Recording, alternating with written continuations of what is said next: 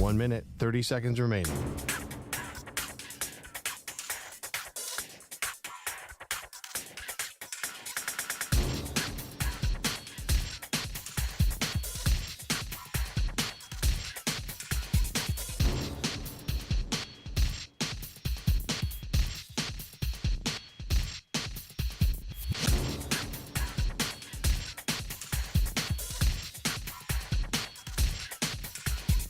One minute remaining.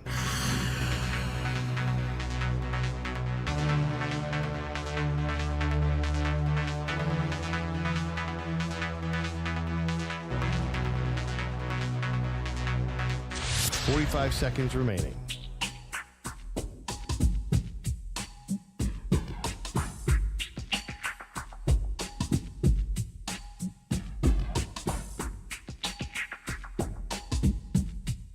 Thirty seconds remaining.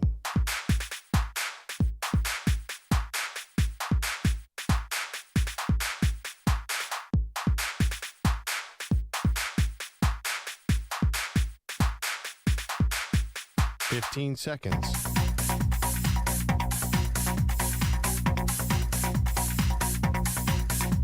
Break ends in 5 seconds.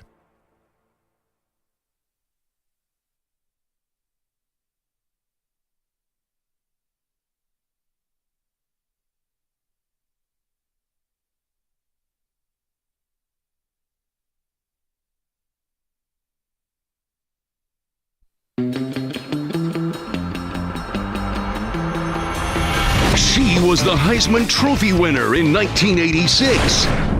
He left her off the ballot. They are Maggie and Perloff on CBS Sports Radio. Sick, devastated, sick. And that was just the first half. Hey, welcome to Maggie and Perloff. Maggie Gray, Andrew Perloff. I am a lifelong Buffalo Bills fan, and I am devastated today, Perloff, because, well, you watched the game. I went to bed at halftime. Did something happen last night? I don't understand what's going on. You know, the first half was also awful. And I'm just kidding. Yeah, I'm so sorry. Well, thanks, I guess, but I'm kind of sick of the sorries at this point. Unfortunately, this has become an all too common refrain for this football team this season. Turnovers, killer. Not being able to capitalize on opportunities, killer. Not playing complimentary football, killer. Boneheaded mistakes that cost you a game, killer. And this is supposed to be one of the elite teams. And, you know, credit to the defensive side of the ball, Perloff. They lost 6 starters on defense. It has just been injury after injury. And they still were able to be representative last night and hold up their end of the bargain against a pretty bad Broncos team. But the offense is so messy and frustrating. And not what you expect from someone who's supposed to be a top 5 quarterback with an offense that should have a top 5 receiver with enough weapons to move on what is a good Denver defense. I want to give them credit, but this was all about the turnovers for Buffalo and horrible mistakes where you lose a primetime game at home and basically kiss the playoffs goodbye. So you're done. You're out. 5-5. What are your, if you had to handicap it, is it done or is there any chance this team turns it around? Well, let's just take a look. Yeah. They've already lost this year to, of course, the Jets to start the season. They lost to Jacksonville. That was in Europe. They lost at New England. Think about that. New England sucks. They lost at Cincinnati. Okay, you probably thought that was going to happen. Now they just lost to Denver. Here's what's coming up for the Bills. Jets at your Philadelphia Eagles. Then the bye. Come out of the bye, Kansas City. Then Dallas. Then at the Chargers on a short week. Then New England again. Finish off the season at Miami. Find me the way they're getting to 10 wins this year, and that's what it's going to take. I can't. So I'm a little confused. It seemed like the better team lost last night. It seemed like the Bills. They averaged 8 yards a play where the Broncos were around 4 yards a play. The Broncos couldn't move the ball really at all. They got the ball at the 45-yard line. But now I'm starting to wonder, are the Bills really the better team? What makes them the better team if they keep doing these mistakes? reputation. And I keep telling you that when you're like, geez, the Bills are a touchdown and a half favorite in this game. It's like Vegas cannot figure out this team at all. Don't go by them. They don't know what's going on with this team, clearly. Don't go by them. If you watch and live and die with this team, game in and game out, you know that there has been problems with the offense essentially for how many weeks here? Since basically they went to Jacksonville or went to Europe and played Jacksonville. I just think that Josh Allen, the turnovers at times can be mind-boggling. But anyone who doesn't think that he's still the future of the franchise, you are out of your mind. He's the best thing that's happened to this franchise since Jim Kelly. The problem to me is got to be the coaching. And I think McDermott is a good coach, but sloppy, not prepared. 3 days in England where you come out looking flat. Whose idea was that? The 12 men on the field last night is the end-all, be-all of bad, awful decisions. Like, I don't know if they deserved to win that game. Troy Aikman said they didn't. I don't know about deserve to win. I just watched the Cleveland Browns lead a game for 5 seconds that they won. So talk about deserve. No. That doesn't matter. But the fact of the matter is they cost themselves in so many instances. It doesn't matter if they were playing the Broncos last night or you and I were out there suiting up against them. It's the same frustrating game. Yeah, I mean, the better team definitely lost. The Bills, I was watching the game and I kept texting you, oh, you're fine. Yeah, and I was trying to live bet the Bills the entire time, but I never got the odds because nobody thought. And they did basically have the win. They kind of won the game. They won the game. I got to imagine that was hard. That's not the best way to lose. There's something about having the win with the missed field goal at the end and then having it pulled back. That's got to hurt. It does. You'd be right about that. It does hurt. It also hurts when you have a 3rd and 10 on the final drive where Russell Wilson is facing a 3rd and 10 with under a minute to go after he had just gotten sacked out of field goal range. And he does a smart thing. Listen, I'll give it to him. This is savvy. If this was on purpose, this was savvy, where he just basically throws a ball up, ends up underthrowing the receiver, and it's an easy defensive PI. Easiest call the officials all night, and it put them in field goal position. Then Will Lutz missed the 41-yard field goal. Bills had 12 men on the field. He move it up. He nails a 36-yarder. Broncos country, let's rock. Yeah, thank you, Manny. Well, a couple other issues that I am dying to needle you about. Yeah, go ahead. Do you think Cortland Sutton was in on that touchdown? Oh my gosh! So Cortland Sutton caught one right on the sideline for was that the only Broncos touchdown? Yeah, no. They had another one at the end, right? But that was the key play of the game. Was he out of bounds? I don't. Here's the thing. I want that touchdown to count in the grand scheme of the NFL. Okay. I want someone who makes an all-time incredible play just because a pinky toe was off on a blade of grass. Like, I want that play to count because I think you should be rewarded for making spectacular plays. These athletes are unreal. Like, we think we could sit there and we're sitting on the couch. We think we can do half of this stuff. We can. They're amazing. So I want that play to count, like, for all of us. I hated that it counted last night against Buffalo, but I want that to count, like a neighborhood kind of play. I'm cool with those. There is that. Do you think that the Bills should have benched running back James Cook after he fumbled on the first play? No. See, I think that I disagree a little bit on that because it really seemed to motivate him the rest of the game. How about this? You're a professional athlete. That motivates you. And he was doing such a great job running the ball. They went away from him for full stretches because they get in love with just passing the ball and this hero ball stuff. But when James Cook ran the ball on 5 straight plays for the last touchdown drive, the go-ahead touchdown drive that the Bills scored until Denver came down and kicked the game-winning field goal, like, James Cook is awesome. I don't understand why they never reward this guy in the red zone. How many touchdowns do you think he has on the year? 3 or 4? 1. How many do you think he scored all of last year? 2. They never reward him when he's in the red zone. I just think everything about this, like, the vibes are off with the team. It has been since training camp with the weird Stephon Diggs leaving and coming back. The team is poorly. They're not executing. Mm-hmm. Moments like last night with 12 men on the field is absolutely unforgivable. And, like, that's it. The margins for error to win in this league are so small. Right, give me a positive.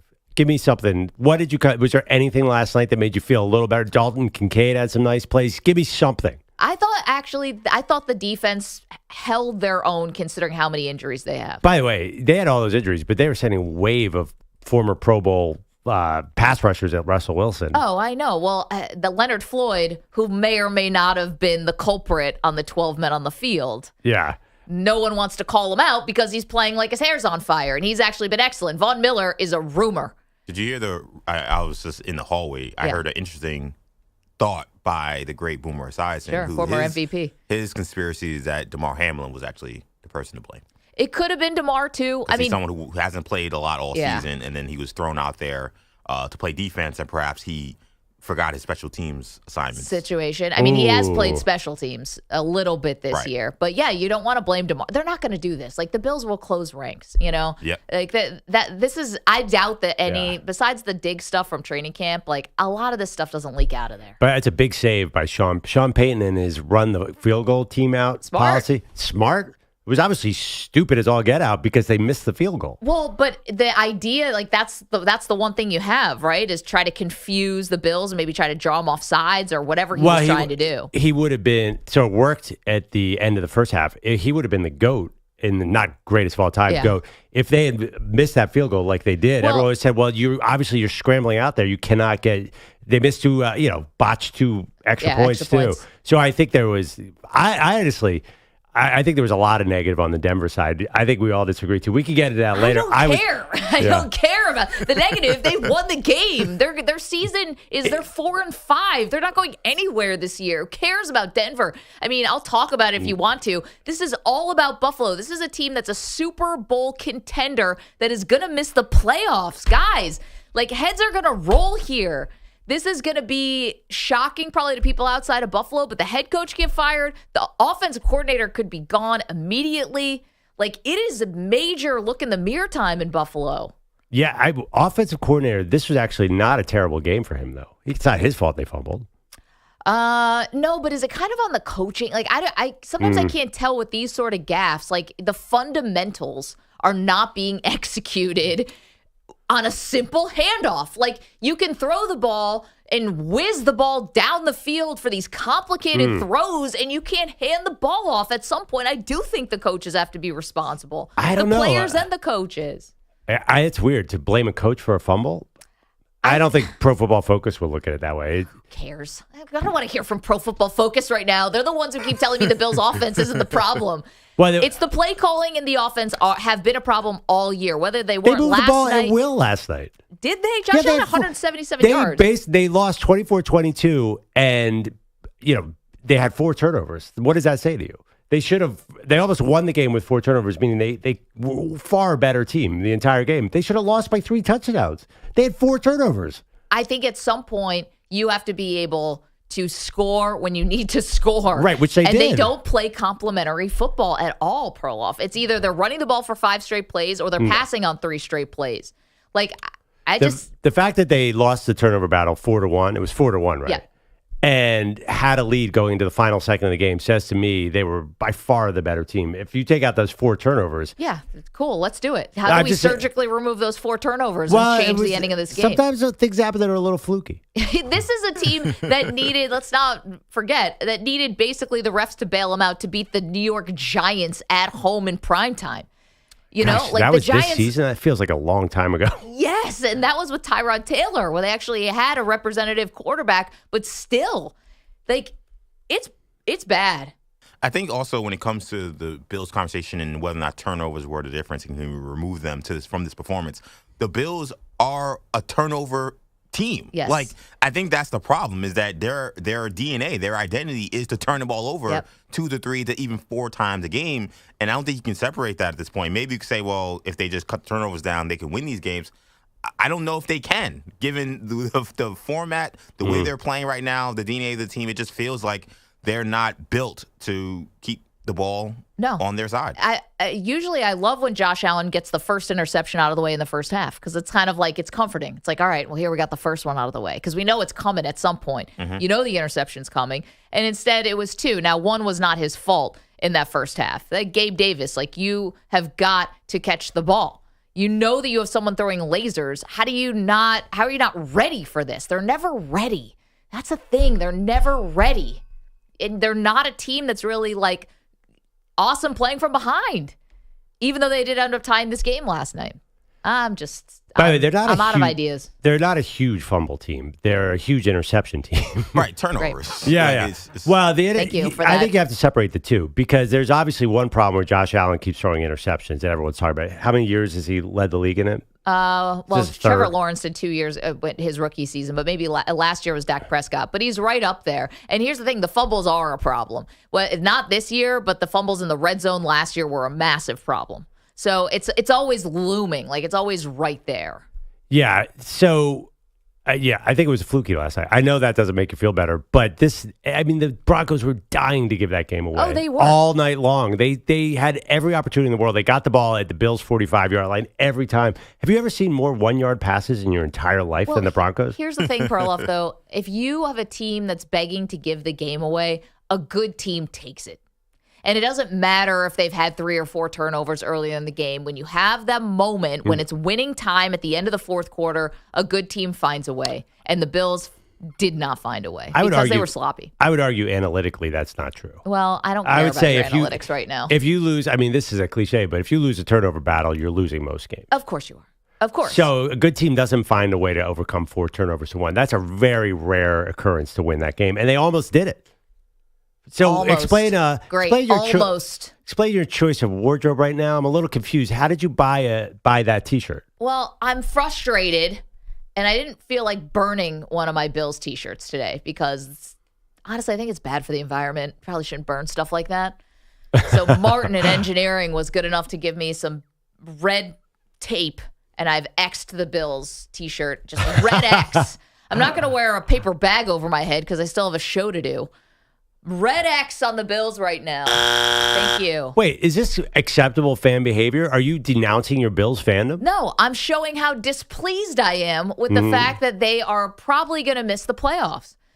Like, that's unfathomable to me coming into the season. Unfathomable. You are too good, and I know they've had injuries. I get that. But the defense, like, they're still holding their own. If the offense was even playing to half of what they're capable of, they'd be fine. They'd be leading the division. Anyway. And changes are going to happen. I just feel like, I know Josh Allen is the superstar of the team. I know he's the franchise. And I know Ken Dorsey is, public enemy number 1 in Buffalo. At a certain point, I just feel like if you're an elite quarterback, I don't want to hear any more about the play call is a problem. Like, you're playing Josh doesn't say that. I know he doesn't say that, but like you're playing against the Denver Broncos, you're playing against some of these middling teams. Like at a certain point, like I can't remember the last guy I could think about honestly was Aaron Rodgers at the end with Mike McCarthy. Yeah, elite quarterbacks, we don't talk about saying, well, they're being held back by their play caller, and they'd be good if only their play caller. Well, but EJ, here's the other thing though. It's about like harnessing the good things about a guy like Josh Allen and trying to minimize the bad, and it gets reduced down to this very simple, I think, lazy take, which is you got to let Josh Allen be Josh Allen. It's like, no. You can, but let's not pretend like he's sitting there playing with one hand tied behind his back. I think a good coach and offensive coordinator can harness, like, how did Brett Favre, the ultimate gunslinger, win 3 MVPs and win a Super Bowl and get to another one? I mean, you have a coach like Mike Holmgren who's able to channel, and that's when you'll live with the bad because of the good, right? But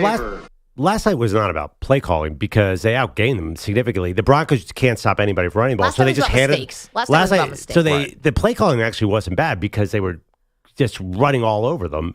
James Cook did whatever he wanted. They outgained them significantly last night. To me, like even that says a lot. Like they started the game throwing the football and they couldn't turn the ball over, and the game switched when James Cook took the game over. Yeah. I could hear Maggie yelling. I could hear Maggie yelling, "Run the ball!" The ball. Yeah, but then eventually against the Broncos, you have no choice. You can see your guy is running for 8 yards a clip. Yeah, I know.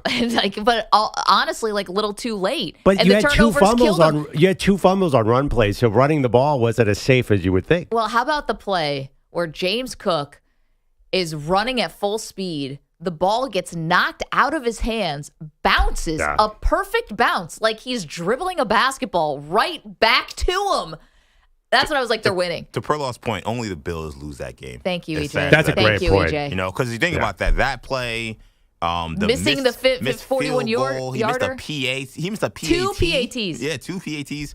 I mean, The Broncos had 10 penalties last night. yeah, that like only the Bills lose that kind of game, which is crazy for me to say as a Jets fan. But that was I thought the Jets played this game and win. Like they beat the Giants, and like even the Bills couldn't figure this out. Giants might lose that game. Giants, I don't It's think are good enough to bad. get to that point. The question is Josh Allen the problem? I will be the one who will still continue to defend him, because if you don't have a quarterback in this league, you don't have a prayer. And I think you can change things around him, and you can try to find a coach, an offensive coach, who can get through to him better or clean this up. I'm not giving up on Josh Allen. That'd be crazy. I know what it's like to live in quarterback hell. I know what that's like. It was 20 years of trying to look for a quarterback. You cannot give up on a guy like this. That's weird. So you're not giving up on your 27-year-old superstar quarterback at this point? Perloff, I'm telling you. What are you going to do? What are you giving up on Josh Allen? Are you crazy? That's the only thing you guys got going. Thank you. And just like putting all the blame on him is what I'm talking about. Not giving up, like running him out of town, but making him the villain here. Like I can't do it, because without him, there's nothing. Yeah, it's funny. So who is the villain last night? I think the coaching is. I think the mistakes are. Coaching, is it 12 McDermott men or on the Ken field. Dorsey? Okay, they're probably going to fire the special teams coordinator, but like that's just going to be window dressing. Okay. Be so better. is it McDermott? I think that he's out. Yeah. I think he's out at the end of the year because I think it's sloppy and I think the vibes are off. At a certain point, though, when you talk about the vibes, and McDermott is obviously the ultimate leader. Again, doesn't some of that fall on Josh Allen? He's the franchise face. He's the quarterback. And in fact, some of these vibes being off are apparently part of his fault. Like, this whole thing started with him and Diggs, for whatever reason, not being on the same page. He doesn't say why. Diggs doesn't say why. They say they're good, but it doesn't look like they're good. Like, we talk about the vibes being off, and to me, doesn't the quarterback set the tone in the locker room? And if the locker room is off, some of that's got to come on Josh Allen. I know, but EJ, like I'm not going to put this all on Diggs. I think that he gets like unfairly kind of lambasted for a lot of this stuff, for just like, oh, diva wide receiver. But at the same time, like, yeah, you're going to have two guys with a relationship. Josh only says the right things publicly. Loves him, forces the ball to him. Not last night. And Diggs is playing with a back injury. But not last night he didn't force the ball to him because he couldn't. But will force feed Diggs. In some ways, almost overcompensates to try to get him involved. What do vibes have to do with a botched handoff? I don't even know what you're talking about. This isn't a surfing movie. What are you talking about? They botched a handoff and they fumbled on their first play of the game, and then they threw it 2 interceptions in the first half. The turnovers are bad. I'm just talking about all the other things that are simmering right beneath the surface and the real elephant in the room. And the real elephant in the room, and we saw this happen. You want to talk about vibes? We saw this happen with the Seattle Seahawks. Now, they had already won a Super Bowl, so it was a little different. But they never recovered from 13 seconds. I honestly believe that. They never recovered from that game, losing to the Chiefs in Arrowhead in the division round 2 years ago. And you'd be like, Maggie, that's such a loser mentality. You're talking about a game from 2 years ago. Richard Sherman's still talking about Malcolm Butler at the goal line. It matters when that happens and people are pointing fingers and you don't know what to do with your anger because you had it and you let it go. And things haven't been the same since. I can buy that. That makes some sense. You know what's funny? I didn't go back to that, but I actually thought that they haven't recovered from last season and all the things that happened even before DeMar Hamlin. Remember, he had that blizzard, two blizzards. The shooting in Buffalo. Awful shooting. I thought last season was kind of a disaster off the field that had nothing to do with them, and then there was a disaster on the field that also didn't have anything to do with them. But it just felt like that hangover, I thought, was from that to me, watching them play this season. Okay, but here's the thing. That was tragic. What happened at the supermarket was unfathomable, and the snowstorm was just awful. DeMar is a positive story.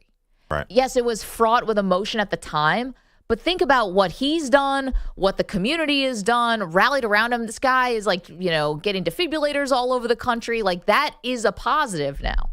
So I don't know if I can say that. Anyway, 855-212-4CBS, 855-212-4227. I mean, do you want to put as Josh Allen the problem on the poll? I don't think he is. The turnovers are a problem. Is he only to blame for those? No. Just like Dak Prescott wasn't only to blame for the turnovers last year, and you were screaming that from the hill, and everyone else. 855-212-4CBS. Dak Prescott, number 1 in the league in least turnover-worthy throws this year. Good for him. Yeah. 855. I mean, in some ways, that he's the hope, right? That like you see how Dak Prescott has played. As crazy as it sounds, you see how Dak Prescott has kind of turned the corner on the turnover. You say, "Hey, Josh Allen with a different play caller, this is what he could be." But by the way, last night he only had 1 turnover-worthy throw. That first one was not a turnover-worthy throw. No, it wasn't. Catch the ball. You're right. The pick on the left hand on the Yeah, corner right route before halftime when they that was bad. It was terrible. 855-212-4CBS, 855-212-4227. All right, well, if you want to watch, youtube.com/CBS Sports Radio, twitch.tv/CBS Sports Radio. I have altered the front of my Bills jersey with a big red X through it, or a Bills t-shirt. Let us know what you think. You watched the game last night. Are you sick like me? 855-212-4CBS. Don't move. More Maggie and Perloff, CBS Sports Radio. You're in a 5-minute break.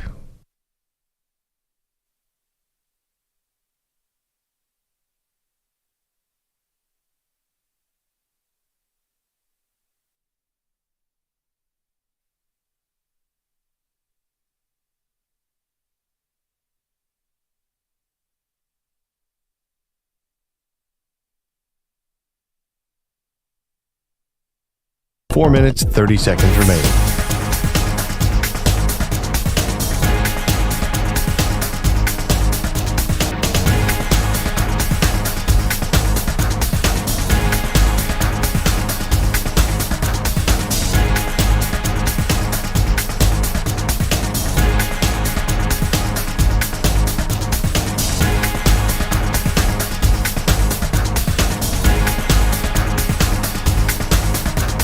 Four minutes remaining.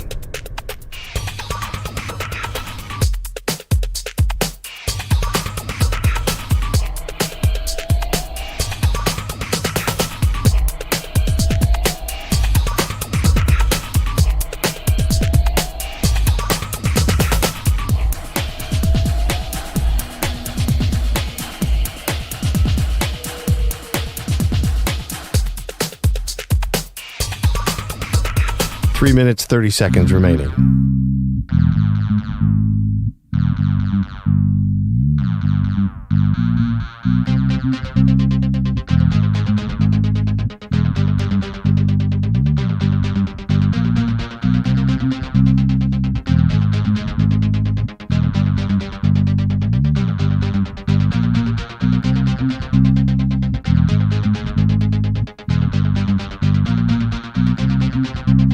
Three minutes remaining.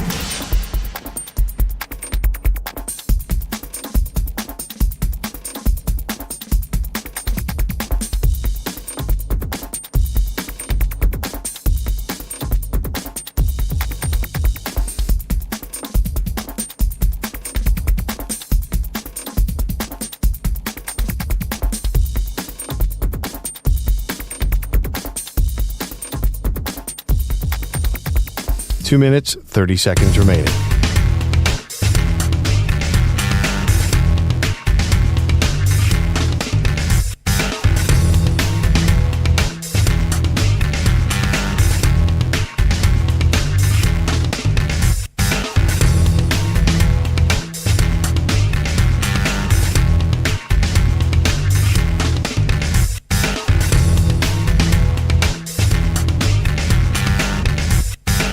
Two minutes remaining.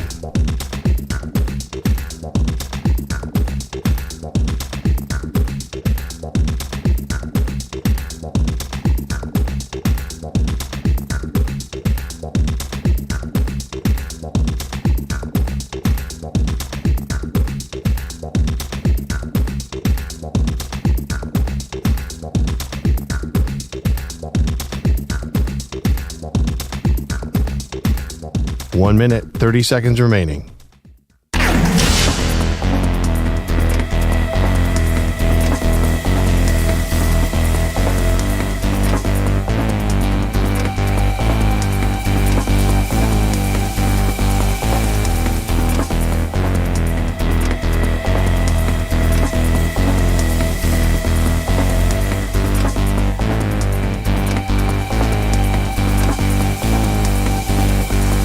One minute remaining.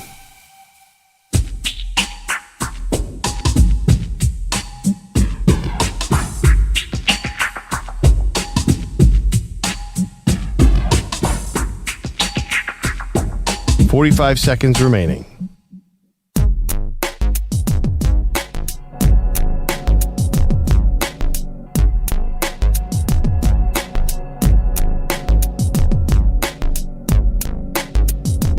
Seconds remaining.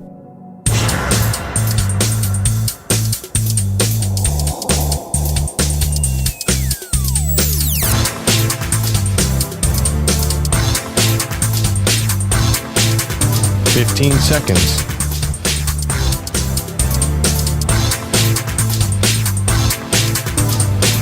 Break ends in 5 seconds.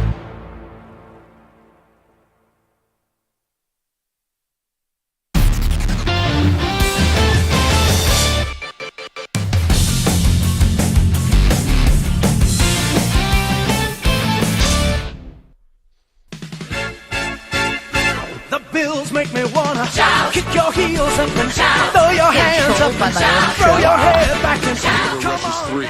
Allen sets and throws. Ball will be picked on the sideline. Denver's got it. The Broncos have it, and that is a big, big play by Fabian Moreau. Oh, he was late on a corner route, and Fabian Moreau, his first interception of the season. We're back on Maggie and Perloff. Did anyone else here have conflicted feelings last night when the Bills lost to the Broncos? Because I felt bad for Maggie, but I also knew it'd be great content for our show. So I was a little bit happy. Sorry, is that bad? Well, for you to admit it, yeah. I mean, maybe say that behind my back. How about just say it to EJ and Manny and Bogus? You have to tell me. We all high-fived this morning already. Oh, lovely. This is because an angry Maggie's fun for everybody. I'm sorry you lost, but being selfish here, that was probably one of the better outcomes of last night's terrible football game. I'm just going to tell everybody that this might look like coffee. It's filled to the brim with Jack Daniels. And two, I'm just kidding. And two, we're only halfway. We're definitely doing breakfast order this morning. And if they could get me a Bloody Mary and some type of ice cream sundae, I don't know what I'm going to be feeling at the time.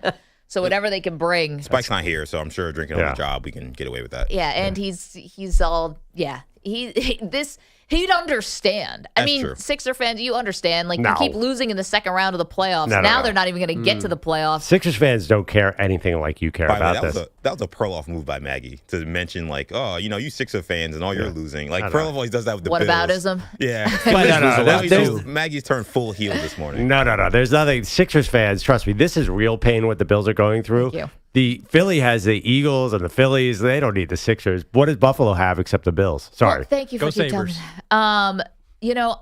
This is an interesting one in the chat. I want to find youtube.com/CBS Sports Radio and twitch.tv/CBS Sports Radio. Pine Needle saying Josh Allen is not elite. Enough already. See, that's the kind of thing.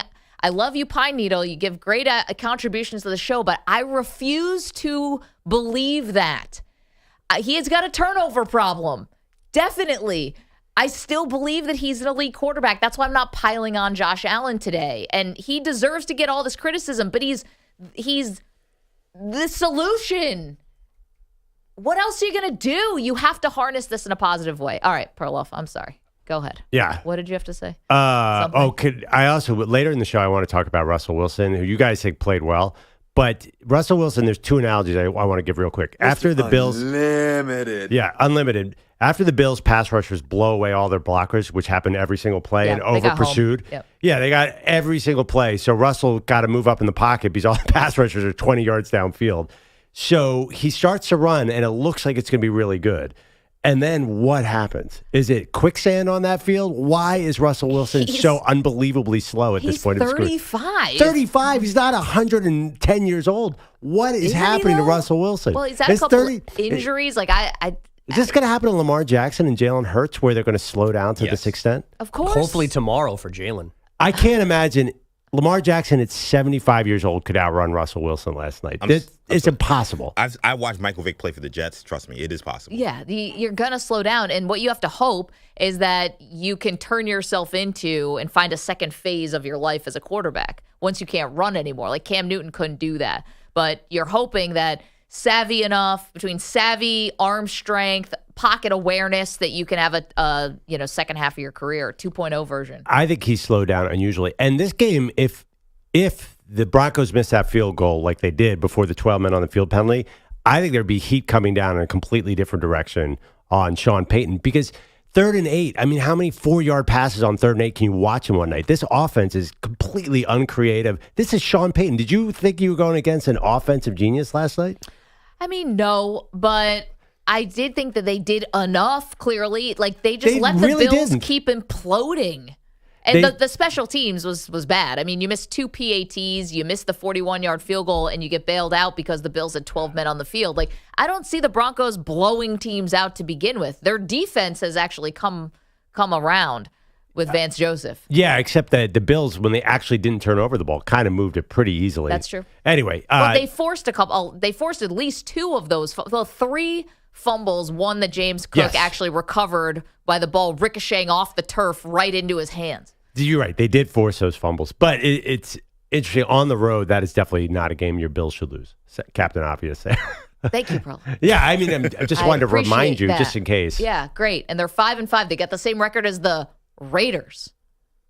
And the Raiders is like maybe trending in the positive direction, and they've got, new coach and everything. But it's like your same record as the Raiders. Raiders. Like, you are what your record says you are. If you think the Raiders are trending in a positive direction with the Chiefs and the Dolphins coming up next, I'm not sure that's going to last. The Bills have your Eagles and the Chiefs coming up after the Jets. Oof. Thank you, Benny. I love how everyone keeps reinforcing.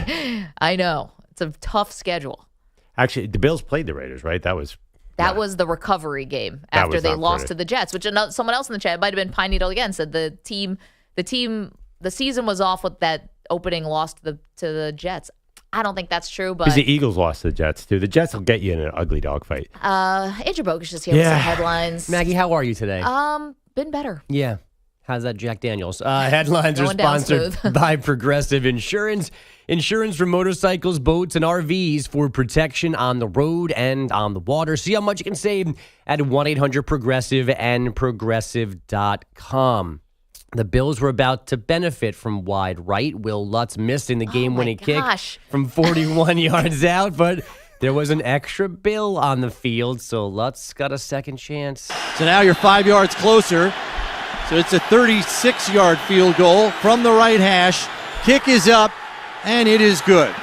At the gun, the Denver Broncos have won here in Buffalo for the first time since 2007, when they also won on a last-second field goal to win 15-14.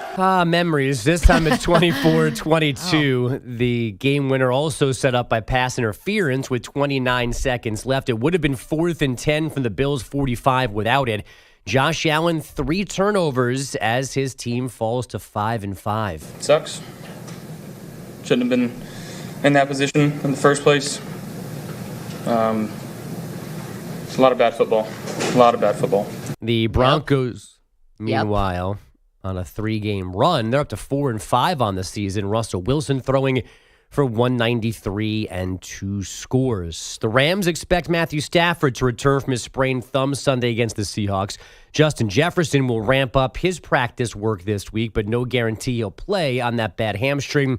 And Derek Carr remains in concussion protocol, but his shoulder is fine. Head coach Ennis Allen also saying Michael Thomas's knee injury, Marshawn Lattimore's ankle problem, quote, fairly significant, but not season-ending. A nice finishing kick from Jason Tatum in Boston. They double-team Tatum. He gives it up to Holiday. Holiday with 4 on the shot clock. Kick out Porzingis. Going to go across court. Tatum will beat the shot clock with a 3. The Rhinos home. Good night, everybody. So EJ's drinking as well. Cedric Maxwell, Sean Grandy, Celtics radio. Tatum scored 17 of his 35 in the 4th to close out a 114-98 win over the Knicks. The Kings outscored the Cavs 132-120 for win number 400 for head coach Mike Brown. The Raptors turned a 23-point third-quarter hole into a 111-107 win over the Wizards, and the Bucks topped the Bulls 118-109. Giannis 35 points and 11 boards. Men's top 25 action. Number 2, Purdue down Xavier 83-71 with Zach Edey posting 28 and 11. And third-ranked Arizona handled Southern 97-59, but number 21 Villanova losing to Penn. Yeah, baby. 76-72. At the Palestra. Hopping last night. Greatest basketball arena in the country. I really want to watch a game there. My girlfriend, It's amazing. That's her alma mater, and I'm dying to get to a game there. Yeah, this is what 1850 or something, built in Philadelphia. It's still around. That's crazy. The Penn beat Villanova. Explain that one, Bogus. Well, so they scored more points. Kyle Neptune. Yeah, they led the whole way, and it's kind of a home game for them. And then, yes, also my buddy Kyle Neptune. Right. So for Villanova, it kind of felt like they blew the game at the end. What team does that remind you of? The Knicks. Oh, I was thinking the Bills. Yeah, come on. Yeah, that was a good one, folks. Unnecessarily. Ravens. We're all talking about the Bills this morning. You bring up the Knicks. Thank you. Didn't have R.J. Barrett, by the way. Get well soon, buddy. Go ahead, RJ. Orioles shortstop Gunnar Henderson, Arizona right fielder Corbin Carroll, unanimous rookies of the year, the 5th time in history that's happened. And the Blue Jays named DeMarlo Hale their associate manager under John Schneider. Not sure I've heard that title before in baseball. He's not the bench coach. He's the associate manager. And on ice last night, Colorado got a 5-1 win in Seattle. Nathan McKinnon, 3 assists. And the Oilers got their first home win, 4-1 over the Islanders. A goal and 3 helpers from Leon Draisaitl. Maggie, back to you. I'm sorry, I blacked out. 855-212-4CBS, 855-212-4227. I'm sure other things happened yesterday. I'm sure other things. Is that me from before? Yeah. Hey, the Bills are still a touchdown favorite against the Jets. I'm telling you, Vegas doesn't know. Vegas knows. Actually, the Bills beat the spread last year. This year, they're 3-6 now against the spread. But they can't figure out Colorado, and they can't figure out. They seem to bounce back pretty hard after these losses. Is there a chance they come? They lost last week. Right. Well, yeah. They lost to the Bengals. Yeah, we're going to need you to really understand that it's been like 6 straight crap games. Yes, some of them the they've offense. won, but 6, this is now a trend. But could they do what they did in This is a Miami, thing. where they could come out and beat Miami 48-20, something like that? That's always seems to be possible. I think the problem is that may be possible, but then another 3 or 4 crap games in a row are coming right after. Yes, Yeah. thanks. Yeah, what happened? Okay. Also, who's been beating the Jets like that? Who's been No one. blowing them out besides No the one. Cowboys? And I was going to say, I think, and honestly, if turnovers are your problem, I think the Jets are probably the last thing you want to play. I know the Jets can't capitalize, but the Jets take the ball away. Of course they do. That's what they got going for them. Well, I feel like the Bills have to be super careful next week against the Jets. Yes. If I'm the coach, I give them one piece of advice. Don't fumble the football. I mean, let's get McDermott out, you in. Yeah. Guys. What could go wrong? Guys. Huddle up, guys. Huddle up. Yeah. When you hand the ball off, try to put it in the running back's stomach and then hold on to the ball. Yeah, I could coach Or else this you're getting team. benched for three series. Yeah, and then, by the way, the Bills, what is the Bills play call, by the way? Roll against your body, Josh Allen, then throw a dart 27 yards downfield, and that's our offense. Yeah, Spider 2Y Banana, 855 in the tailpipe, 855-212-4CBS, 855. Thank you, Bogues. Coming up, sure. Russell Wilson back? Question mark? Let's talk Russ. Yeah, let's do that. Unlimited. 855-212-4CBS. Don't move. Maggie and Perloff, CBS Sports Radio. You're in a 5-minute break.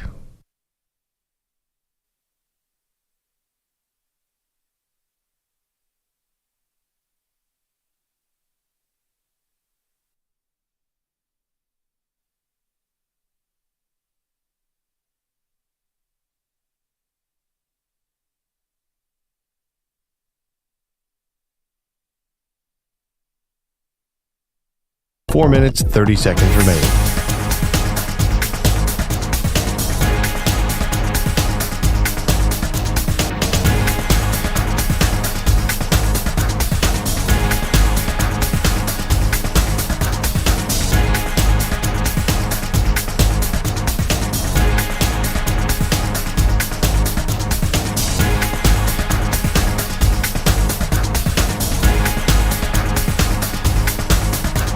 Four minutes remaining.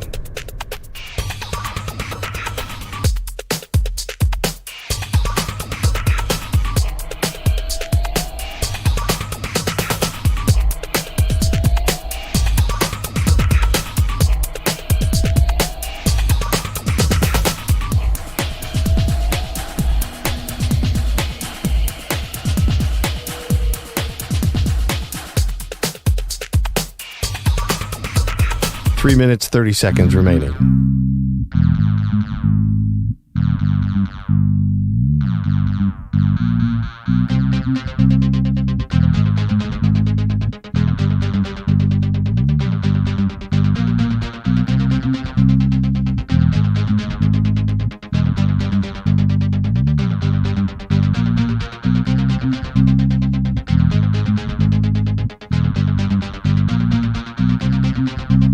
Three minutes remaining.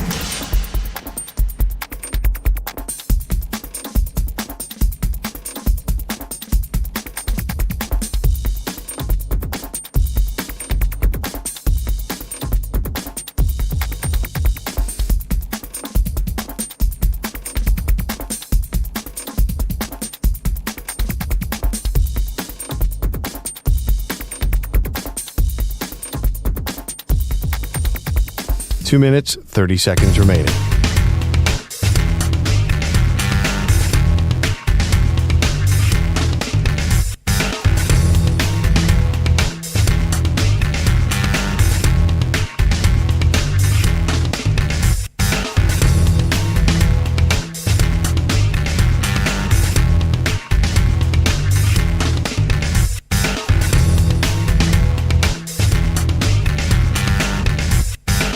Two minutes remaining.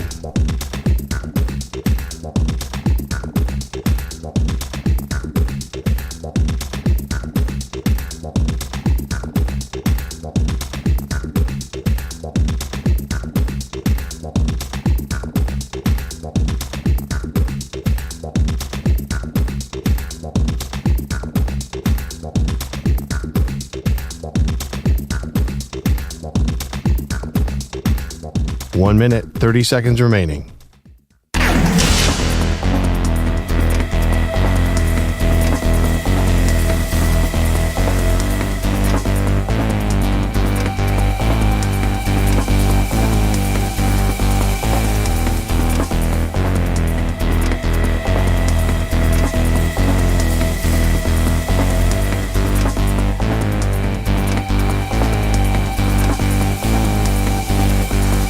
One minute remaining.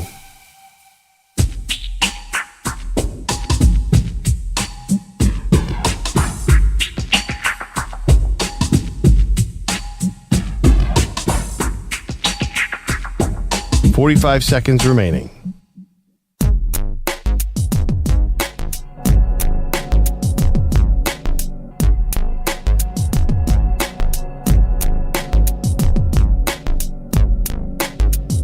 .30 seconds remaining.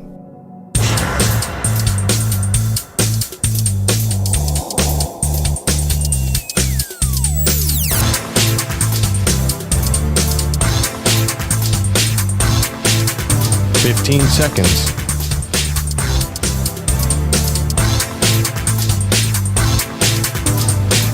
Break ends in 5 seconds.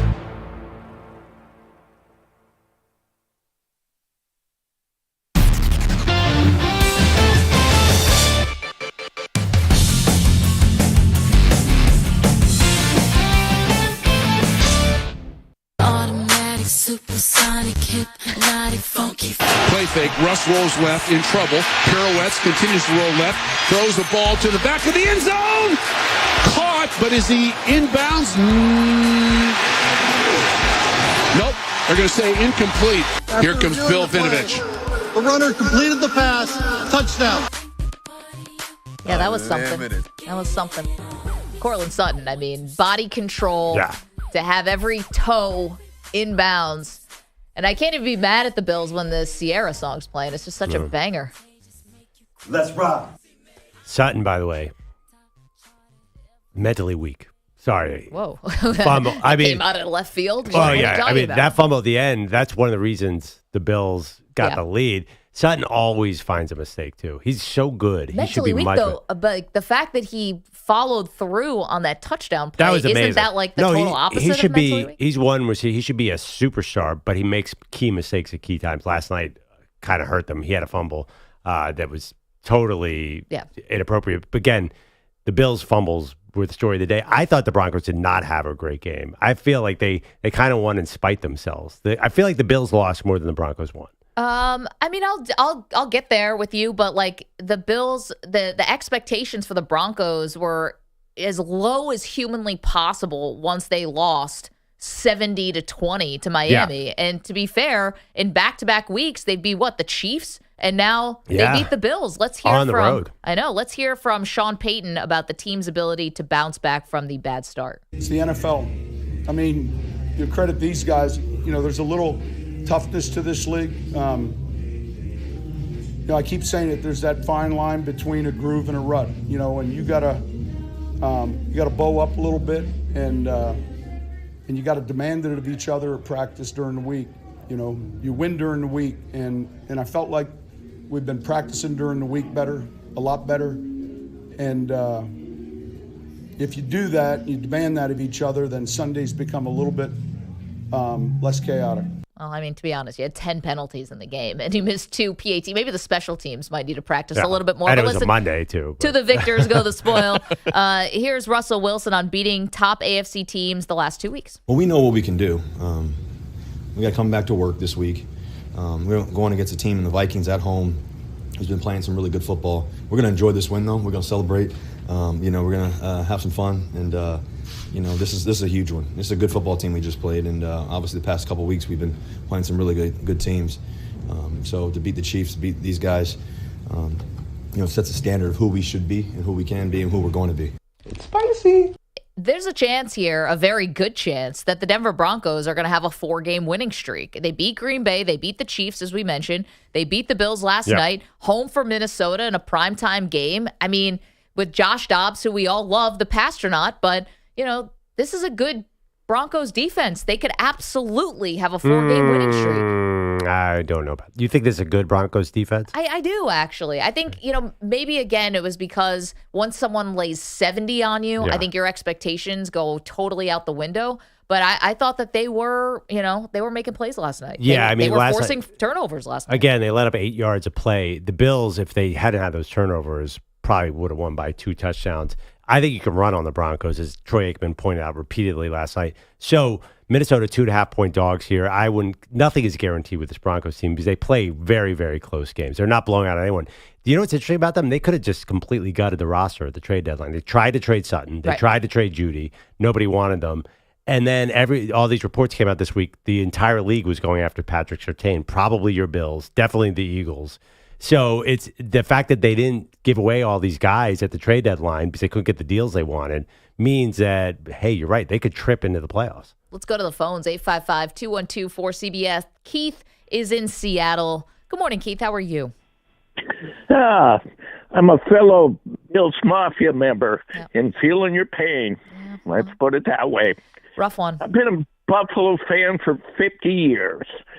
Since O.J. Simpson played for them. Yeah. I've followed them with passion. They've always let me down, but I keep on coming back for more. And I think you can relate to that because it's going to be glorious when I finally win a Super Bowl. Oh, God. It's going to be the best time I've ever had in my life. So I get your compassion. I really do resonate to that. You guys have grown on me. It's listening to you in the early morning, which I'm doing. Well, thank you. And it's just so painful that I got to go through this time and time again.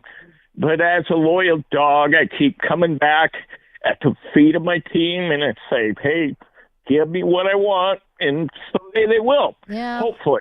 Keith, it's that dirty 4-letter word, right, that keeps all of us coming back. And thank you for the call. Hope. And goodness gracious, they haven't beaten it out of us yet. But somehow you still have some hope. Friend of the show, Eric Stengel, former showrunner for the David Letterman, you may have heard of that show, said, Maggie, I feel for you. As a Chargers fan, I can tell you the best thing you can do is lose all hope. Then you'll be pleasantly surprised when things work out. Yeah, expectations are the enemy of sports fandom. So are you ready to go there? I think it's gone. Playoffs, I do not see. I'm getting used to the idea that this is going to be a lost season. And I just hope that, there's no, knock on wood, catastrophic injury for Allen or something that kind of blows away the offseason or something like that. And I think changes are coming. So I don't think you can go through a year like this with these kinds of expectations and not have big changes. Like, this will be the Black Monday surprise with Sean McDermott getting fired. McDermott getting fired. Can you convince yourself this is a good thing that it's going down this way because they needed a change? No, absolutely not. You kind of need to bottom out to rebuild. No, a couple things here or there. This is a championship team, and the problem is that you don't get these kind of gifts often. And by gifts, I mean you had a moment where the Patriots, after 20 years of dominating the division, finally go in the toilet, and you win the division 3 years in a row. And you just don't have that much time in this league generally, like some great teams do, Patriots, Chiefs, whatever. But generally, you don't have a lot of time in this league where you get these opportunities, and they blew all of them. Yeah, but Josh Allen's 27, so you might have 10 more years. I hope so. Peyton Manning took a while to get his first Super Bowl. It's Peyton Manning, though. Yeah, I mean, but Josh Allen's in that conversation. He's top 5 quarterback in the league. Peyton Manning might be one of the best quarterbacks of all time. I think so. I mean, he's probably been top 5 in voting before. MVP. No, I mean, like right now. I mean, when we talk about Josh Allen, we've talked a lot about is he still elite? That's my question because we keep talking about him being among those top guys. But that's a good question. Did you watch an elite quarterback last night with all the mistakes? That he didn't look elite at all. He hasn't looked elite this season. It's the turnovers. He is elite, but it's the turnovers, and you can't have a conversation about him without talking about it. Okay, the only thing that's going to make me feel better today is having you listen to the most ridiculous Jim Harbaugh sound bites from yesterday's press conference. These do not disappoint.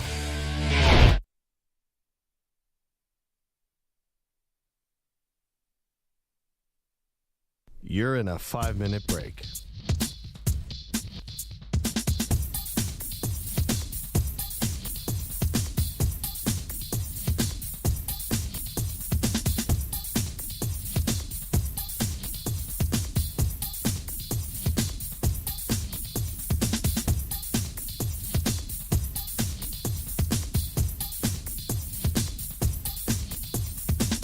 Four minutes, 30 seconds remaining.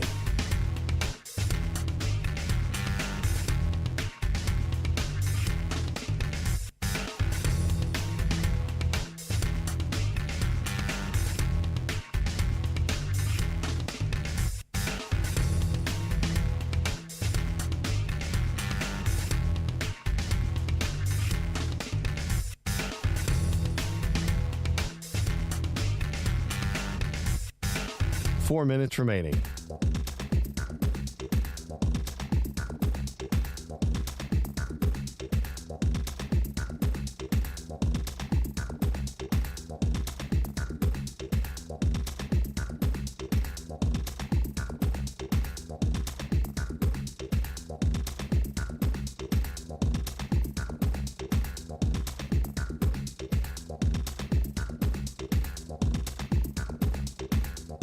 Three minutes, 30 seconds remaining.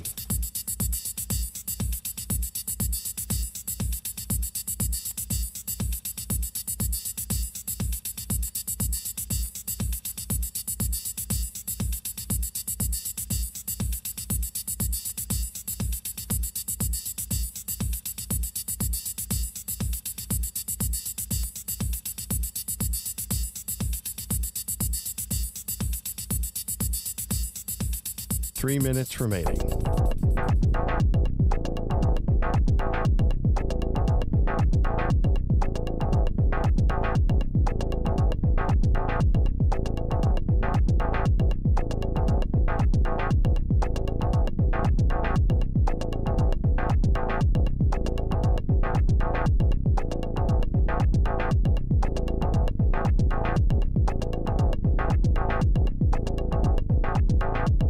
Two minutes, 30 seconds remaining.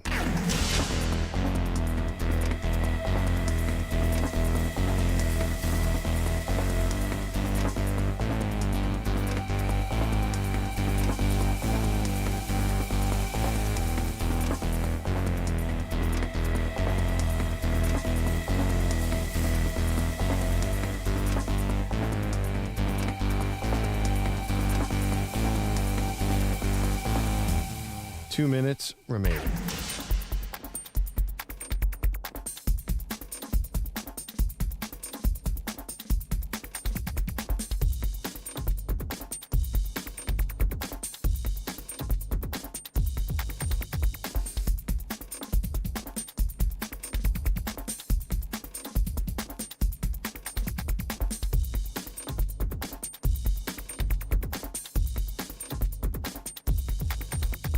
1 minute, 30 seconds remaining.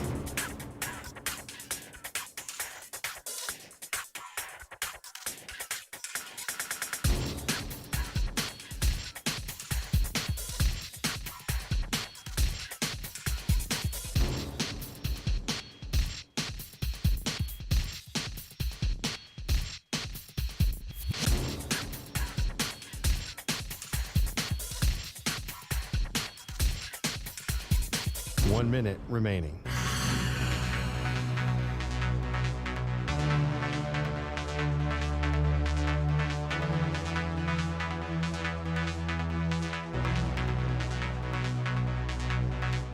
Forty-five seconds remaining.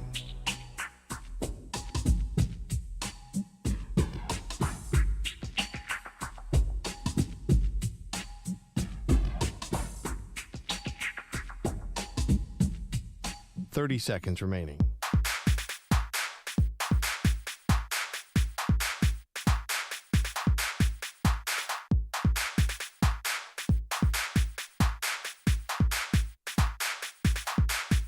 Fifteen seconds.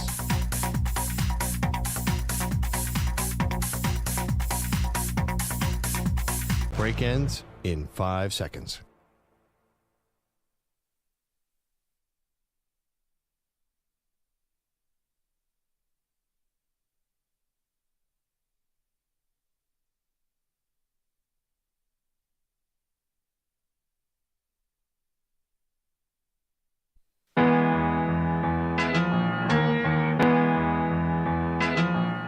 She can put away a large pizza by herself. He's allergic to cheese. They are Maggie and Perloff on CBS Sports Radio. Just painful last night to watch. Painful. Well, congrats to the Denver Broncos. You've now won 3 in a row, but for my Buffalo Bills, that was just disgusting. Have a chance to win the game despite playing an awful, awful contest. And you got 12 men on the field when you get a gift from the football gods that Will Lutz, the Denver kicker, Perloff, missed a 41-yarder into some swirling winds in the Buffalo night. And because you had 12 men on the field, and that was just the last gaffe. Like, there were so many throughout the game, but that's the last one. That's what's going to live on, is that Buffalo couldn't get out of their own way when Denver was trying to hand them a win. Yeah. Even John Sterling took one on the chin. It was another creative way to lose for, a franchise that has had many, many creative ways to lose in the past. Yep. I don't know if this even makes the lore of the Bills, because they're obviously such famous meltdowns. And I'm not trolling you here. I'm just saying you are, but it's also a little facts. It's a little bit like Cleveland in the 80s. When they lose, they don't lose normally. They find a way to lose in exceptional ways. Spectacularly, yes. Yeah, I don't know if last night qualified. Are you going to remember this loss particularly? Well, considering I'm wearing one of my Bills T-shirts with a big red X through it, I think I will remember this one, and here's why. Because this is likely the moment when they lost any shot at the playoffs. Because you can't lose to the Patriots and lose to the Jets and lose to the Denver Broncos and then think you're going to go on some kind of run against the Eagles and the Chiefs? Like, that's not logical. Now, maybe they can, but what gives you any hope that they'd be able to beat really good teams when they can't beat mediocre and bad teams? How did they lose to the Patriots? That's something we talked about after they lost to the Patriots. How do you lose that game? You lose it because of mistakes. Okay. And turnovers. If they do beat the Jets, and if they can't beat the Jets, forget it. They already lost to the Jets. I know, but if they get swept by this Jets team, then forget it. They don't deserve it. But they'd be 6-5. Then they go to Philly and bye week to Kansas City. But 6-5, you're not out. That's a record you can do some things with. Does it look like they're a team that is ready to win? Does this look like anywhere close to the team that took the field in the divisional round in Kansas City 2 years ago? The 13 seconds game. Does this team look anything Honestly, like that team? I think I saw last night they were by far the superior team. Well, and really superior teams win that game. I don't know. I just think it was a fluky series of although the turnovers are the problem. The 2 fumbles and the 2 picks, really the fumbles. I just think last night the better team lost. Is that fair to say at least? Well, I think so. The 2 fumbles, one was a James Cook fumble, first play of the game, and He ends up getting benched for 3 series. And The they got a second field goal fumble- out of it. It didn't Yeah, really kill them. It wasn't crazy. And then the second fumble was in the second half where Josh Allen and James Cook basically just missed each other on a handoff. Like, I don't even know whose fault it is. All I know is ugly. And then one interception was not Josh Allen's fault because Gabe Davis couldn't catch the ball. It was a laser, but he couldn't catch it and went right through his hands. And the second interception was definitely his fault, where he was trying to basically you're trailing in the game, you're trying to get everything back on one play, and he throws a bad pick on the sideline right before the end of the half, and the Broncos turn that into a field goal. So I did see a stat from Pro Football Focus, which I know you're not going to believe in this case, but Josh Allen's 15th in the league in turnover-worthy plays, and he's first in the league in interceptions. So Pro Football Focus says there's a flukiness to that. I think part of the problem is he does throw fastballs. Nobody wants to catch a fastball, and you could see that last night. It was kind of a cold night. Yeah. He doesn't quite know how to take the mustard off some of those passes, which you see a lot of quarterbacks do. Oh, definitely. He's got no touch. Like, very You've little. actually said that for years, that's his problem. One speed. The dude's a closer all the time. Just throw in 101. Which will give you highlight plays, like we saw a couple of those last night, but it really does hurt in today's NFL not to have a short passing game. Yeah, I mean, there are times, I guess, when he can throw a touch, but it's if it's anything over 10 yards, it's coming in 100 miles an hour. And listen, that's part of playing in cold weather a little bit, because you've got to be able to fight through wind and bad conditions, and you've got to have a laser arm. But it does become like these are not great catchable balls. This is why, I mean, Gabe Davis should have had that. But this is why, the Stephon Diggs trade many years ago was so important, because he's a bad ball catcher. And that's good because Allen's always a little maybe behind, maybe a little low, maybe a little this, a little that. And you need receivers who can adjust. Yeah, I mean, Diggs had one play last night. I know you said his back was hurt. Yeah. He caught a ball and shrugged off the defender like it was my little baby daughter trying to tackle me. He's so good, but he couldn't really get going last night. And then his brother called for him to leave town. Yeah, thanks. Where's that relationship going? Is it flawed right now? Because it seems like since the beginning of the year they've gotten along, at least on the surface. Yeah, I don't know. Like, I think Diggs gets unfairly kind of. Listen, whatever happened in training camp where I thought Sean McDermott did not handle that well, because who gets up in front of the media and says, my best wide receiver's not here, and yes, I'm concerned about it, and then he shows up like 2 hours later and they're like, they had no answers. Like, it never looks like anyone's on the same page. You had a team reporter gets caught on a hot mic, basically, kind of disparaging Stephon Diggs, and instead of everyone just shrugging it off, he goes on this Twitter rant about not feeling respected. I have no idea what's going on, but I also know I can't pin it on Stephon Diggs. He is shown up in every game. Like, you can not like the antics, sideline, whatever. That's on the coaches to get a hold of that, number one. And two, there's never been a Bills game where he has not given 100% effort, ever. Yeah, that's totally fair. Here's a question that EJ had that I thought was interesting. Is Josh Allen an elite quarterback? Oh, yeah. I say yes, but you obviously have to put the caveat of the turnovers. EJ, you do not think he's elite anymore? No, because I think, to me, when I think about elite, you got to be top 5. So if we're ranking the quarterbacks, I'm going Mahomes, I'm going Burrow, I'm going Hurts, I'm going Lamar Jackson. And then there are these younger guys who aren't turning the ball over, who are playing good football, that I do think should be in the conversation ahead of Josh Allen. I'm talking about Jared Goff. Talking about Tua Tagovailoa. Like, I think when you talk about elite quarterback play, I don't know what you could see from Josh Allen this season that you could say is elite. I mean, I guess he throws the ball really hard and he has a cannon arm. He can run over some people, but that's not winning you football games when you play so sloppy. And I just think at this point, I don't know how you can put him in that elite class. He's not okay, but here's the thing. Yes, they have not won. All of that stuff is fair. He is also, if you talk to any fellow quarterback, he makes plays that guys can't make. And sometimes he makes plays that guys don't attempt. Now, that is maybe a different story, right? Maybe there's a reason guys don't attempt those kind of throws, because they're risky. But I still think he is definitely elite. And the thing is about a top 5 only being 5 like elite quarterbacks.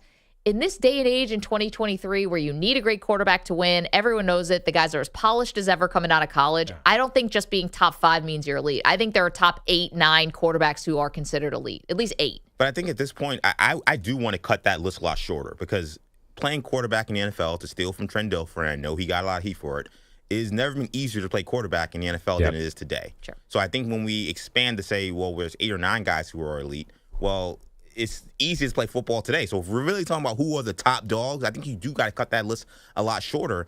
And when we talk about the players that are playing the best, I didn't mention Dak Prescott. I didn't mention Brock Purdy, who still is having a really good season. So you wouldn't take any of those quarterbacks over Josh Allen. And what is the big difference between Goff and Tua and Josh Allen? I'll tell you what one gigantic difference is.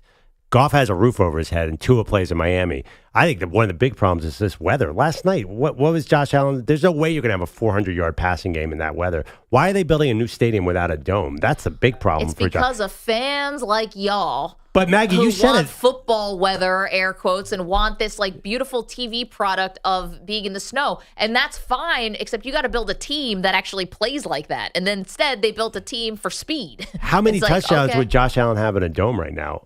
And if you put Josh Allen on the Lions, he would be killing it. It just started. It's system, dude. I know it's Buffalo. I know, the cold weather and everything, but it is November 14th. Yeah, it's still November. We're not talking about December football. They played plenty of beautiful weather games in Orchard Park. Like, weather hasn't been a problem at all this season. No, not last this night. season. It seemed like it was. There was wind. I mean, Joe Buck was talking about that's the only thing that matters for a quarterback. On the one end of the field, which is where Will Lutz missed the 41-yarder, and it actually would have been the weather saving Buffalo's behind. And instead, the Bills had 12 men on the field. He got to kick it from the 36, and of course, he drilled it. You guys don't think Josh Allen would just destroy the world in Miami if he was on that team with that coach and that wide receiving core? It'd be unbelievable. Yeah, I'm assuming. So.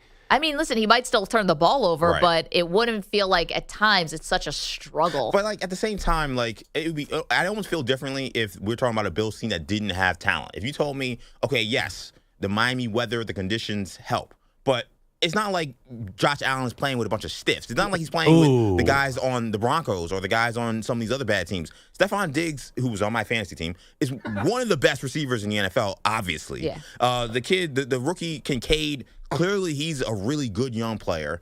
They can run the ball when they actually try to run the ball. He's got a defense that's hurt but still keeps playing good football. This is not a team that's barren of talent. I don't look at them and say, it's not like the Dolphins, though. I think the Dolphins skill position blows them away. Right, but that's I think the Lions have much better skill position talent because I do think it's a bit of a cliff after Diggs, and the opponents know that. You see them focus on Diggs so much. Gabe Davis is not a number 2. He had the big game in Arrowhead, the game that everyone in the world watched with the 4 touchdowns, and he has not done anything since.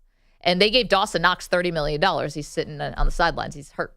Let's go to the phones, 855-212-4CBS. Gabe is in California, thinks we're making excuses for the Bills. Hey, Gabe, how are you? Hey, good morning, guys.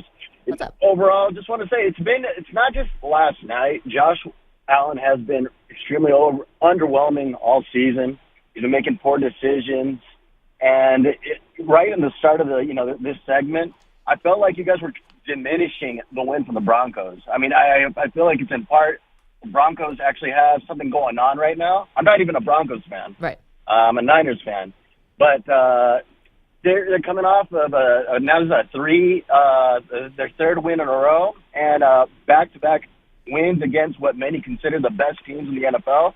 I mean, you got to recognize that too. I think so, Gabe. The Bills are looking just mediocre, and it's been consistent all season. Maybe we should stop talking about them as if they're actually going to do something this year. But Mahomes was sick, dude. I mean, did anybody take that win seriously? I'm sorry. I feel like that win has been diminished by everybody. And listen, Gabe, don't worry. Hope's gone. Yeah. Like, we're not talking about the Bills like this anymore. They're 5-5. I don't think they're going to make the playoffs. Like, I don't think anyone's now putting them in that conversation. As far as the Broncos, giving them their flowers, listen, you win 3 straight in the NFL. No one cares how you get it done. You do get it done. Everybody cares how you get it done. They beat a terrible Green Bay team. They beat a sick Patrick Mahomes, and then they have 4 turnovers against the Bills. So the question is, moving forward, is this, like, what is the quality of the team? I think that does matter how you win. Well, maybe this is the turning point where they actually get some things going. Can we hear from Russell Wilson, please, Manny, on the culture change that is happening in Denver? Yeah, I mean, I think Coach Payton has done a great job of, changing this culture and really impacting us as players. The whole coaching staff has been amazing. We're in this thing together. We're battling together. We're fighting together. And, we believe in us, and I know Broncos country believes in us too. Kind of surprised they didn't do a let's ride at the end. He's kind of gone away from that. Yeah, like, even in the interview last night after the game with Lisa Salters, I was waiting for it, and he just walked off. I think Broncos country, let's ride. I think maybe he's moved on. Yeah, I mean, it's kind of a punchline. It became a punchline. Yeah. It's a weird team. They're bottom 10 in offense, and they're the worst in defense still, mostly because of that 70-point game. I think they're 32nd ranked defense. It does feel like these are quite narrow wins. Can they keep this up? I think they need to be better. What? Even last night, did you get the feeling the Bills were desperately trying to keep the Broncos in that game? I mean, yes. It was bizarre to the point where I kept texting you and be like, there's just no way this bad luck can continue. I guess it's not luck. I guess the Bills really do this to themselves. No, they do this, and they lose one-score games, and they let teams hang around. But I guess to Gabe's credit, maybe we're not giving enough to Denver. I mean, the fact that they didn't completely fracture after getting 70 hung on you, and the fact that they have kind of turned this around where they are a fringe playoff team deserves some credit. Can we hear Sean McDermott talking about the 12 men on the field play that gave Denver a second shot at a game-winning field goal? Yeah, absolutely. We practiced 2 or 3 times that this week, the substitution from dime to field goal block. And at the end of the day, we didn't execute it. So it's inexcusable. Yeah. I mean, what do you even say? It's a professional football team making ridiculously dumb mistakes. 855-212-4CBS, 855-212-4227. If you want to watch the show, youtube.com/CBS Sports Radio, twitch.tv/CBS Sports Radio. Drew Walsh is in the chat. Josh Allen has elite talent, but his play is not elite. That actually makes weird sense. I'm like, yeah, kind of. That's what I've been trying to say for the last 2 hours. But he is elite, right? Right. No, I don't think that makes you elite. If you don't play elite, then that doesn't make you elite. There are plenty of guys that have elite traits. Okay, that doesn't but make here's them the elite thing. quarterbacks. If you think about the quarterbacks in the league who are untradeable, like the team would hang up the phone if you called and asked to trade for their quarterback. And Josh Allen is 100% on the I'm hanging up on you. Yeah. How dare you call me to even suggest a trade? How many first-round picks would it take, Maggie? There's not enough in the world, Manny. Yeah. I mean, not a decade. Like, they wandered the desert for 20 years with Trent Edwards and Ryan Fitzpatrick and JP Lossman. EJ Manuel, they screwed that up. EJ might have actually had a good career, but they messed that up and the team was bad. I mean, just guy after guy, and they finally have the dude. They're not giving him up for anything. Yeah, I think the problem is the scheme, the coach. Nathan Peterman. Thank you. It's got to be the scheme to a large extent. And I think I understand what you're saying, EJ. He's definitely not playing elite football this year, but sure seems like I hear Maggie complaining about Ken Dorsey about 7 days a week. So I'm assuming that you got to look to the coaching here in a large part. And I think the coaching staff has hit the ceiling. Detroit is done an amazing job schematically. Miami does a great job. I don't see any of that cleverness with Buffalo's offense. 855-212-4CBS, 855-212-4227. All right, we do have to get to Jim Harbaugh. The sound coming out of yesterday, Harbaugh's first press conference since the suspension was handed down from the Big Ten, it's gold. Like, I don't know how else to frame it. What is he talking about up there? We have the very best of Jim Harbaugh. That comes your way next. Don't move. Maggie and Perloff, CBS Sports Radio. You're in a 5-minute break.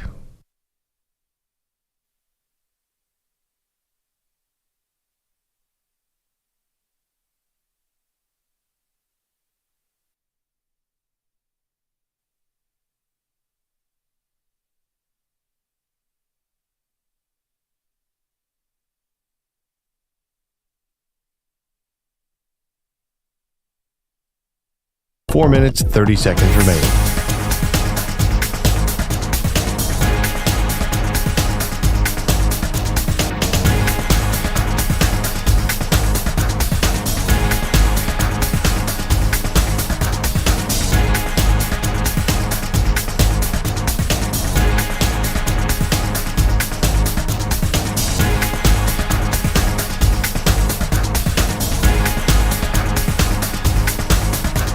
Four minutes remaining.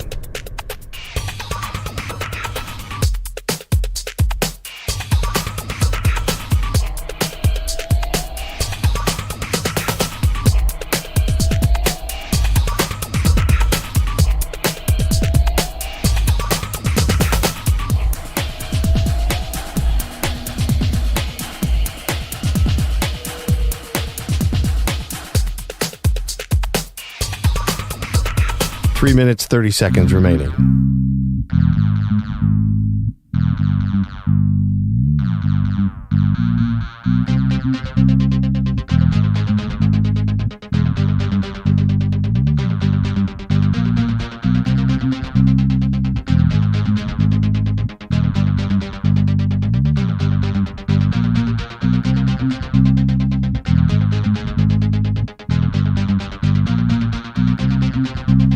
Three minutes remaining.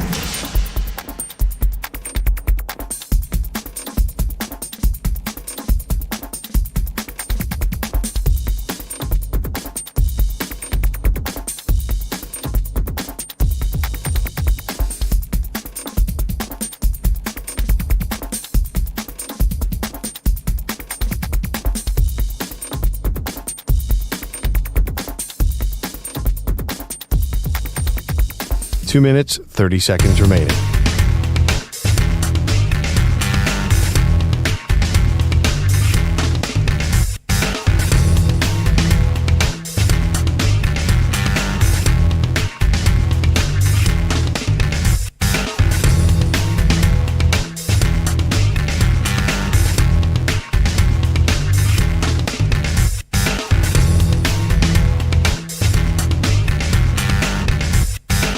Two minutes remaining.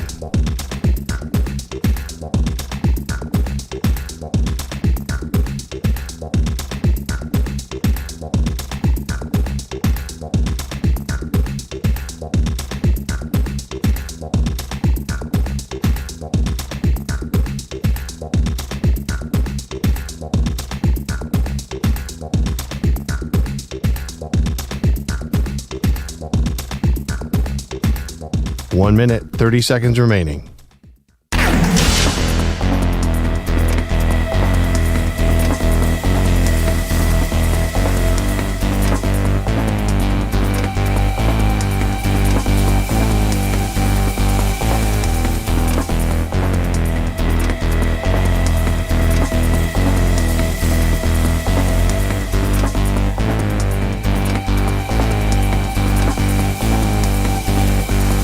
One minute remaining.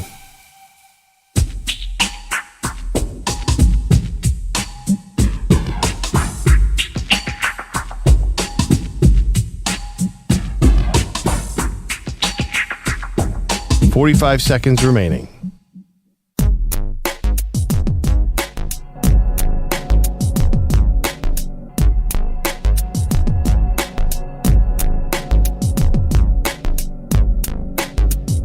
Thirty seconds remaining.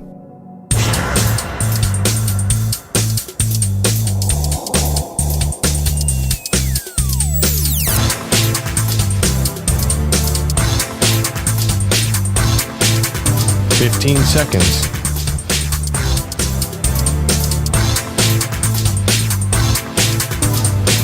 Break ends in 5 seconds.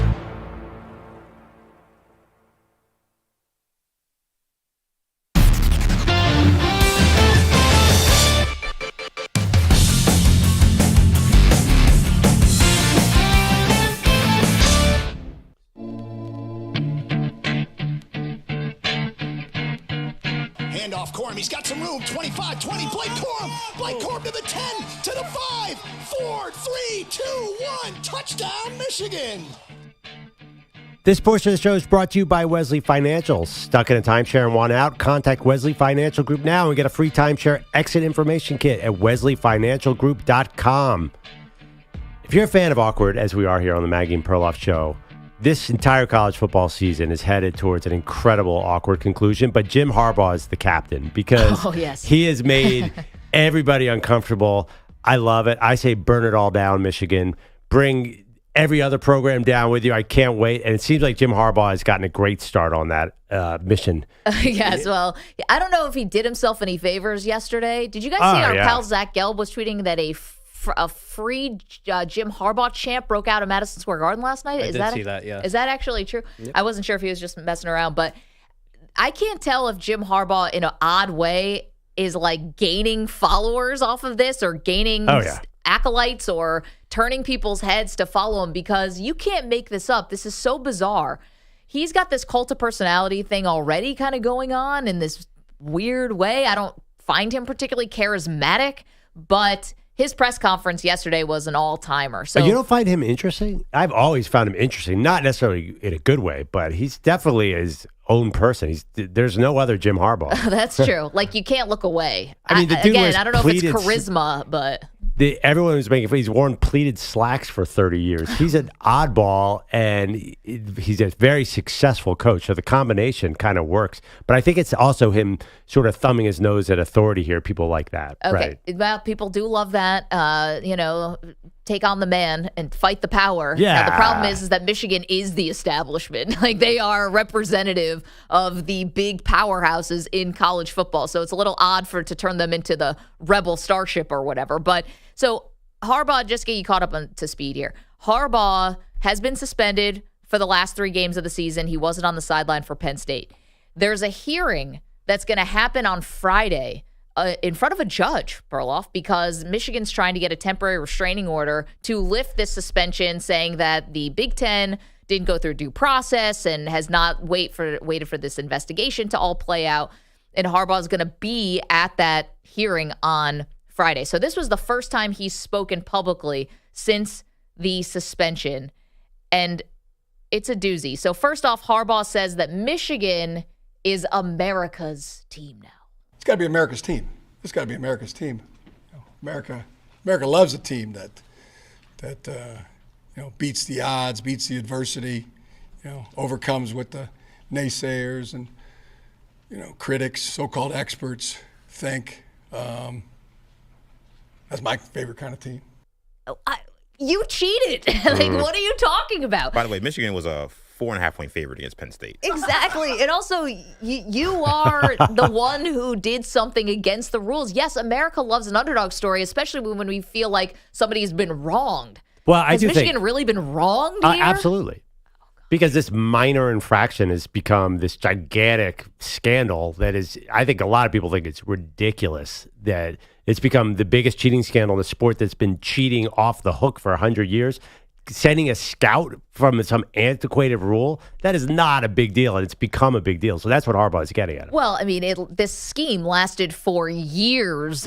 They have receipts of Connor Stallions crisscrossing the country to go to every single game, whether Michigan may be playing them or not in the future. People are treating it like Watergate. It's it should have been maybe, okay, we'll take away 2 scholarships and fine you $100,000. It should not be these all-consuming flame of a scandal that it has become. Okay, so let's hear some more of Jim Harbaugh. This is, oh man, what do you even do here? This is how he started talking about why he's going to this hearing on Friday and why he wants to talk to the judge, because he wants due process. This is something he learned from his kid. Not looking for special treatment, not looking for a popularity contest, just looking for the merit of what the case is. I senior in high school, I had a civics class and talked about government, justice, and what I took away from that class was that you're innocent until proven guilty. That was 40 years ago, but. I mean, really? This is, what? I don't understand. Like, of course we know that innocent until proven guilty, but clearly they thought they had enough evidence to punish you. He's also in football trouble. That applies to real legal trouble. Like actual life. Football that being trouble. said, this judge is definitely going to overturn this because they clearly did not do due process. I mean, whatever. The judge will probably grant him to get back. Aren't you guys expecting How that? many times have guys been suspended pending an investigation in college football? All the time. All the this time. idea that this is this new thing is completely ridiculous. And really? Is this coaches have been suspended pending investigation this quickly? Absolutely. I feel like it usually takes 7 years for the NCAA to do anything. Well, that's kind of true. Like 2 weeks, they got it wrapped all up and figured out what happened. There are teams who literally suspend their own coaches while an investigation is happening. By the way, one of those teams was Michigan. Right. They self-imposed a suspension on Jim Harbaugh the first 3 games of the season. They are no strangers to that took 2 years to work out, not 2 weeks. Let's hear more. Jim Harbaugh says he doesn't have a lot of experience in court, but there is one court TV show that he likes. that's not my dance floor. I'm not not an attorney. Always wanted to be. Watched a lot of shows. Watched Judge Judy. A lot. But always kind of felt like it'd be cool to get up there and thunder away at a jury like Tom Cruise and A Few Good Men, or be a judge like Judge Judy. But alas, I did not go to law school. Judge Judy. I thought these coaches have no time.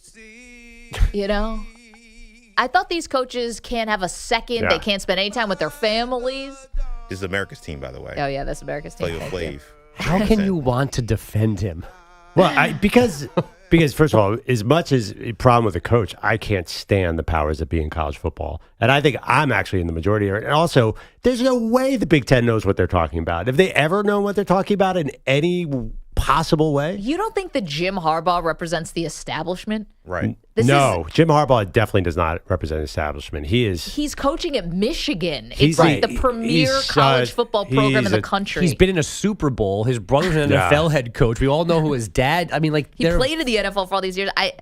He's always been part of the establishment. No, I think he presents himself as an anti-establishment guy, and now he's sort of running with this because definitely in this case, Harbaugh's not the establishment. The Big Ten and the NCAA are the establishment. His anti-establishment is that he breaks their rules. Yeah, right. Like on purpose. He cheated. Right. And now got caught. Do you guys really think the Big Ten did a good job here?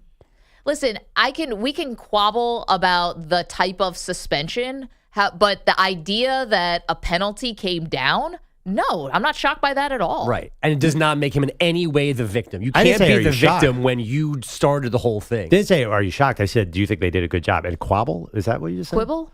Squabble, quibble? Did I squabble and quibble together? Yeah, which is actually it's awesome. Okay, you're drunk. Very good. I've been drinking Jack Daniels all morning to try to get over the Bills. I bet you Harbaugh wins this case because I think the Big Ten rushed to conclusions here. Because there's no way they could gather all these facts because, in part, because Connor Stalions was such a maniac that who knows what he actually did. What did they rush to? Because we know he was at these games. Yes. We know he was recording. Yeah. Right. So they're not fighting you're that. Against the rules. Right. They broke the rules. Yeah. That is not, they haven't jumped to no conclusions on that.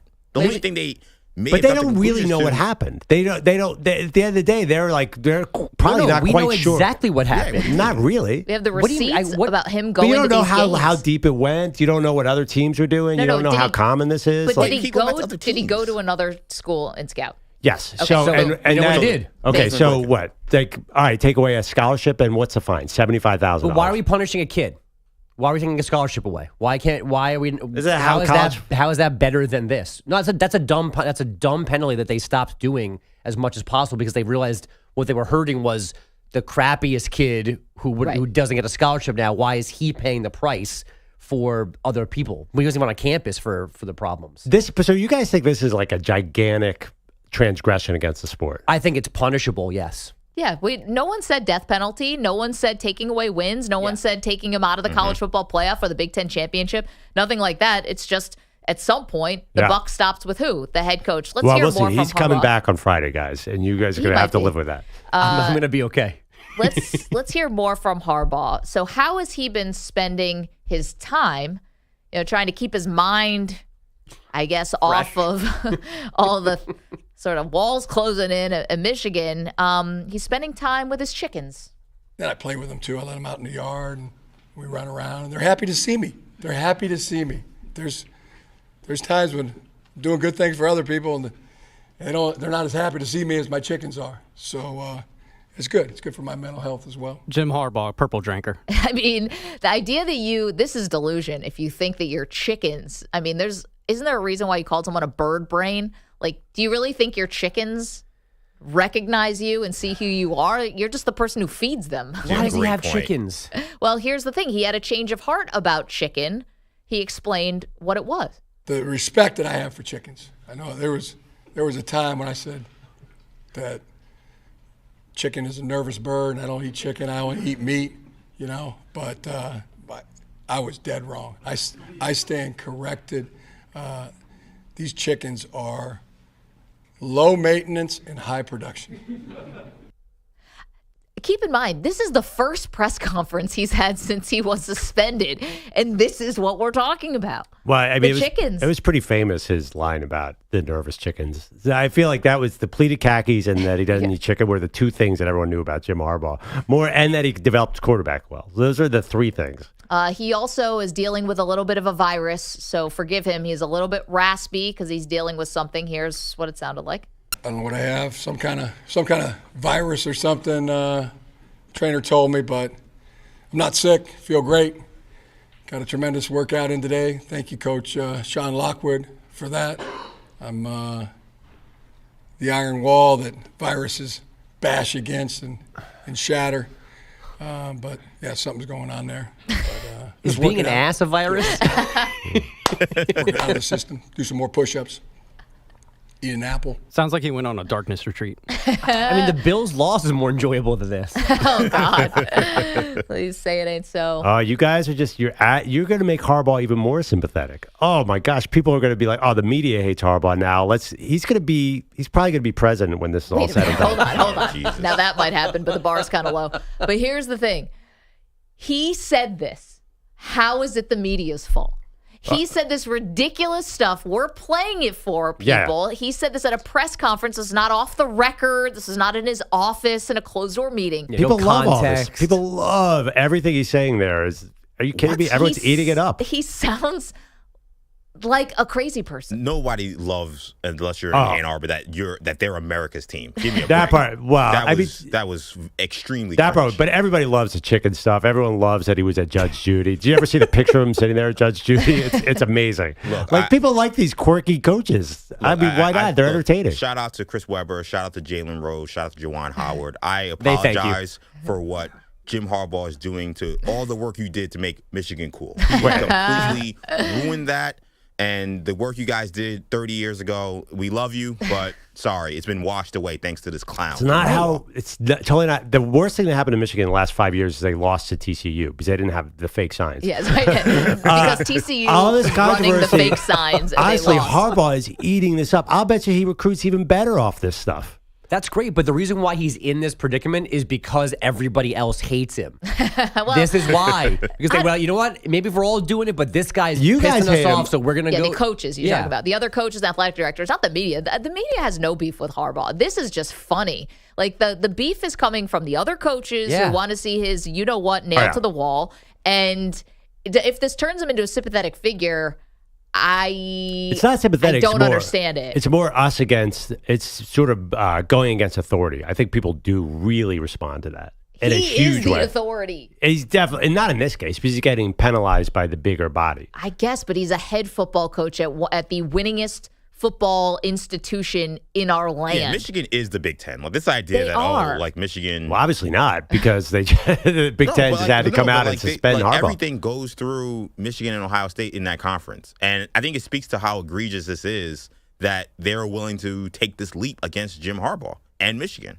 Like it's Michigan and Ohio State in the Big Ten. That's it. That's all that matters. I think they are the two most powerful entities in the Big Ten, no doubt. 855-212-4CBS, 855-212-4227. See you guys on the phones. We're going to get to you in a second.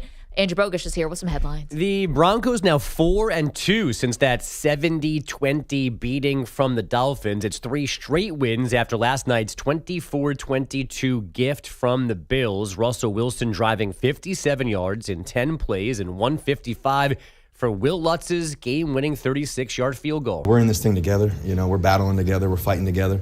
And, you know, we believe in us. You know, and I know Broncos country believes in us too. He might be slower, but he's still cheesy. That last drive wasn't very simple. Denver was about to face 4th and 10 from the Bills' 45, but the Bills were called for pass interference on an underthrown ball. Then a 12 men on the field call negated Lutz missing from 41. He was good on his second try from 5 yards closer. Those 2 flags following 4 turnovers from Sean McDermott's operation. No, it wasn't good enough. You can't turn the ball over, period, let alone 4 times. His team has now lost 4 of 6, and it's been 6 games since they scored more than 25 points. Josh Allen responsible for 3 of the 4 giveaways on Monday Night Football. Deshaun Watson needed an MRI in his left ankle after Sunday's win in Baltimore. No results, no prognosis yet. Arthur Smith would not name Taylor Heineke or Desmond Ridder, the Falcons starting QB, heading into their bye. And Matt Eberflus says Justin Fields still doesn't have full clearance for return from his thumb injury. We're going to do this again? Yes, with we the are. Clearance and the not clearance? I can't do this for another week. He's doubtful, but also out and also probable all at the same time. That's about right. That's the Eberflus right there. Giannis with 35 and 11. The Bucks beat the Bulls 118-109. De'Aaron Fox had 28, and the Kings 132-120 home win over the Cavs. Jason Tatum scored 17 of his 35 in the fourth to lead the Celtics past the Knicks 114-98. And the Raptors beat the Wizards 111-107 after trailing by 23 in the third. The Pelicans were off yesterday, licking the wounds of a 5-game losing streak. There's a new offense this season in New Orleans. It's based on pace and three-point shooting. They are playing faster, but not hitting those threes, not scoring in general. And Zion not sure how to live, apparently, in this new system. Like I said last year, we had a team meeting, and it was brought up some things that I could do better, especially like with buying into the program.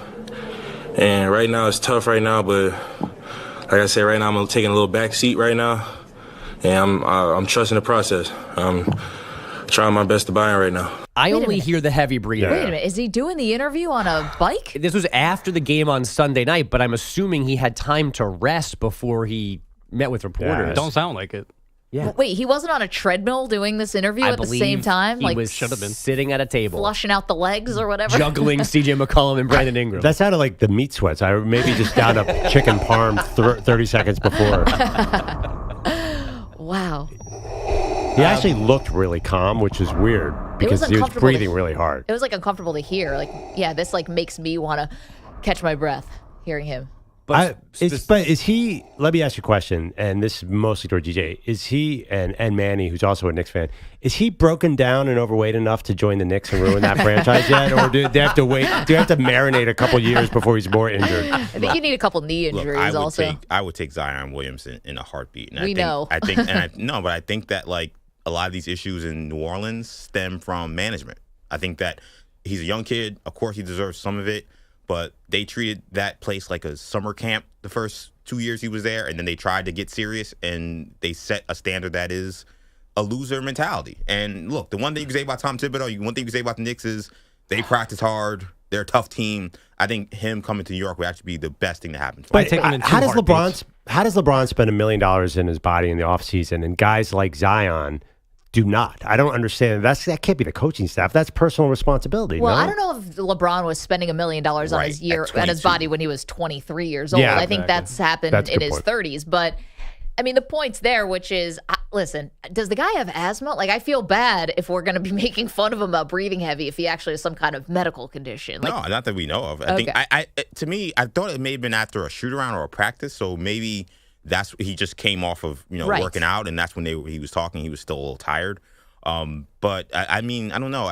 He gets a lot of blame for a lot of this stuff, and I get it. He's young. He's been immature. He's been too injured. Yep. But that organization, David Griffin's been given a lot of passes for a lot of mistakes. They haven't been able to find a point guard.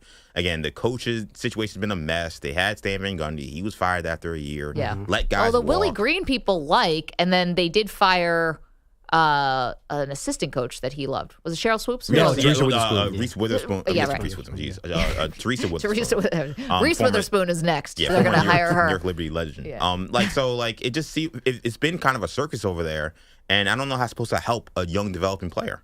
Well, but at the same time, we talk about this with Josh Allen, for example, right? If you're elite, you make up for some of the, the pitfalls of an organization. And if you're going to criticize Josh Allen for not being able to overcome some questionable play calling or turnovers or whatever, I know he's further along in his career, but Zion would probably get the same kind of slings and arrows, right? If you're the elite guy and he's being paid like it, don't you put the organization on your back, especially in the NBA. You're only going as far as your best player. Yeah, but it just feels like he hasn't been given any help from that organization. I don't know. Sounds like Anthony Davis. He's never on the court. What does any of this matter? The guy's, how many games has he played the last 3 years? And him and Ingram are never on the court together. How many games have they played together? Speaking like of 6, which, 7, 8? this is really, I'm glad we had the Zion conversation because you're reminding me that we have to put the breakfast order in now because I have to start eating my feelings about what happened with the Bills. And I need carbs. I'm going to need mass amounts of cream cheese. Bills make you hungry. Well, the losing makes me want to bury my head in a pumpernickel bagel. I don't know, something. Yogurt parfait. And yes. And a Bloody Mary.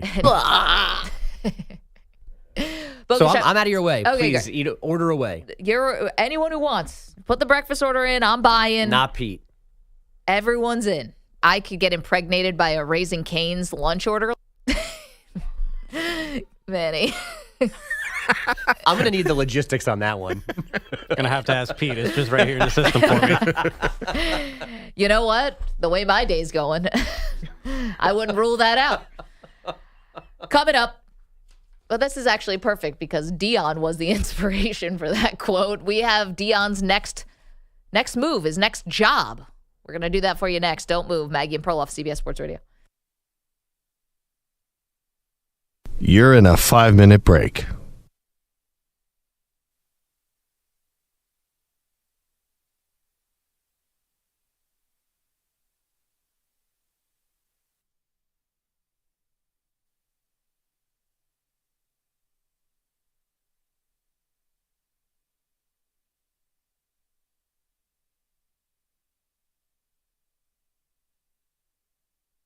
Four minutes, 30 seconds remaining.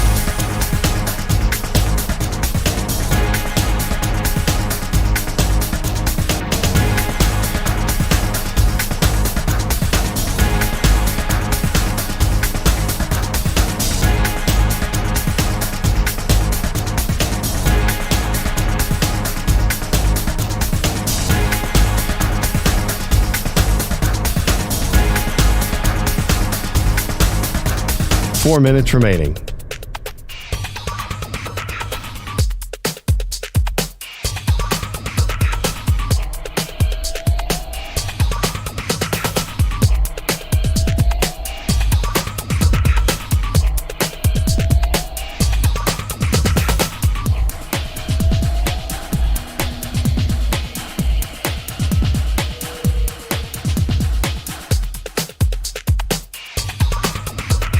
Three minutes, 30 seconds remaining.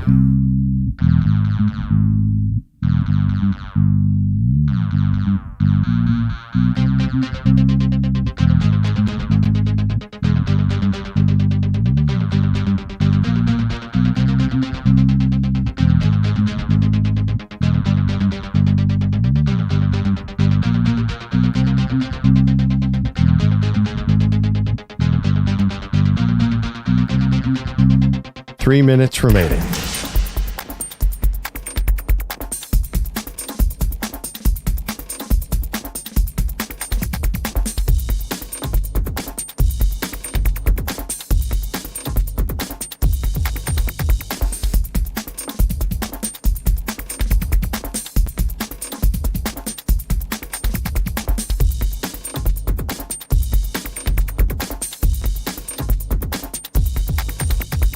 Two minutes, 30 seconds remaining.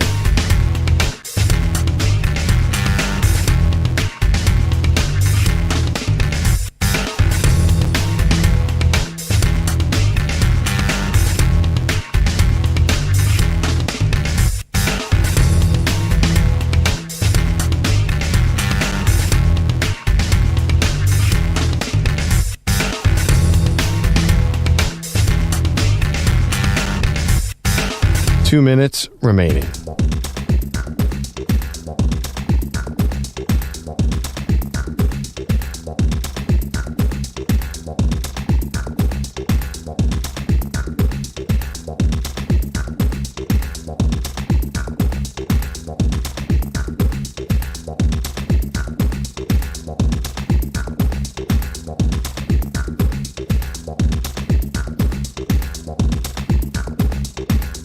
One minute, 30 seconds remaining.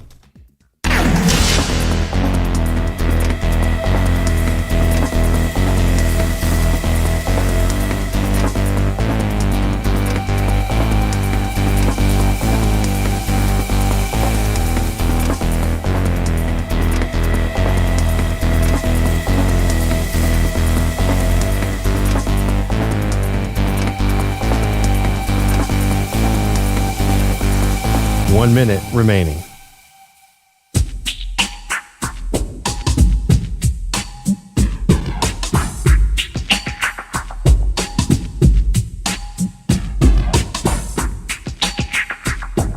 $45 seconds remaining.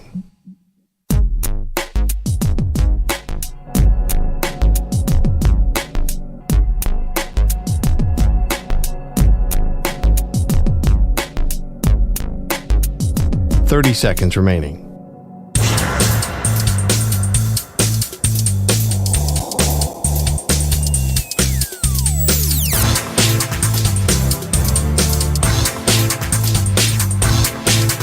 $15 seconds.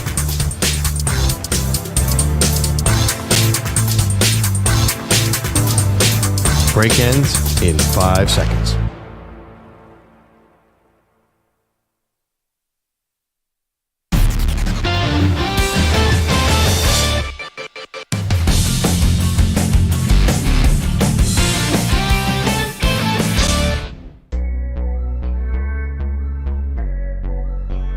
Welcome back. Just playing some highlights of the Jim Harbaugh press conference from yesterday.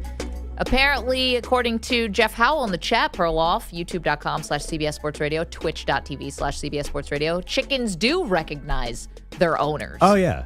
But my turtle is the dumbest animal in the world. He knows my voice from a mile away. But doesn't he just know you're coming to give him the lettuce that he wants? Yeah, but that's what chickens want. My sister has chickens up in Framingham, Massachusetts. They're real pets. Then she has to break their neck and kill them. Oh, my gosh. It's That's crazy. awful. You know, if you own What? chickens, you have to be able to. That's the only way really to kill them is to break their neck. Why does she have to do it? Just I don't remember why, because I don't know if she eats them or what the deal is. But they have eggs. It's awesome. She has a huge chicken coop. Wait, this is your sister? My sister, yeah, she's a big animal lover, and she has It 4 doesn't chickens. sound like I think it. we're learning a lot about the Perloffs right now. Also, if she's such a big animal lover, why is she killing it? Why don't she just keep them as pets forever? That's not what you do with chicken. Also, because chickens get sick. You have to be really careful. The second a chicken coughs, you got to break its neck. Bird flu? Chickens have lots of diseases, not just a bird. No, it's not an avian bird flu. So I could ask my sister, but she kills them all the time. That's what people on farms kill animals. That doesn't mean they don't love them. But yeah, you're not snuggling with a chicken. yeah, but It's not like a dog. do you know anything about farm life? Come on. I'm from a more rural place than you. We grew not really because my sister. So we grew up with a family farm in upstate New York. That was like my grandparents and my sister loved it. She did everything. She had a goat. She did the whole 9 years. I was the opposite. I almost drove a tractor off a ravine when I was 5 years 5 years old. So I had nothing to do with it. I'm afraid of animals, but she's the opposite. Yeah, I think you can love a chicken and kill them too. That doesn't kind of sound... like you and the Buffalo Bills. I love them, and sometimes I want to murder them. Let's go to the phones, 855-212-4CBS. Let's go to Sean's in Oregon. Good morning, Sean. How you been? Good. Thanks for taking my call, you guys. Good to hear from you. Know, I'm listening to Jim Harbaugh there. And it sounds like he's been living under a rock like most coaches. Has no clue of what America thinks. And to think that he thinks that's America's team, like he's way off base, and the chickens don't love him. I mean, I could walk over to my neighbor's chickens; they all gravitate towards me because they think they're getting fed. Right. And Harbaugh is America's saying Michigan's America's team is a little tough to take. It is. When I think of America's team, I'm thinking more like Alabama. I think Alabama kind of represents America's team. Kind of like the Cowboys. Ohio State represents that first. Yeah. USC would represent that first. Well, here's the thing, Sean. Michigan could be America's team, like in a different time. I don't think anyone thinks that, but you're not America's team because you're going through this kind of adversity that you brought on yourself by breaking the rules. And Sean, thanks so much for the call. Good to talk to you. You're not being persecuted here. You cheated, you got caught. Stuart is in North Carolina. Good morning, Stuart. Hi, good show. Andrew, I think you're missing the whole point on this, and I'm going to give you 2 things that I heard from various football people on various talk shows. And number one, the reason the guy was buying the tickets facing the bench was that's the only place you get the pre-snap movement at the same time as the play calls on the big cardboard cutouts or the hand signals. You don't get that on TV. You don't get that on the tapes they trade. You get that right there. That's why he wasn't sitting in the end zone or behind the team. He was facing the team. The other thing I heard from a football person as well, he was asked a question. He said, well, Aiden Hutchinson was nearly unblockable anyway, so what's the big deal? And you know what the person replied? Yeah, do you know how unblockable he is when he knows it's a pass play? So I think you're missing the whole point. I don't think it's by accident that Michigan went from good to elite when this started. Thank you very much. Stuart, thank you for the phone call. I think it's maybe one part of it, but I'll let Perloff respond to that. Well, what if they beat Ohio State? Does that sort of kill that narrative? Well, I think that the recruiting has helped, obviously. NIL has helped everybody, I think, especially the bigger programs. So it's like a confluence of things. But I always go back to the point that if this wasn't giving them any advantage, did they continue to do it over multiple years? Yes, it's a minor cheating thing. It's similar to Deflategate or Spygate. To me, it's basically very similar to Spygate. It's almost the same exact thing. And Spygate, they got punished. Yeah, but who cares? Everyone knows it wasn't a huge deal. They just put the camera in the wrong place in the stadium. Well, but again, I'm sorry. People do think that was a big deal. Yeah, people the coaches got upset. They got upset, but it was such a in my mind, as a fan, that was such a minor thing. People hate the Patriots in part because of that. Spygate. They call Belichick a cheater. Right. But this isn't really about the fans as much as it was about the coaches putting pressure on the commissioner of the Big Ten to do something. Yeah, the fans might not care, but the coaches cared. It was internal pressure. I think years from now, people are going to look back and say, well, we made way too big a deal of this in-person scouting thing. Coming up, why am I sad today? I'll let you know.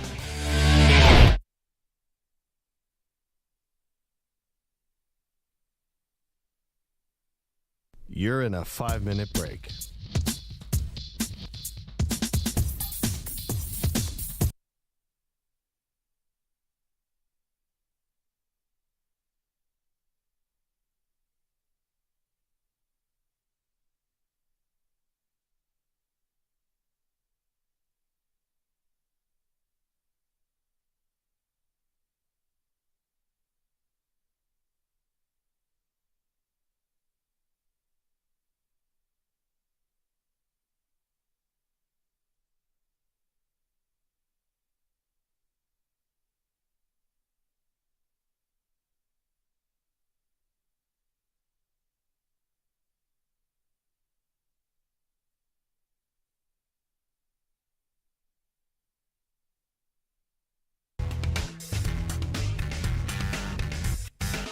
Four minutes remaining.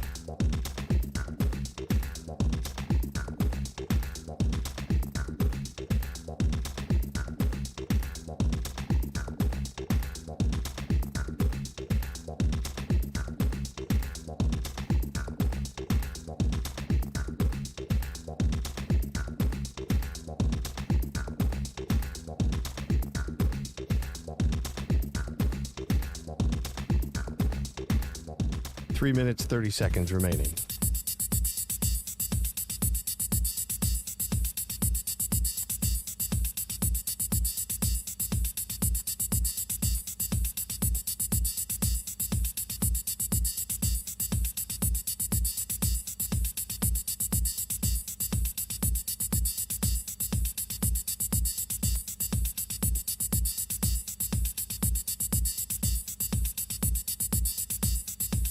Three minutes remaining.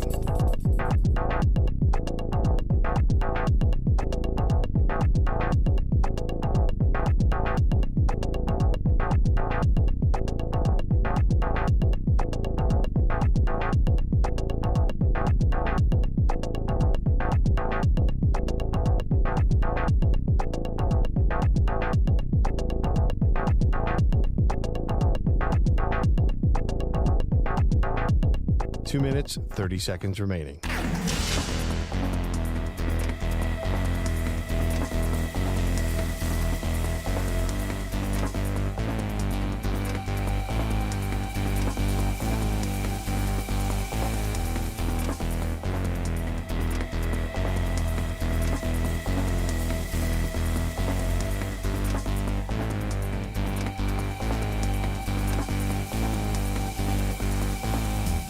Two minutes remaining.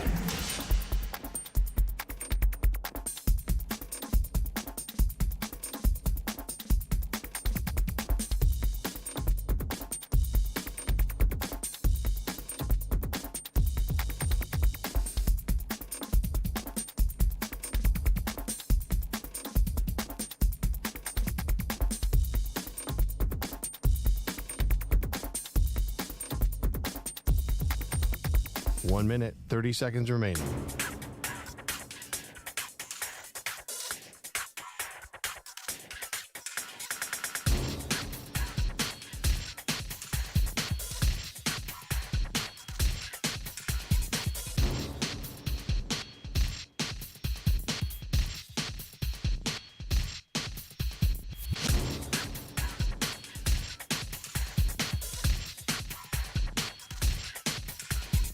One minute remaining.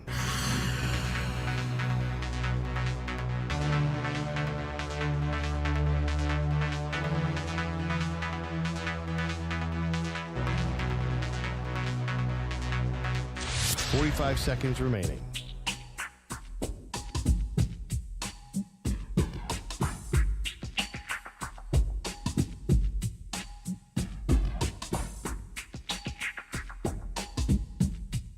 Thirty seconds remaining.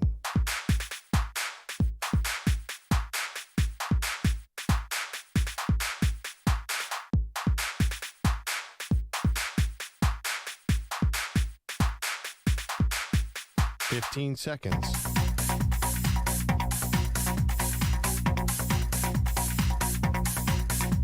Break ends in 5 seconds.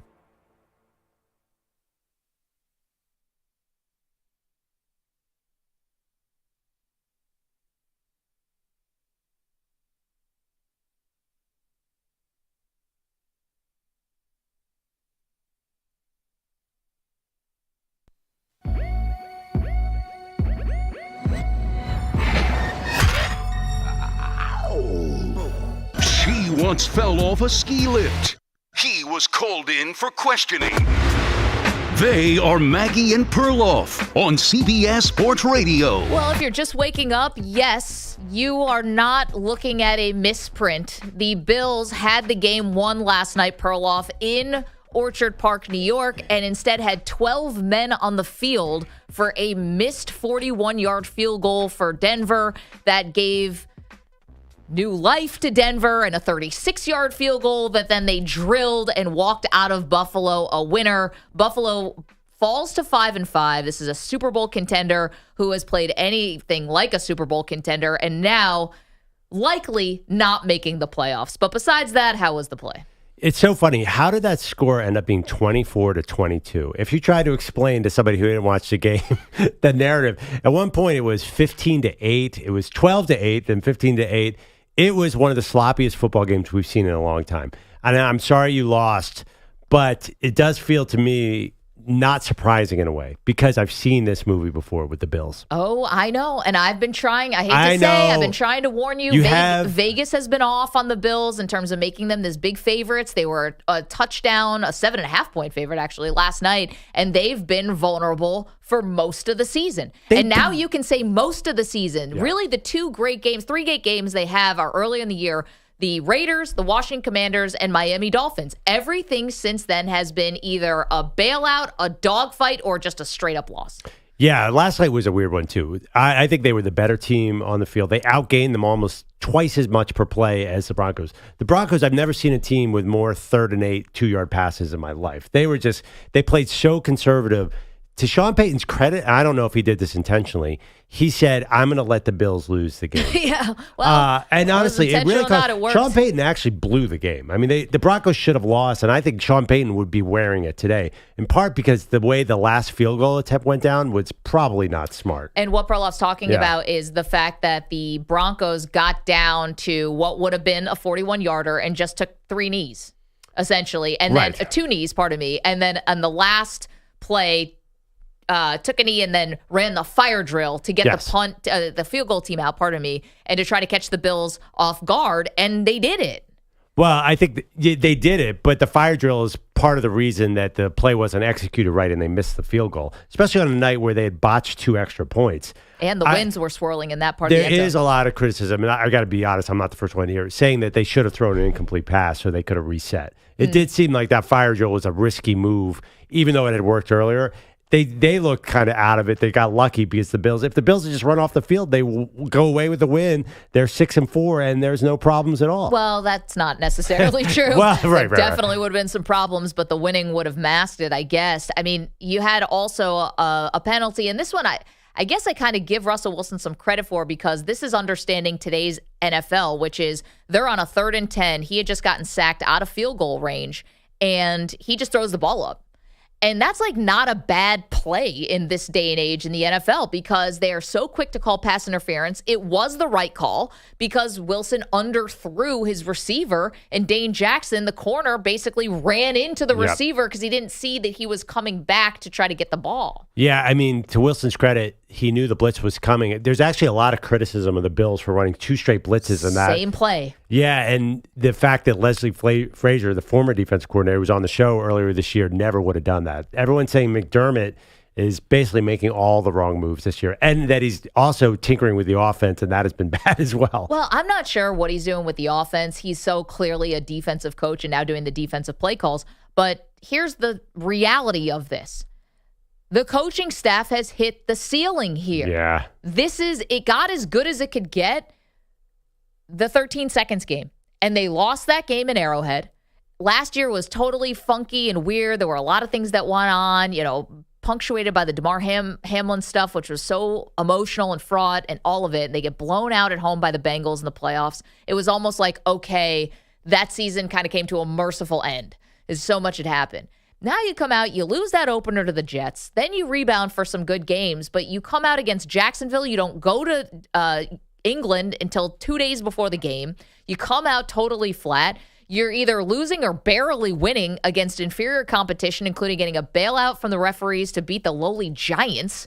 And now this was the most predictable thing in the world, is that they would lose this game. You're never going to give up on Josh Allen because he is an elite quarterback who has a turnover problem. That can be fixed. That can be fixed. Don't get it twisted here. It's not Josh Allen now has to go away or that he should be shamed or something. The turnovers are bad, but that can be fixed. Yeah. This coaching staff has lost the faith of the fan base. Period. Full stop. That's what it is. So, as I pointed out earlier, PFF says that Josh Allen does not have a lot of turnover-worthy plays. Last night, one went through a guy's hands. That play where he threw the interception before the half, that's on the, what kind of call was that? Ugh. That's in the wind, that throw. That's a really, really risky play. So I agree. I put a lot of this on the coaching staff because there are not a lot of easy plays for Josh Allen. If you watch Jared Goff in Detroit, he seems to always have a guy underneath that he can just, as a safety valve. That's never the case with Buffalo. Or Josh doesn't go to him. I mean, they're missing that slot receiver. It's kind of been Diggs a little bit, but I like Diggs in a more versatile role. Cole Beasley was a guy who was a safety blanket long ago. Isaiah McKenzie was a guy who was a safety blanket. You're right. They don't really have that dude. I think they thought, we'll just get him another tight end, and that will sort of be the security blanket. Who has been good, but you can't turn the ball over 4 times because then you can't do anything you want to do. They could have run the ball down Denver's throat all game long. Denver can't stop the run, and I think that you saw James Cook looked awesome when he was on the field. But you can't do that when you have 4 turnovers. The whole game narrative went against them. Well, yeah, and also they tried to send a tone or send a message to James Cook, who got the ball knocked out in the first drive of the game and caused a costly fumble. The Bills defense held them to a field goal, so it's not totally unforgivable, and they benched him for 3 series. This is a guy who's averaging 5 yards a carry against this defense, and because Damian Harris got knocked out for the season 4 games ago, you're going to Latavius Murray, who's 33 years old, who had a big drop, but listen, it's not on him. And you made a point by benching James Cook when it hurt your team. What are you doing? And it's not like James Cook's been fumbling the ball this season at all. And I think those were his first 2 fumbles. Yeah. Make the statement, hold him accountable, that's fine. Do it during the week. He did have 1.5 more fumbles in the game. There is some reasoning behind this. Listen, but Denver's defense was ball hawking on him, and they caused that fumble, and then they caused another one that mercifully bounced off of the turf right back into his hands. I'm actually looking at the stat line. They gave the other fumble to Josh Allen on the handoff. I guess I don't know. I haven't actually broken down that play. Whose fault was that? Probably Allen's? I think that it probably goes on the quarterback, but it was a handoff between Allen and James Cook. It happened in the second half, and it was on a very good-looking drive that just ends up getting totally stopped. That was the one killer. All the other turnovers were the first half. And Denver kept getting the ball at about the 45-yard line and either going backwards 9 yards or, I mean, Denver had more negative plays on the night. Russell Wilson's stat line says a lot to me here. 24 for 29. Ooh, 2 TDs. Ooh, what do you have? 350 yards, 360 yards? No, 193 yards. I've never seen a guy throw more short passes in a game in my life. Okay, but here's the thing. Russell Wilson is not who he used to be. And secondly, once you get the doors blown off you and you lose 70-20, no one expects you to do jack squat the rest of the year. It's almost impossible to overcome that. And to the Broncos' credit, they have. And they're now 4-5. They may be a fringe playoff team. I don't think that's going to happen, but they're a fringe playoff team. And they're like trying to be respectable. The Bills are a Super Bowl contender and playing like garbage. And I don't know if any team could sustain the amount of losses on defense that they have and still have actually been a Super Bowl contender. It's just they're decimated on defense. But you're still supposed to beat the teams you're better than. And they didn't do that. It's funny with Russell Wilson. The Broncos have thrown the ball at least 30 times, 4 times this season. They lost all of those games. So I think there could be something to them taking their foot off the pedal and saying, hey, let's not get into these track meets. Right. That's actually helping them right now. Yeah, totally. I mean, threw 29 times last night. Right, I mean, you got pretty right close. under that number. But you're right. No, they basically wanted to be in close games. So what happened to Sean Payton, the offensive genius? Why is he playing so conservatively? It kind of cost them the game last night. They probably should have lost that game. Did you think, oh my gosh, why aren't the Broncos taking advantage of all these short fields? Okay, well, besides Williams, Javonte Williams, who looked really good coming off his knee injury, I've only been hearing from you all season about how their weapons stink. You know, they don't stink. They're talented players who just make huge mistakes. You think Jerry Jeudy is the worst player in the NFL? Actually, he looked good last night. I think Jeudy will run. He'll run great routes, great route. Then he's going to cost you an interception. I've been watching because my buddy Case Keenum was in Denver and he was with a lot of these guys. He was in Buffalo. Yeah, he was a starter in Denver. Yeah, that's true. Cortland Sutton was a rookie, and he's like, this kid is so talented, but he's going to cost me, and I just know it. And actually, he never said that. I said that. But then why were they trying to trade Jeudy and Sutton at the trade deadline? Because they're a little bit flawed. Yeah, they're talented but flawed. Okay, but that's the thing. Like, they're overcoming then the shortcomings, right? To win a game like this, to win 3 in a row. No one's expecting Denver to be this great team. They beat the Chiefs, was it 2 weeks ago, I guess? They beat the Chiefs, and now they just beat the Bills. They beat Green Bay before that. They didn't beat the Bills. They happened to be on the field when the Bills blew this game. I don't see it. If they beat Minnesota on Sunday night, then I'll change my tune. But honestly, I thought, if anything, I thought Sean Payton did a bad job last night. I'll give you this. The Bills can lose to anyone right now. They could lose to Buffalo Central High School right now because it is about them, and the offense is a total mystery. And, the identity of the team is now turnovers. Amazing. The identity of the offense is now turnovers. Is there any doubt that Minnesota-Denver game is going to come down to the last play? I mean, there's going to be some. I think that they're 2 very evenly matched teams right now. To be honest, I can't get there right. I don't care right now about Minnesota and Denver. I will care about that game eventually, but today I just want to wallow in my Bills sadness. I'm wearing one of my Bills t-shirts here. I've X'd out the front in red tape, and I'm just thumbs down sad fan right now. My ideal scenario is that the Bills win 2 more games, go to 7-5, and then find a way to blow it at the end of the season again. More pain. I'm telling you, that's the funny thing about this team, too. They are talented, so they'll probably win a game or 2 that they shouldn't, right? Even shouldn't. They have, the Jets coming up. I'm giving that a win. Then they have at Philly, at Kansas City. Watch the at Philly and at Kansas City games. I'm telling you, there's something funny could happen there. You can't even do that to me now because, my hope is gone. I'm chalking this up to they're not going to make the playoffs this year, and big changes are going to come. It's a shame that it has to come to this because I think people are good at their jobs. I do think McDermott is a good head coach. I think that in some alternate universe, Ken Dorsey could be a good offensive coordinator. It's just not working for this team. It's not working. What if they blow out Dallas in December? beat the chart? What if they end up hot at the end of the year? Very possible the way the schedule lays out. No chance they're blowing anybody out. This team beat Miami 48-20. They beat Washington 37-3, and that was early in the season. It was a month and a half ago. They've sustained like 10 injuries since that then. was on defense. Their offense still has all the guys. Listen, well, yeah, Damian Harris, no, but you're right. The thing is that like Michael Lombardi said this, and I thought it was actually a good point, the former GM. You have to look at the Bills, everything pre-Matt Milano injury and post-Matt Milano injury. And like Von Miller's just a rumor. Leonard Floyd has been good. He's been flying around. Great offseason, signing. But was he also the guy who was the 12th man on the field? Was it DeMar Hamlin? Are we ever going to know? Does it even matter?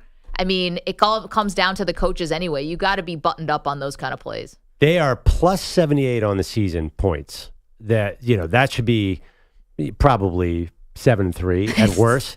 That ranks about fourth in the NFL. Well, the season's wonky, though, because the Pittsburgh Steelers have been outgained in every game they've played, right? Do they have a negative point differential or close to it? And they're 6-3. Yeah. So the stats don't always tell the story. But it should even out at some point in the sense that I think the Bills could be a dangerous team for all these contenders toward the end, even if they're out of it, because they do have talent. Am I wrong about that? This is from Matthew Wilson in the chat, and I appreciate this. 855-212-4CBS or youtube.com/CBS Sports Radio, twitch.tv/CBS Sports Radio. Maggie is ticked off. I had to amend that. Is ticked off as I've seen her, and she should be. The Bills are way better than this. Oof. I think they kind of are who they are right now. I think Allen is better than this and could work on the turnovers, and you can fix that. Tiki Barber fixed a fumbling issue. Dak Prescott has fixed his turnover issues. These are just two that come to mind off the top of my head. By getting a new receiving core is how Dak Prescott fixed it. Well, who? Brandon Cooks? Like, that's the only change. But half the guys that were causing they got rid of that tight end who had the worst of the worst. A lot of the Dak's interceptions were bounced off guys' hands. Same thing happened to Josh Allen. Gabe Davis is not a number 2. And I kind of disagree with what you said. I think this is bad luck. I think the team. Perloff, nothing ever matters to you, though. You're like a sports nihilist. I'm looking at it from a PFF, an analytic point of view, is that eventually that luck evens out. You can't, like the Vikings last year had really good luck. Yeah. Of course that luck was going to even out. You can't be fourth in the NFL plus 78 and stay at 5-5. There's going to be some big wins later in the season because they're playing better than their record. If this doesn't encapsulate exactly what the Maggie and Perloff show is, it's happening right now. I am the fan who's sitting here with the Bills t-shirt with a big red X through it that I put on with mechanical tape this morning. And Perloff is pointing to the PFF numbers, the Pro Football Focus nerd analytic numbers, to tell me everything's going to be okay. If this doesn't just sum up what our show is, me as the emotional fan and you trying to numbers and stats me that this is all going to be fine, this is our most Maggie and Perloff moment we've ever had. The thing is, I feel like every single game is, in your mind as a fan, is a referendum on where they are. Basically, that's not how sports work. Last night, they turned the ball over 4 times, and they've been turning the ball over all season. That's who they are. They haven't been fumbling like that all season. They fumbled last year like that. Josh Allen in the red zone. It's not like they're that far away from a fumbling problem. It was last season.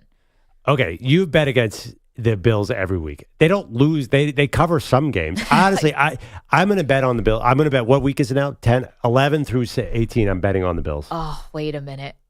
Oh, I didn't even think about this. Oh, dear. I didn't even think about this.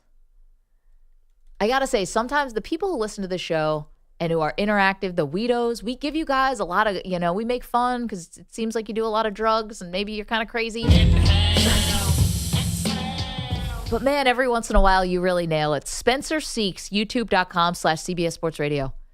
Bill Belichick brings his boat to Lake Erie, as I predicted 2 months ago. He meant Cleveland, but now talking about the Bills. Yeah. Would they do it? God, that would be... What a mistake that would be. That'd be the worst hire. There's no, I mean, they would know that. It would be a mistake, but Belichick is probably going to be out there to be had. Listen, this is a Bills team, not the same regime, who brought in Rex Ryan as a head coach. Again, not the same general manager or president, but can you fathom bringing Rex Ryan in as your coach? They've done organizationally, they've done stupid stuff before. Belichick, I know, but I think everyone thinks they're going offense, right? I pray to the football gods that they do go offense. But if you're going to get an offensive coordinator who's never had a head coaching job, you are taking a bit of a gamble there that they can be a good head coach. Right, but to go from Sean McDermott to Bill Belichick feels a little. No, but Belichick's got that, moxie. He's still Belichick. He's revered. He's a legend. Ew. Would they do that? He feels old school and slow. No, I know. Believe me, I know. But it's sometimes someone out there is going to trade for Bill Belichick. Some owner is going to do it. And I'll tell you what, Terry Pagula ain't the sharpest tool. I would like odds on that one.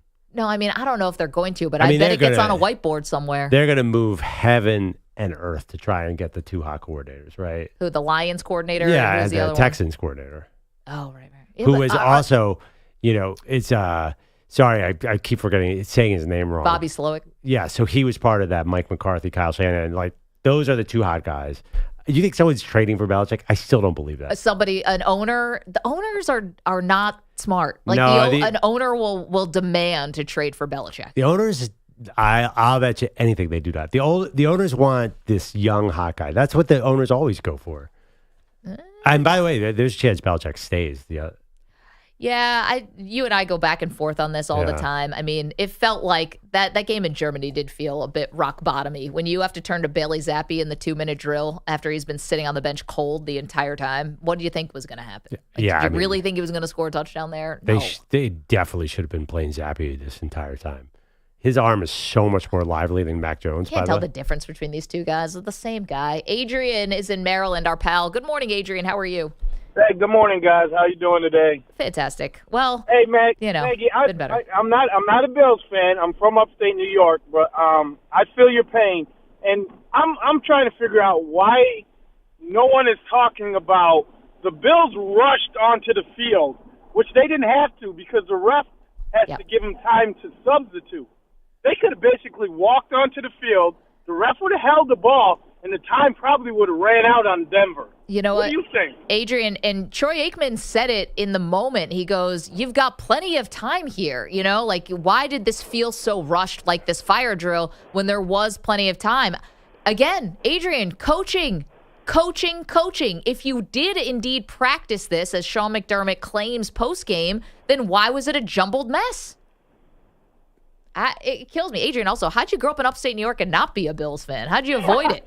Hey, I don't know. I actually can't stand the Bills. I couldn't stand the Bills. When Frank Reich brought him back, I was like, are these guys actually going to win this game with Houston? I was like, Houston, run the ball 3 times, and you can get off the field, and the time will run out. And I don't know. I'm not a Bills fan. I'm not a Giants fan. Actually, I'm a Cowboys fan. There's always a couple. Adrian, thank you so much. Have a great day. Yeah, it was botched. Again, coaching staff. They've hit the ceiling with this coaching staff. 855-212-4CBS, 855-212-4227. Coming up, got so much more to do, including heading back to college, the Jim Harbaugh press conference. How is Michigan America's team exactly? We'll explain next. Don't move. Maggie and Perloff, CBS Sports Radio. You're in a 5-minute break.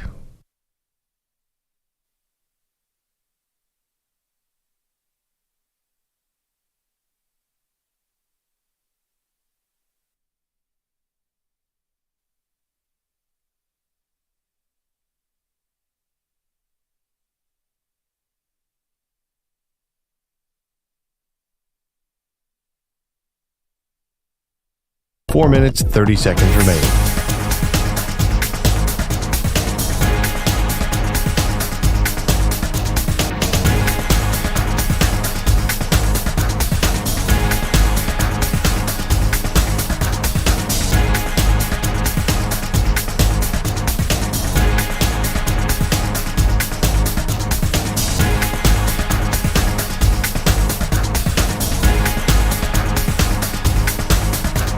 Four minutes remaining.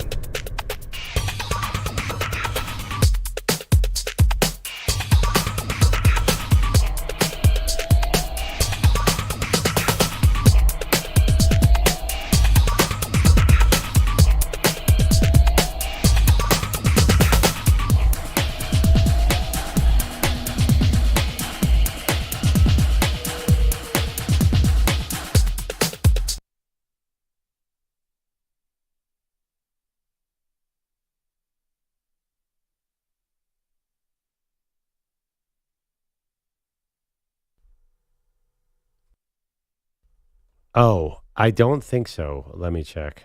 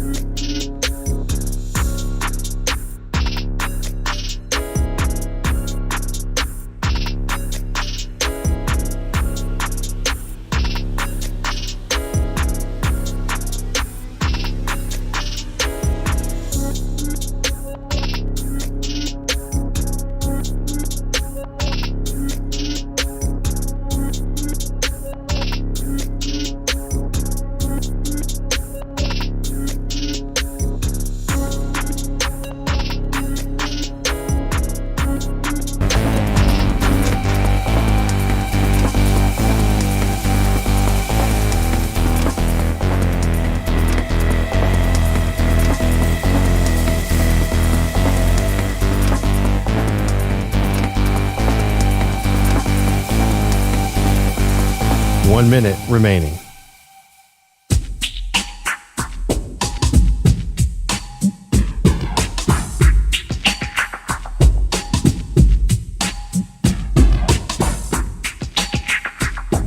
$45 seconds remaining.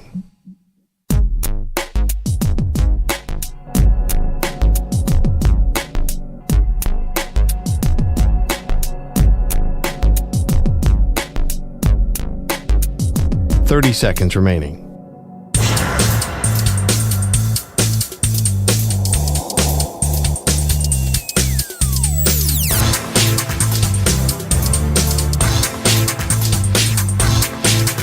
$15 seconds.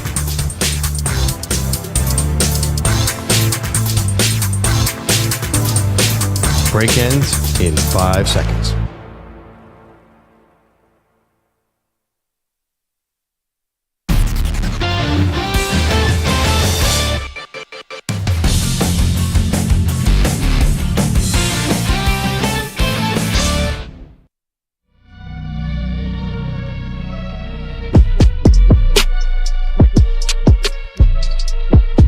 Welcome back to Maggie and Perloff. I don't know how I became the Jim Harbaugh defender on this show. I just think everybody is overreacting to a minor infraction.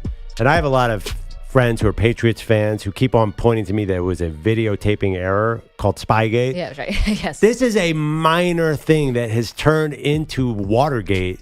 And I just think that we're overreacting, and therefore I'm defending Jim Harbaugh. I will also defend Jim Harbaugh on his wacky takes because this is entertaining. And I hope you guys don't sort of poo-poo this because I need more Jim Harbaugh all the time. Well, the wacky takes are one thing. I mean, he called Michigan America's team. You don't think he was sort of kidding?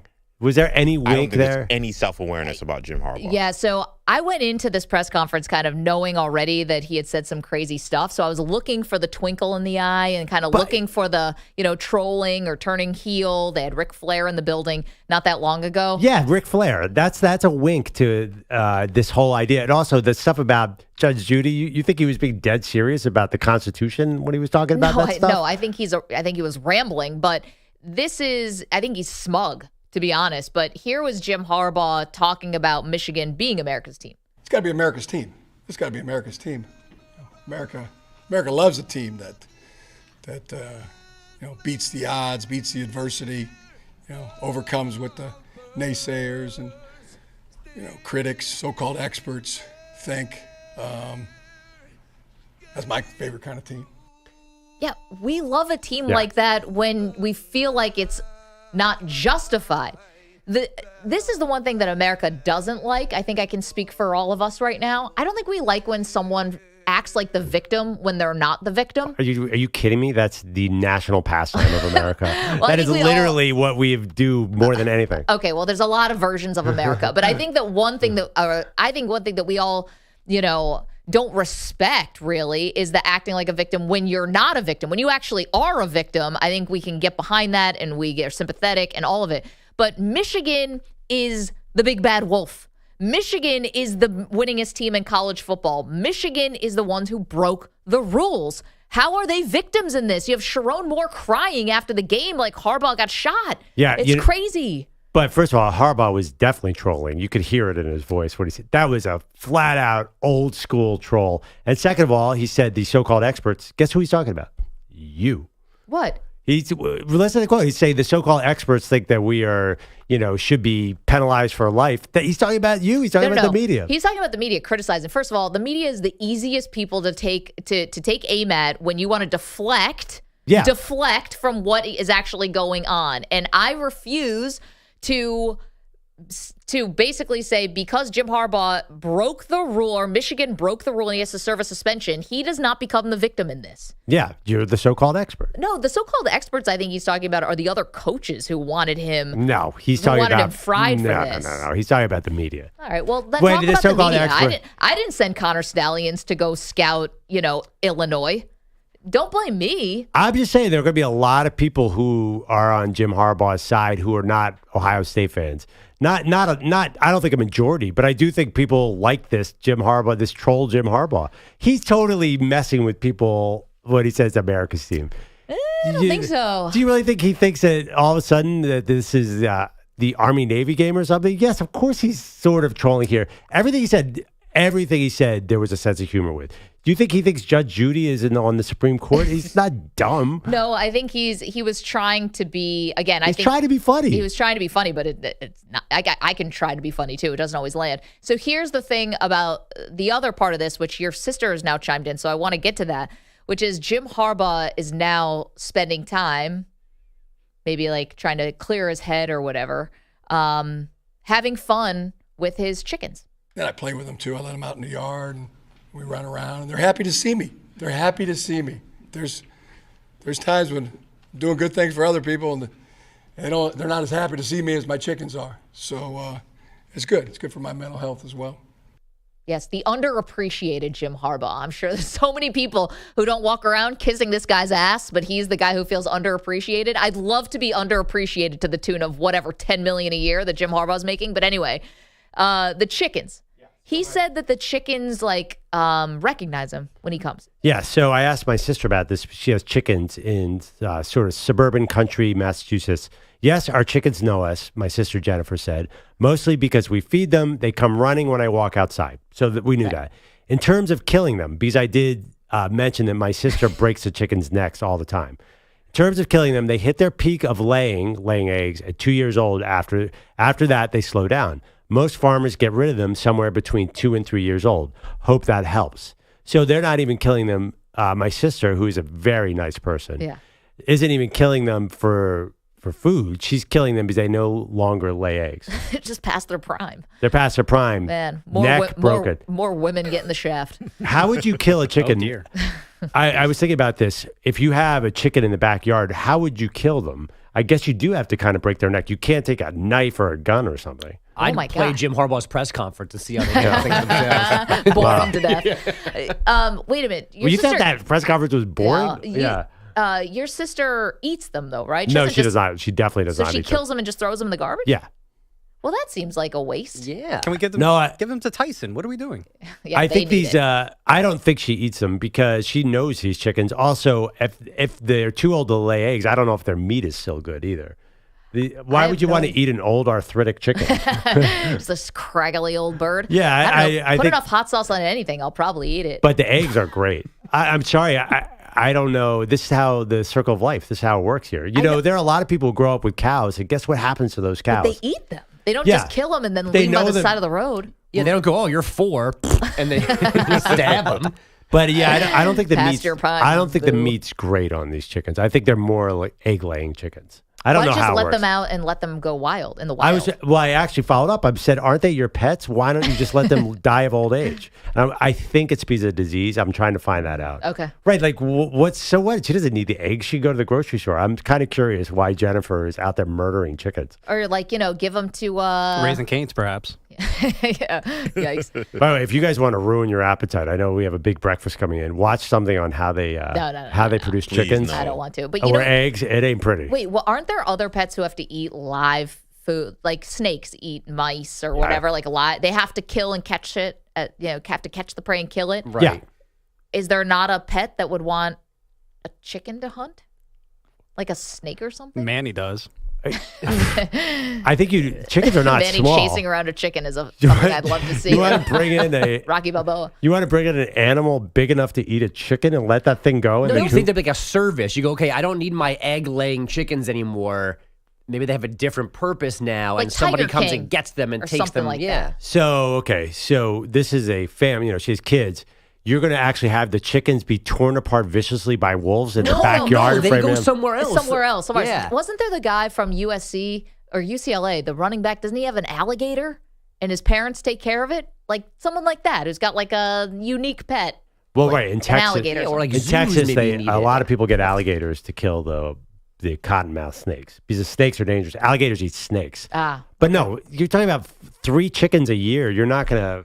I don't think you're it's only affecting 3. the- It felt like more than 3. No. This is a backyard. This is a small little coop. Okay. She's not running a farm. It felt more like she had like just an incinerator going, and we stumbled upon a gosh. horrible like I don't underbelly even of think chicken raising. I don't even that she think was it's 3 just chickens. She did tell me you got to be very careful with chickens because once one of them gets sick, they're all dead in like a week. And she knows this from experience. That's sad. And I was actually wondering, I said, Jen, isn't this a little dangerous to have these chickens like getting these weird avian flus in the backyard? She never answered that part. Either. Haven't spoken to her All of a since. sudden, text messages on silent. They also, this family, also to their credit, and I bet you guys all sound like you would like this. They love having pig roast with the full pig, with the head and everything out there. Hell yeah. Wait, and they raise the pig and then do it? No, they buy the pig and then they roast. They buy a dead pig and they roast it. A lot of people don't like head-on pig roast. I love it. No, it's the best. I mean, I love that show Okay. on Netflix, the Barbecue Showdown, and the last challenge is always you got to cook the whole hog. Like if you're a real barbecue person, you know how to cook a whole hog. So Can you get one of those at Trader Joe's? I don't think A Trader full Joe's. pig? Yeah. I don't think you're getting that at Trader Joe's. It'd be tough to cook it evenly over an open flame. That's no? why It takes it's hard. 24 hours. It's very hard. 24 to 36 hours. That's why it tastes so good. Don't they in Hawaii? I've never been there. Don't they like it's under the ground, right? Yeah, it's The underground. luau? Yeah, they do it at the luau. I've been there. I've been to luau once, and they do it underground, and they kind of do it at the beginning of the ceremony, and then you kind of just party for the rest of the day, and then by the time it's nighttime, they bring out the hog, and it's delicious. Wow. Yeah. I don't know how to transition off that, so Bogus has some headlines. I do. Earmuffs for you. The 5-5 Bills do not have a playoff spot this morning after gift wrapping a 24-22 win for the Broncos last night. Buffalo is technically 10th in the AFC right now, losing a 3-way tie with the Colts and Raiders.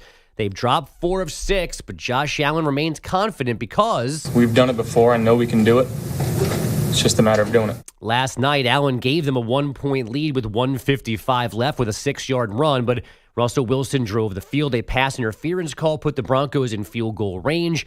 Will Lutz missed from 41, but there were 12 Bills on the field, so he got a second chance and hit from 36 for the win. Monday Night Football, the 6th game this weekend, decided with zeros on the clock. Wait, one thing. So that's a dangerous quote there from Allen, right? I know we can do it because we've done it before. Well, you guys have taken your eye off the ball, maybe literally with that bad fumble, the handoff to James Cook. But it's like you expect that you're gonna get a different outcome when you keep making the same mistakes. Why would anyone expect that, right? Like you think you've got it in the bag. You don't. And like, so as much as I love Allen and I don't think he's like the problem, I think he's fixable.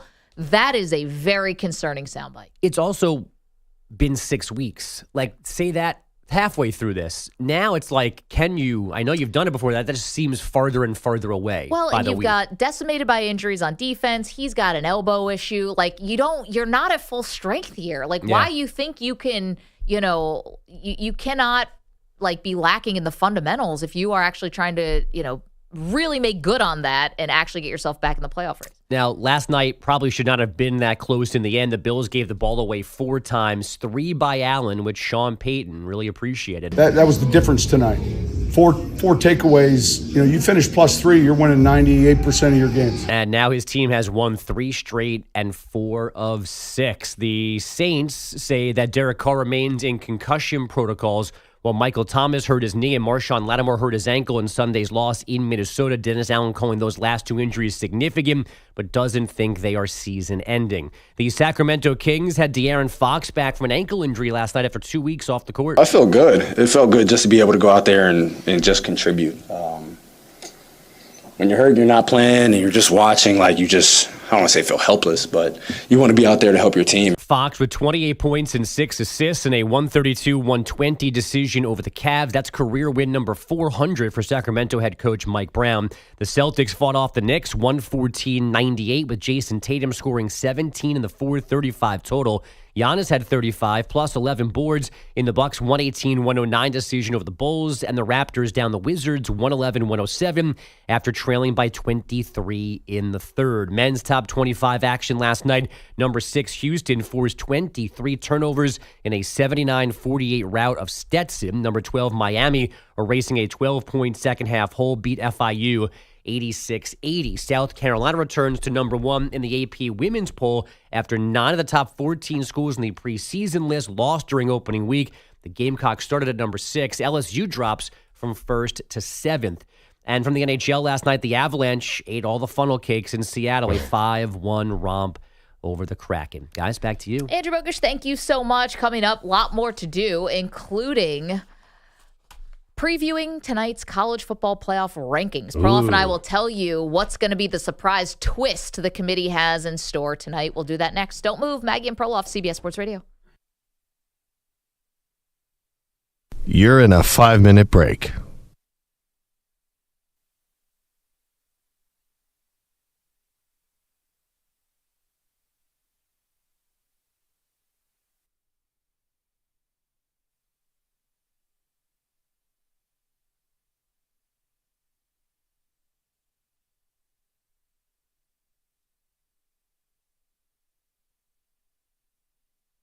Four minutes, 30 seconds remaining.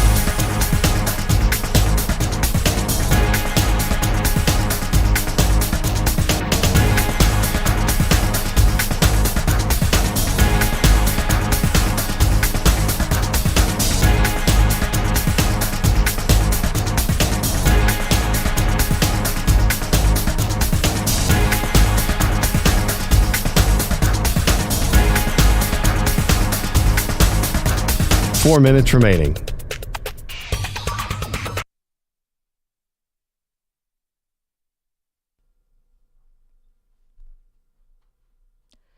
This is Maggie Gray with a CBS Sports Minute.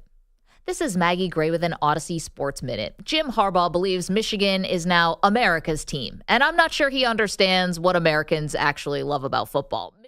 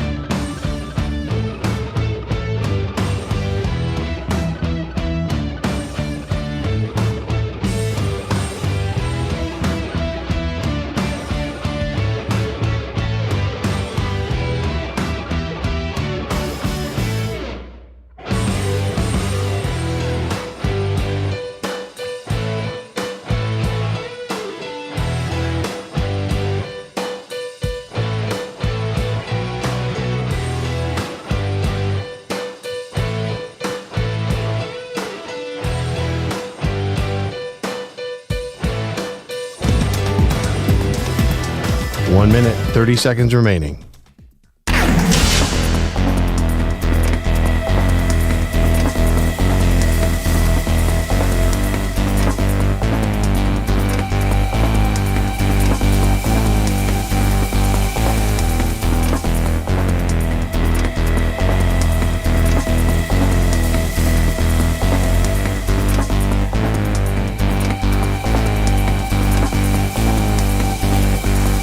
One minute remaining.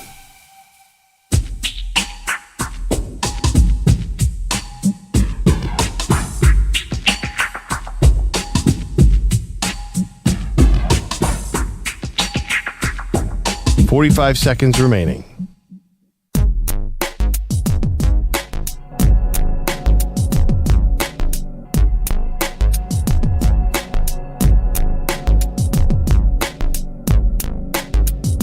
$30 seconds remaining.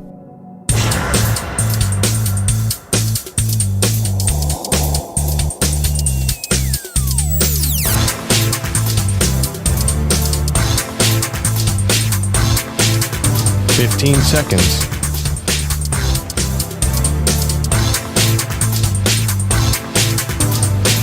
Break ends in 5 seconds.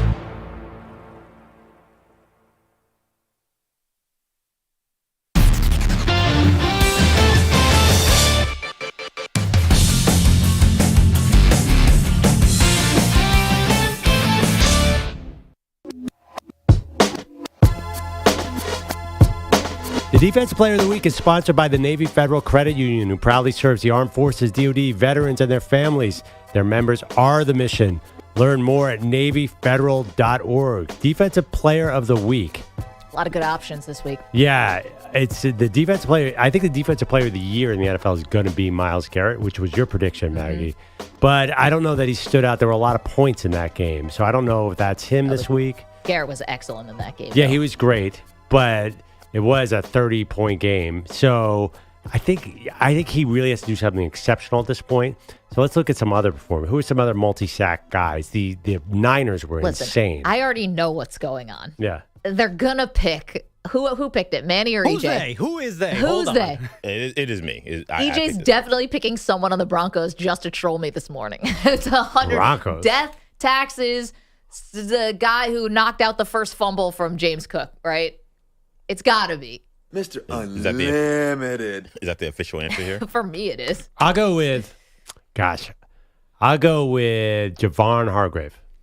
So the Defensive Player of the Week this week is Sheldon Rankins of the Houston Texans, who had 3 sacks in the Texans' dramatic win over the Cincinnati Bengals. A former Jet, Rankins has had a solid season for a Texans defense that is much improved, and Rankins was absolute force in that game. He also had a forced fumble in the win. We should have known. Someone with Jets ties, and Jets EJ's tie new with the favorite big game. team is the Texans. By far. That was the first name you mentioned on Sunday after the game. Yes. Yeah, Sheldon Rankins. Yeah, Sheldon Rankins. By the way, I love when Sheldon Rankins came to the NFL. I thought that guy is going to be unblockable for years. How come it didn't work out with the Jets, besides it being the Jets? That was a pretty crappy time during Jets history. They did not win a lot of games. Work out in the sense that really, I thought he might be a Hall of Fame type player. He was there for 2 years. I mean, he was fine. I didn't think he was bad. I just think that, he kind of became a casualty of money and whatever, and they just kind of moved on from him. But yeah, I agree. I think that he's a guy who's a first-round pick out of Louisville. There was a thought that he was going to be a star, and maybe this is him coming into his own. He did have 8 sacks in his third year as a Saint, which is where he played most of his career. By the way, the Bengals did have 400 and something yards. That wasn't exactly a defensive battle either. Both teams were, at the end of the game, were throwing it all over the field. Speaking of Louisville, they are going to be one of the teams in the top 10 tonight when the college football playoff rankings are revealed. It's going to be Louisville and Florida State in the ACC championship game, Perloff. But as we are predicting what's going to happen with the committee, Florida State is really the team that kind of sits a little bit in the crosshairs. So it's either going to be probably Georgia at the top. I think for TV show purposes, they probably put Georgia with the extremely impressive win over Ole Miss. Ole Miss this weekend, they blew them out. So maybe they put Georgia back at the top. Ohio State did nothing wrong, but maybe they fall to 2. Then Michigan stays unbeaten. They would be 3. 4 becomes very interesting because Washington now has beat Utah. They beat last week, despite overcoming some gaffes. USC and Oregon, and have Michael Penix Jr. as a Heisman candidate, as opposed to Florida State, who's still awesome, but does not have the same resume now as Washington. Yeah, I mean, Florida State's been playing kind of medium teams pretty close.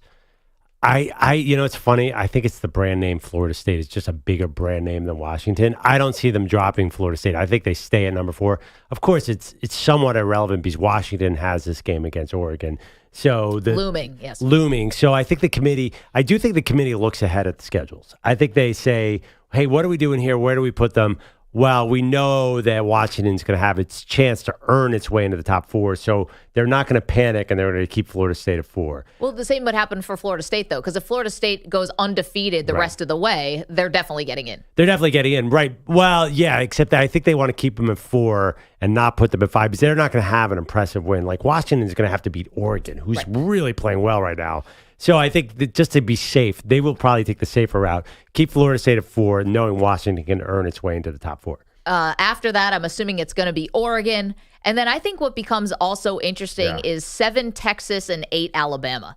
Now, this is going to be one that's probably going to come down. We're going to be talking about this for weeks now. That's the big debate. If both teams keep winning, if Texas is a one-loss team, and if Alabama is a one-loss team, I think Alabama gets in because they will have, in theory, if this plays out, they would have a win over Georgia in the SEC championship game. And I think Georgia, while it doesn't look exactly the same as it did in the previous 2 titles, Perloff, they are revered as like an incredible program, and beating them, I think, means a lot as opposed to Texas beating Oklahoma. It'd be a wonderful way to sort of wind up this Final Four because the fact that Texas won at Tuscaloosa, and it's such an active fan base. It's such a big national program. It's not Alabama, but it's pretty darn close. Oh, yeah.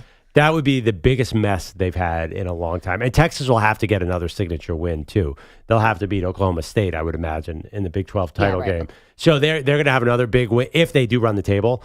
That to me was the most interesting dilemma that they faced in a long, long time because you have such big. It's not Ohio State passing Baylor. This is Texas and Alabama. 2 fan bases will go insane if they're left out. I think we are on in Austin now. And I'm curious if that Texas fan base is feeling nervous at all. I know we're on in Alabama. I wonder if that Texas fan base is feeling just a little bit nervous. Here's why.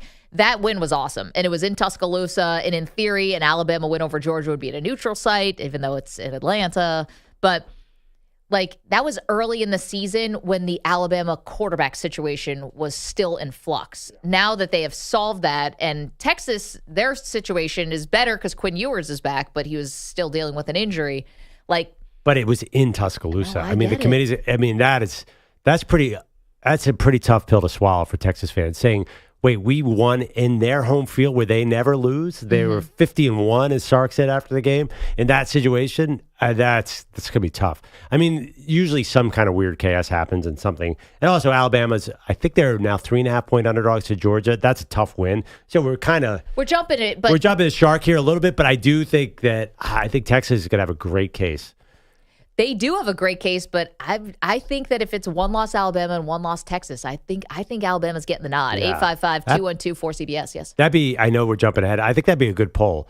If you play it out and both these teams win their conference and have 1 loss, who gets in? It's going to be the narrative of the rest of the season. And let's not forget about your Ducks, Maggie. My Oregon Ducks. I know Dan Lanning yesterday having to answer questions that no, he is not looking to take the Texas A&M job. Yeah, I think that's probably smart. Get that. I think that, Oregon's going to the Big Ten next year. I don't know why he would want to leave now. Yeah. I think it's going to be it's an easier transition, I think, for Oregon to be a winner in the Big Ten than it is for Texas A&M to be a winner in the SEC. I totally agree.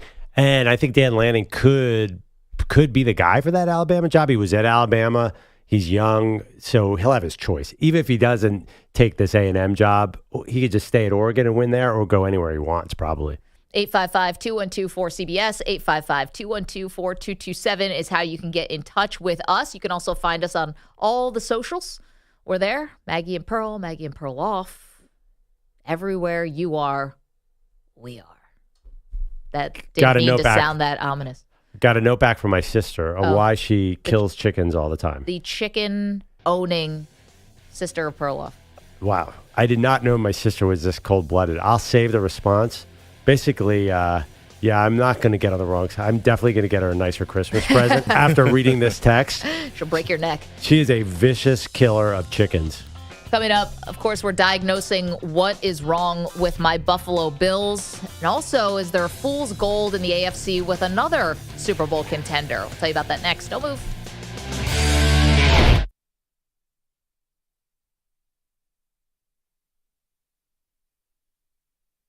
You're in a 5-minute break.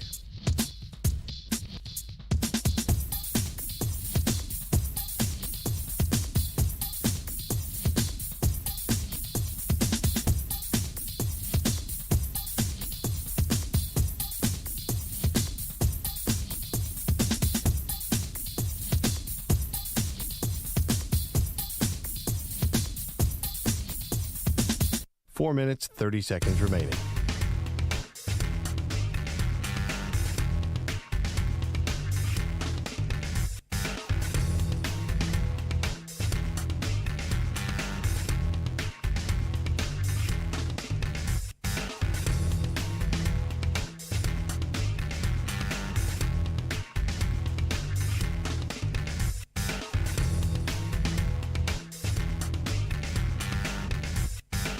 Four minutes remaining.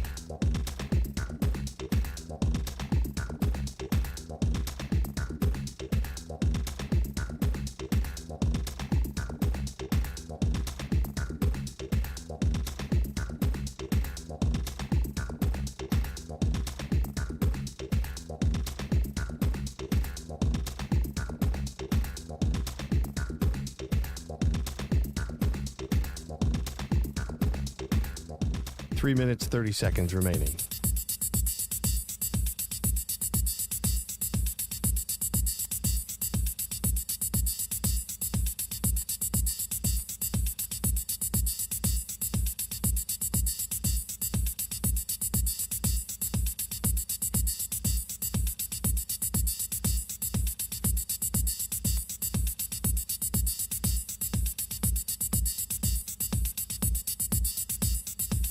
Three minutes remaining.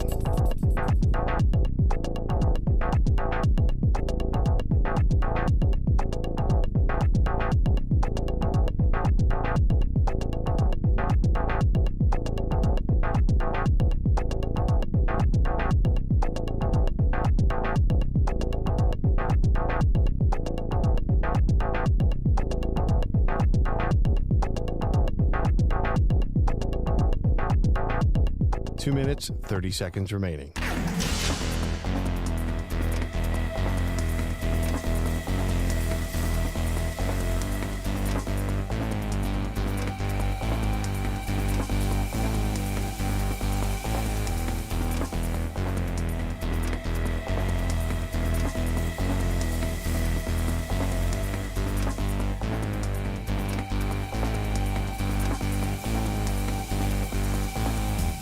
Two minutes remaining.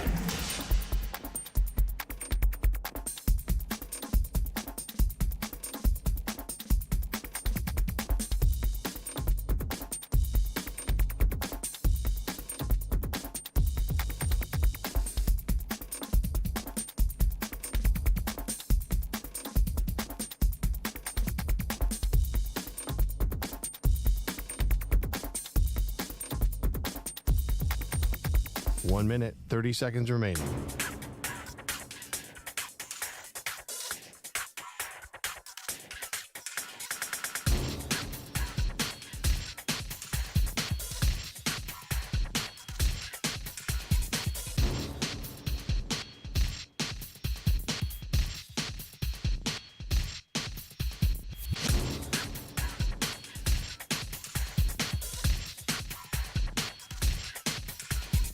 One minute remaining.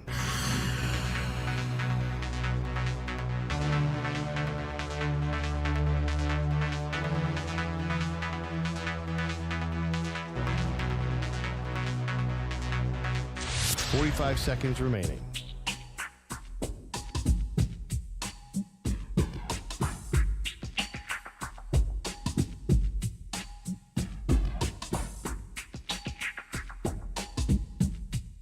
30 seconds remaining.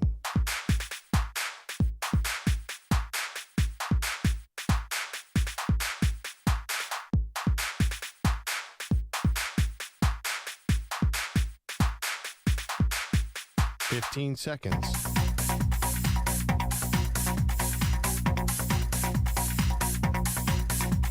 Break ends in 5 seconds.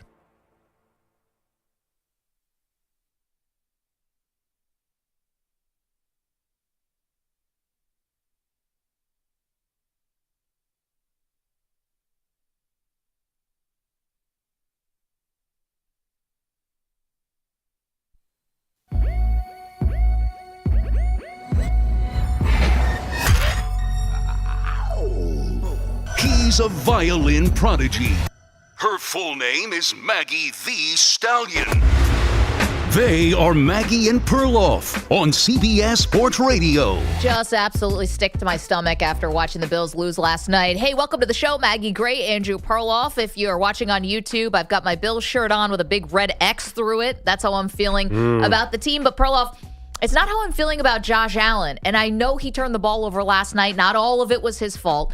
But he's the future he's the present and future of the franchise. Yeah. To me, the coaching staff has hit the ceiling here. It was bad penalties last night. The most egregious was a 12 men on the field penalty that came as Will Lutz, the kicker for Denver, was in the midst of missing a 41-yard field goal that would have handed Buffalo the game that maybe they didn't deserve to win, but would have given them the game. And they had 12 men on the field. It was the second penalty on that Denver game-winning drive. And it was sickening to watch the Bills again play down to their competition. Yeah, that was bad. I was watching it. I was thinking, man, this must not be very much fun for Maggie. It wasn't. Which hurt more, the turnovers, the play at the end, the whole thing? Yes. The fact that they are probably not going to make the playoffs this year, which is wild for a team that did have Super Bowl expectations, a team that does have an elite quarterback. Yes, I still think Josh Allen is elite. I think turnover problems can be fixed. It's just who's going to be the right person or people to fix it, because they don't have those people in place right now. I saw an interesting tweet last night from Tim Graham, longtime Bills reporter, been a guest on the show. He said the stadium felt dead when he walked into it last night, that the Bills fans have already resigned themselves. Does that sound, and honestly, I relate, because I feel like you've been sounding that way most of the year. Listen, you can tell when the vibes are off. You can tell when the offense is off. Like, you can see the amount of injuries they've had on the defense and wondering, how are they even duct taping and fishing lining this thing together? Because those defensive injuries would sink any team. And I guess it's a credit that they're hanging around, but they should be much better on offense to compensate for how decimated the defense is. And the offense can't do that because they keep giving the ball to the other team. But, I mean, a lot of the guys, tell me the guys who got hurt, aren't all of them super injury prone to start with? Well, Tre'Davious White, Matt White was coming Milano, off Daquan Jones. I could go on and on. So, yeah, but White was missed most of a year and a half, right? Yeah. Because so you can't expect guys like that to be healthy. Well, I think they could have built more depth into this roster. Okay, no Micah Hyde last night. I mean, yes. How many times have those guys been on the field altogether? Okay, well, this is the thing, though. It's like it's a fine line between like having the veteran presence that you want on a defense that actually can get you over the hump. Like Jordan Poyer. And like having to rely on too many young guys. I think the Bills are actually a pretty good mix. It's showing now that they're all getting hurt at the same time. But, I mean, the pass rush, these guys are young. Ed Oliver, A.J. Epinesa. I mean, these dudes are young and they're prime guys. And the pass rush looked great last night. Leonard Floyd was a good signing. But I don't know if he was the guy who was the 12th man on the field, or it might have been Damar Hamlin. We're not sure. The Niners and the Eagles would have traded for 4 DBs in this time span. I feel like the Bills have sit tight. They knew they were vulnerable in some spots. They traded for Rasul Douglas. They probably overpaid, and he came up with a big fumble recovery last night. But did they came into the year, they were counting on these older defensive players a little too much, in my opinion. Well, okay, and we can also say that now. That being said, they didn't lose last night because of defense. Russell Wilson they did not. did not have a lot of time to throw the ball last night. They kept them to 4.5 yards per play. They should have won that game. It's sloppiness. It's sloppy. And that goes to the coaching. Yep. And it's not executing the fundamentals. A handoff between Josh Allen and James Cook. This should be a no-brainer. Taking your eye off the ball, thinking you've got it in the bag, whatever the reason is that they have these offensive miscues. And then I thought it was a terrible decision when James Cook, who does not fumble the ball a lot, okay? This is not a guy who is this perennial fumbler. I don't know what he's like in practice during the week. Who knows? But I thought it was weird that he fumbles the ball, and it led to, yes, a Denver Broncos field goal. It gave them an early 3-0 lead, and we didn't see James Cook for the next 3 series. He sat out for like 16 offensive plays in a game where the time of possession was against you, and you ran like 20 fewer plays than the Broncos because you kept handing the ball. But don't make that point in the game. When he's averaging 4.5 yards a carry, make that point at practice the next day or whatever. Don't do that in the middle of the game. Hold this guy accountable. Like, what are we doing here? You need him to win. Yeah, but I thought that inspired him. It was the best I've ever seen him run in his entire career. How about this? You're a professional athlete. You think that bulletin board material is like offensive to players because they should just be inspired already because it's their job. Also, that instinct to sit him because he had a case of fumbleitis was dead on because he fumbled twice more the rest of the game. And they didn't sit him after he fumbled and then recovered his own fumble. It's not being evenly applied here. They sent their message. Whatever. The message sent is that you don't trust this guy. He's got 1 touchdown on the whole season. You never reward him in the red zone. You don't think guys think about that? Meanwhile, rookie Dalton Kincaid is getting everything? Or Gabe Davis with the ball through his hands again? Would you stop talking about vibes and feelings here?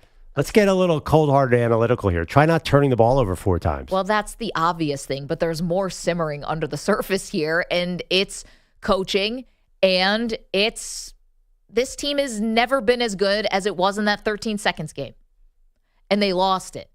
And sometimes teams maybe don't get over that kind of stuff. And then a whole bunch of things have happened since then that have not made it easy as well, but that's just part of it. So that's my Bills. How are you guys doing? 855-212-4CBS. We're excited now to welcome in a guest because we've had a lot of questions about the Pittsburgh Steelers. So we wanted to go to an expert, and that is Andrew Filipponi. Of course, he's on 93.7 The Fan in Pittsburgh, does a fantastic job. And Andrew, you're the guy we go to for all things Pittsburgh. Here's a question for you, and thanks for joining us. Steelers have a negative point differential, have been outgained in every game they've played in, yet they're 6-3 and they're in second place in the vaunted AFC North. Is this a team that's overachieving or underachieving? I can't tell. Well, I think it's underachieving in this way, guys. They used a first-round pick on a quarterback, Kenny Pickett, and this is year 2 for him. And he has 6 touchdowns and 4 interceptions. And so we've seen the pattern in the NFL. When you have a really good second-year quarterback, this is a player who propels and elevates his team, whether that's Joe Burrow year 2, Lamar Jackson year 2, Trevor Lawrence year 2, Patrick Mahomes year 2. I mean, the list goes on in the last decade of the NFL. This is when it's supposed to click for a young quarterback. And this is when you see that great advantage of having an upper echelon quarterback on a rookie contract, which allows you to build that great team around him. And really, because we've not seen Kenny Pickett make that jump. They're not playing with a backup quarterback. They're not playing with a journeyman. In that way, Maggie, I think they've actually underachieved. But you wouldn't know that from watching and listening to the national football media, who think they should basically build a statue of Mike Tomlin in every NFL city. Wait, Andrew, I have a question. What happened to preseason Kenny Pickett? I picked the Steelers to win the Super Bowl because I saw him chucking it all over the field, looking like Dan Marino. I picked him to go to the Super Bowl, Perloff, so I'm actually excited that I've now encountered a human that had higher expectations for the Steelers team than I did, so thank you for that. I'm never putting any stock in the preseason ever again because I was hoodwinked, I was tricked, I was bamboozled by it as well. I have called him Joe Burrow 2.0. I thought he was going to be that type of quarterback where he didn't have the physical talents of Maggie's guy, Josh Allen, but was going to be able to accurately dissect you and pick you apart. And yeah, we've not seen anywhere close to that guy through the first half of the season. So the preseason, I'm turning my TV off in August from now on. Yeah, you guys beat the Bills in that preseason, and everyone thought, that actually turned out to be a harbinger of things to come, Maggie, because the Bills didn't look right in that game, and we've seen carryover. Exactly. As Andrew Filipponi is joining us, 93.7 The Fan in Pittsburgh. Okay, you hit on something there about Tomlin, because that's been a polarizing topic on this show, and I'm sure a lot of others, which is, really, what are the fans and the people who are really watching Pittsburgh every snap, every down? How do they feel about Tomlin? Because on the outside, you see the winning record, the fact that this team never bottoms out. Then you look, they haven't made the playoffs in a long time. How much criticism, if any, does Tomlin deserve? I think a lot. If you just take what he's done this season in a vacuum, which is have them at 6-3, and there's only 3 teams in football with fewer losses, the Eagles and Chiefs and Lions. I think independent of everything else, you could say he's doing a pretty good job with this team, even though he had a huge say in Kenny Pickett getting drafted. And really the fate of the franchise lies with the quarterback, and we're not seeing development there. So that is frustrating, and that is a major issue for this team moving forward. So there's that. But overall, if you extend beyond this season, it's the whole scope of things. This would be, if they don't win a playoff game this year, that's going to be 7 years in a row for this guy. If you look at the modern history of the NFL, you go back to the Super Bowl era when it started, when the merger happened, coaches with one team who had droughts that extended that long to 7 years, you can count them on one hand. Marvin Lewis in Cincinnati, Jim Mora in New Orleans, actually Don Shula, before Marino showed up in Miami, had a really long drought. And that's really it, guys. I mean, we're in uncharted territory. I get upset because a lot of the feedback I get from people outside of Pittsburgh on this is, well, you guys are just spoiled. You guys, your expectations are too high. Every team in the division has won a playoff game more recently than this team. The Titans won a playoff game more recently than Mike Mularkey. Bill O'Brien has won playoff games in the NFL more recently than the Steelers and Mike Tomlin. So I don't think that's a case of, we've got 6 Lombardi trophies and we set the bar too high. Win a darn playoff game. And hey, they're in position to make the playoffs right now. But come on, do people realistically think this team is built to win in January? I still don't think so. But Andrew, your quarterback got old. I mean, look at the Patriots after Tom Brady. It does happen. The franchises have to rebuild. I think this is one of those franchises that kept around 500 that fooled themselves into thinking they weren't rebuilding.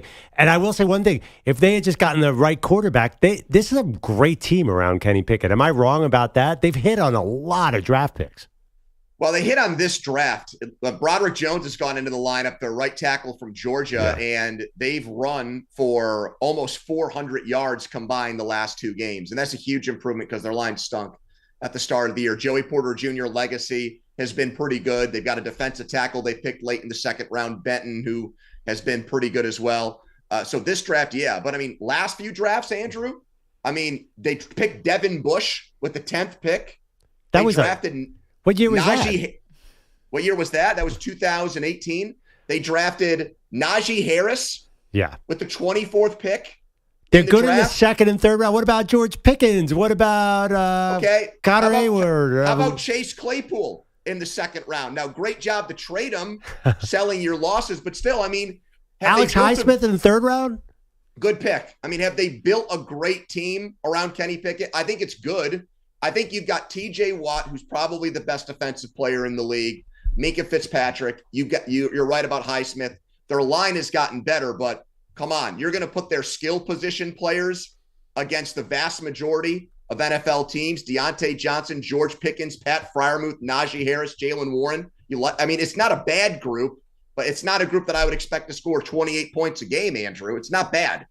Andrew Filipponi joining us, 93.7 The Fan in Pittsburgh, for the real deal on what's going on with those Steelers. Last one for you, Andrew, and thanks for getting up with us. Matt Canada. So this one has gotten out to the national media about how displeased everyone is with Canada. You mentioned Kenny Pickett hasn't developed. Canada's the offensive coordinator, so it kind of goes hand in hand. I mean, he seems like he's maybe quieted people down a little bit, but is that ultimately who's going to become the scapegoat here? And do you blame Tomlin for the fact that Canada is still empowered to run this offense? Yeah. I mean, no other head coach in the NFL would have ever hired him to be an offensive coordinator. It's a personal relationship thing. Tomlin got to know him at Pitt when they worked next door from one another, when they were neighbors. He also, when he was the interim head coach at Maryland, he recruited Tomlin's son there and gave him a scholarship. So there's that personal connection. And people say, well, why does that matter? Find me another NFL head coach who would have hired someone to eventually be his offensive coordinator, who, other than 1 year at Pitt, has a very mediocre college coordinating resume. He lasted 1 year at LSU, and then they won the national championship right after that. Go figure. No, but had things calmed down? Yes, because after 50-plus games of doing this, Maggie, they moved him out of the box to the sideline, and he's turned into Bill Walsh all of a sudden. I mean, it's been an incredible transformation. I said they've run the ball like crazy. It hasn't trickled down to the quarterback, but everything else in their offense seems to be clicking right now. I do, to your original question, though, we know the head coach isn't going anywhere. We know that they'll stick with Kenny Pickett for a third year, even if he continues to play this way. So, yeah, they won't renew Matt Canada's contract, and they'll find somebody else to run the offense next year, even if they do squeak in the playoffs and win 9 or 10 games. I'm convinced of that. Real quick, Andrew, prediction, who makes the playoffs in the AFC North and who doesn't? Well, look, the Browns, I think, have the softest schedule. So even though I think the Steelers will go in there this week and win, if you look at their remaining games, I mean, they'd really have to trip and stumble all over themselves to not make it. So I want to say they will, even though it pains me to say that. And I know the Browns are the Browns. I think the Ravens will get in, and I think the Steelers will. I think the Bengals will actually be the odd team out because of their schedule. I think that loss to Houston last week is going to come back to bite them at some point. So I believe they're the best team in the division, actually. Pound for pound, I would pick them. Like, if everybody made it, I would give them the best chance of making it back to the Super Bowl. But I think just the way things set up over the second half of the season, I would pick them actually among the 4 teams to not make it. Man, Andrew Filipponi giving us some great stuff here. The perspective, boots on the ground in Pittsburgh with what's going on with this 6-3 team. Andrew, thanks so much. Appreciate it. Love listening to you on 93.7 The Fan. Always a must listen. Thank you. He and I were right. I also said the Steelers were not going to make it out of the AFC North just because, again, Brown's schedule, like Andrew said, and also. Oh, no, he's saying the Steelers will make it into the playoffs. They will make it. He said the Steelers are in. Right. Well, he said best team pound for pound, right? But that they won't make it in. Right. The Bengals won't make it, but if they made it, they had the best chance of getting to the Super Bowl. Yeah, right. I kind of think that makes sense. Isn't it weird that the Bengals can be this good and not make the playoffs? It'd be wild. Well, but we're seeing that with some teams that are good that are going to be on the outside looking in. That's what we always predicted about the AFC this season. It's stacked. There's a lot of good teams. Maybe we didn't think Houston was going to be in the mix, but here they are. And you're going to have teams who are going to win 9 and 10 games who might not make it. It's funny, too. The way he talked about Kenny Pickett, he could have been talking about Tommy DeVito. I mean, he is way down on that guy. Low on Pickett. Yeah, and I watched it. Pickett's not great, but is he that bad? I think that's a matter of expectations. I think everyone thought he was going to be good this year. He didn't throw the ball at all against Green Bay. They just handed the ball off. They ran for 210 yards or something. So I don't know. That was harsh. That was depressing if I'm a Steelers fan. I am definitely not feeling Super Bowl now. Okay, well, but maybe a little glimmer of hope if they change offensive coordinators next year, which he expects they're going to do. Maybe he doesn't get the big jump year 2, Kenny Pickett. Maybe he gets it year 3. The way Andrew was talking about Kenny Pickett, I didn't get the sense that he saw it with him. Maybe not. But, we have seen guys to be a little bit more later bloomers. I mean, Geno, Jared Goff. We all know the issue with Kenny Pickett. Let's not beat around the bush. It's not the hands. Tiny hands. You can't overcome that. I don't care if Eric Bieniemy is your offensive coordinator. It's going to be tough. You're all in on the Kenny Pickett. I'm all in on Malik. Now I'm all in on Pickett. This is my guy because I think that he has been wronged by people like Perloff and others in the national media who are focusing in on the size of his hands. It's silly. It's wrong. I can't wait until this guy just walks right into Canton. Are we even shaking hands these days? Fist bump? That doesn't do anything. His tiny little fist. Now he's going to walk into Canton as a ticket holder to the Hall of Fame. Oh, come on. There was like 5 takes in that. I know, Manny, way to bring up old stuff. Jeez. 855-2124-CBS. Coming up, we have the next job for Deion Sanders. We'll tell you where it's going to be next. Don't move. Maggie and Perloff, CBS Sports Radio. You're in a 5-minute break.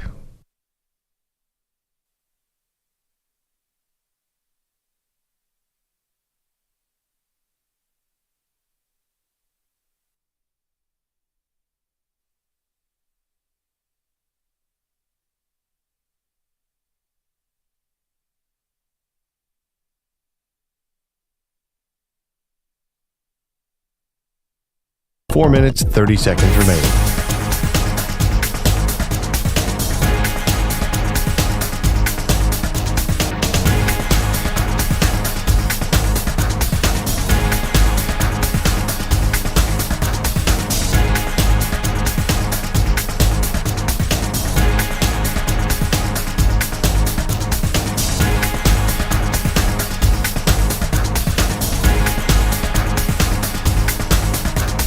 Four minutes remaining.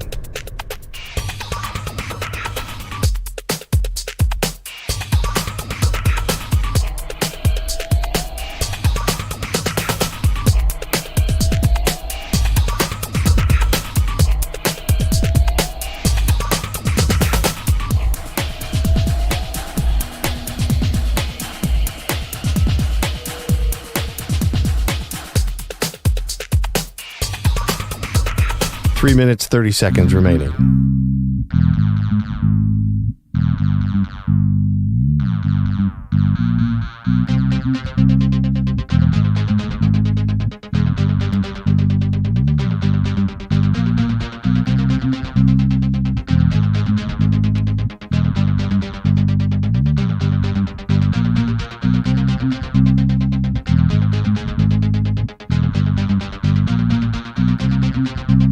Three minutes remaining.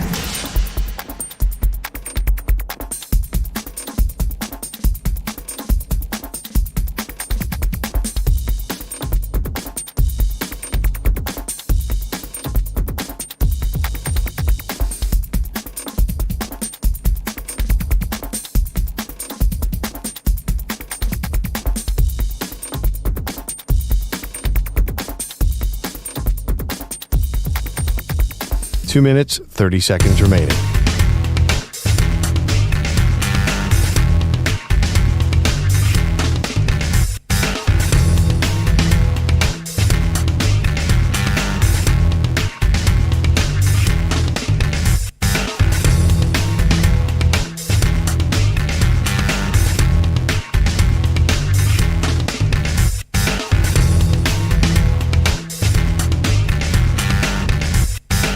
Two minutes remaining.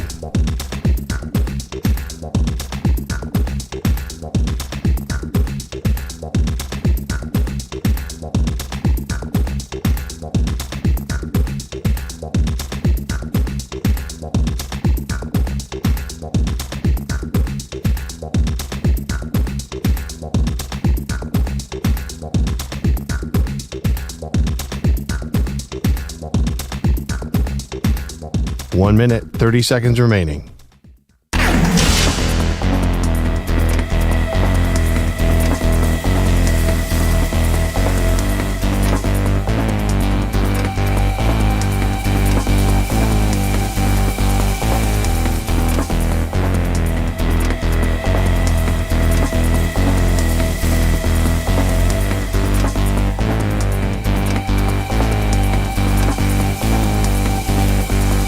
One minute remaining.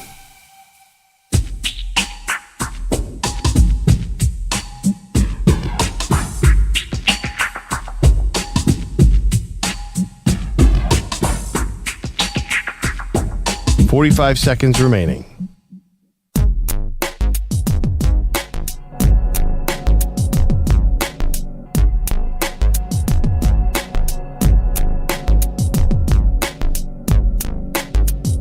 Thirty seconds remaining.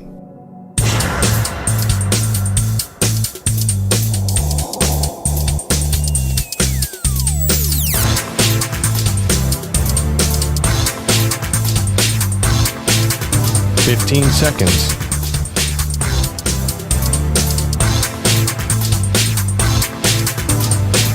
Break ends in 5 seconds.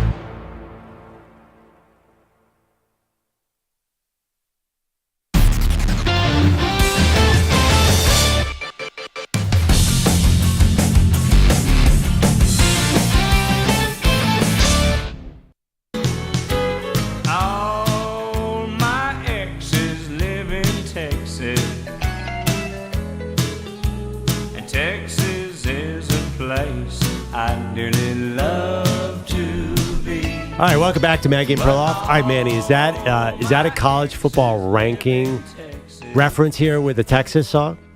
I believe we were about to speak about the Colorado head coach and maybe Oh. where he might be going one day.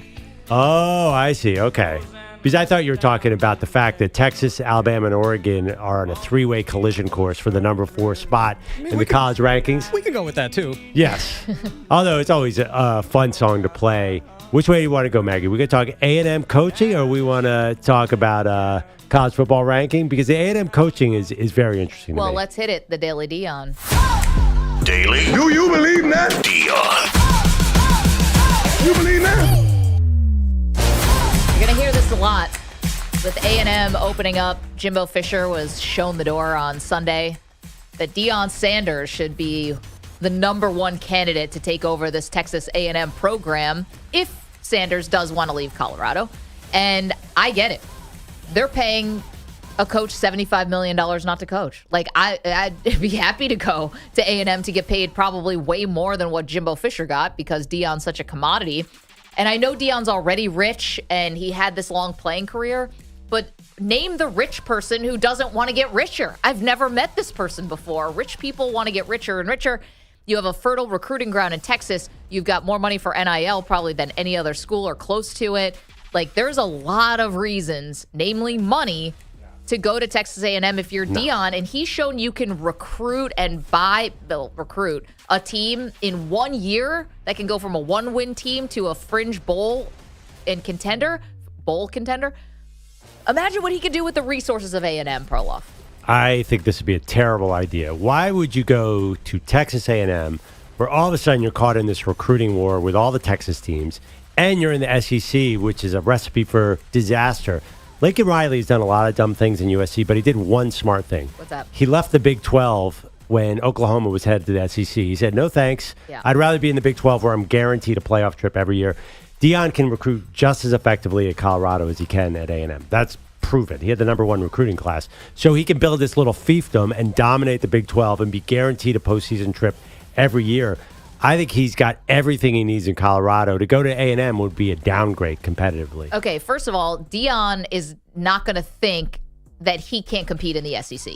Like, since when has Deion Sanders ever lacked for conviction or confidence in himself or his ability? Well, he doesn't think he said, I don't want to coach in the NFL because I don't want to deal with those people. I think he's utilitarian. I don't think he thinks he's some miracle worker. He came into this year and said, you better get us now because I know my team isn't good enough. No, but he didn't want to coach guys in the NFL because they're making like $100 million. No one in college is making that kind of money yet, not even close. But I'm saying he understands. He didn't come into this Colorado and say, I'm going to win the title here. Right. He understands the situation. I think he's very situationally aware. And I think there's a reason. I think he thinks Colorado, I've placed this program exactly where I want it. And this is really going to bring me to the college football playoff by next year, maybe. At A&M, no way. Okay. What's the one conference that generally, except for last year with TCU, gets screwed by the College Football Playoff Committee? The Pac-12 doesn't exist anymore, so it's not going to be the Pac-12. It's going to be the Big 12. No, not really. Or maybe the ACC. The only 2 conferences that are almost assured to exist in the future are the SEC and the Big 10. The way things are positioned now. I'm not calling for the destruction of the Big 12. Don't get me wrong. I'm just saying that's where things are trending. Yeah, but Oklahoma made it every year. TCU made it last year. If you win the Big 12, you're guaranteed to get into the playoff. And I think they'll probably put 2 teams in. I think you're looking at 10. From the Big 12, they're putting 2 teams in? When it goes to 12. When it goes to 12 when teams. it goes to 12. I think that he's in great shape. Honestly, I think there's a lot of L's on that schedule at Texas A&M. Even if you can't out-recruit the rest of the SEC. You're going to be up there. You're going to be right there with Alabama and Georgia. You can out-recruit the Big 12, and he's going to do that. And honestly, I think there's something kind of cool and hip about Boulder. Colorado's a crazy, fast-growing state. It's near L.A. He gets all the stars there. It's working. Why would he break that formula? Money and being in Texas. He can make so much money in Colorado. Every time I turn on TV, Deion's doing some commercial anyway. It's not just his personal bank account, although I do think that always matters to everyone, even if they say it doesn't. I think it's about the money to recruit. Like, I do think you can buy a national championship in the future. Doesn't seem to be a problem in Colorado. No, not yet. But once you see what the other side could look like, maybe it turns your head a little bit. And no, by the way, Colorado, yeah, they're going to recruit Florida because Deion's from Florida and loves guys from Florida, but they already recruit Texas. Like, you already have to be waiting in those waters. Yeah, Everyone but has Colorado's to recruit great Texas. at California, too. That's a great spot. And it's such a beautiful place. A&M is nice, but it's Colorado, this little kingdom where he can do anything. A&M, why are you going to deal with Texas in your backyard? You don't need that. He's already going to be the king of the kingdom. Every college football coach is the I king don't of their know. own The kingdom. king of Texas will be Arch Manning next year. So I just think that this is an easier path to where he wants to go. 855 Do you believe that? 212-4CBS, 855-212-4227. Let's hit the phones. Nebby is in Pennsylvania, has a thought on one coach who's coming under a lot of criticism. That's Sean McDermott. Another coach who's got a lifetime contract. That's Mike Tomlin. Hey, Nebby, how are you? Oh, not too bad. I'm glad you had Filippone on. But we good disagree on Canada. Canada's terrible. Yeah. And he's the reason for Kenny Pickett's bad development.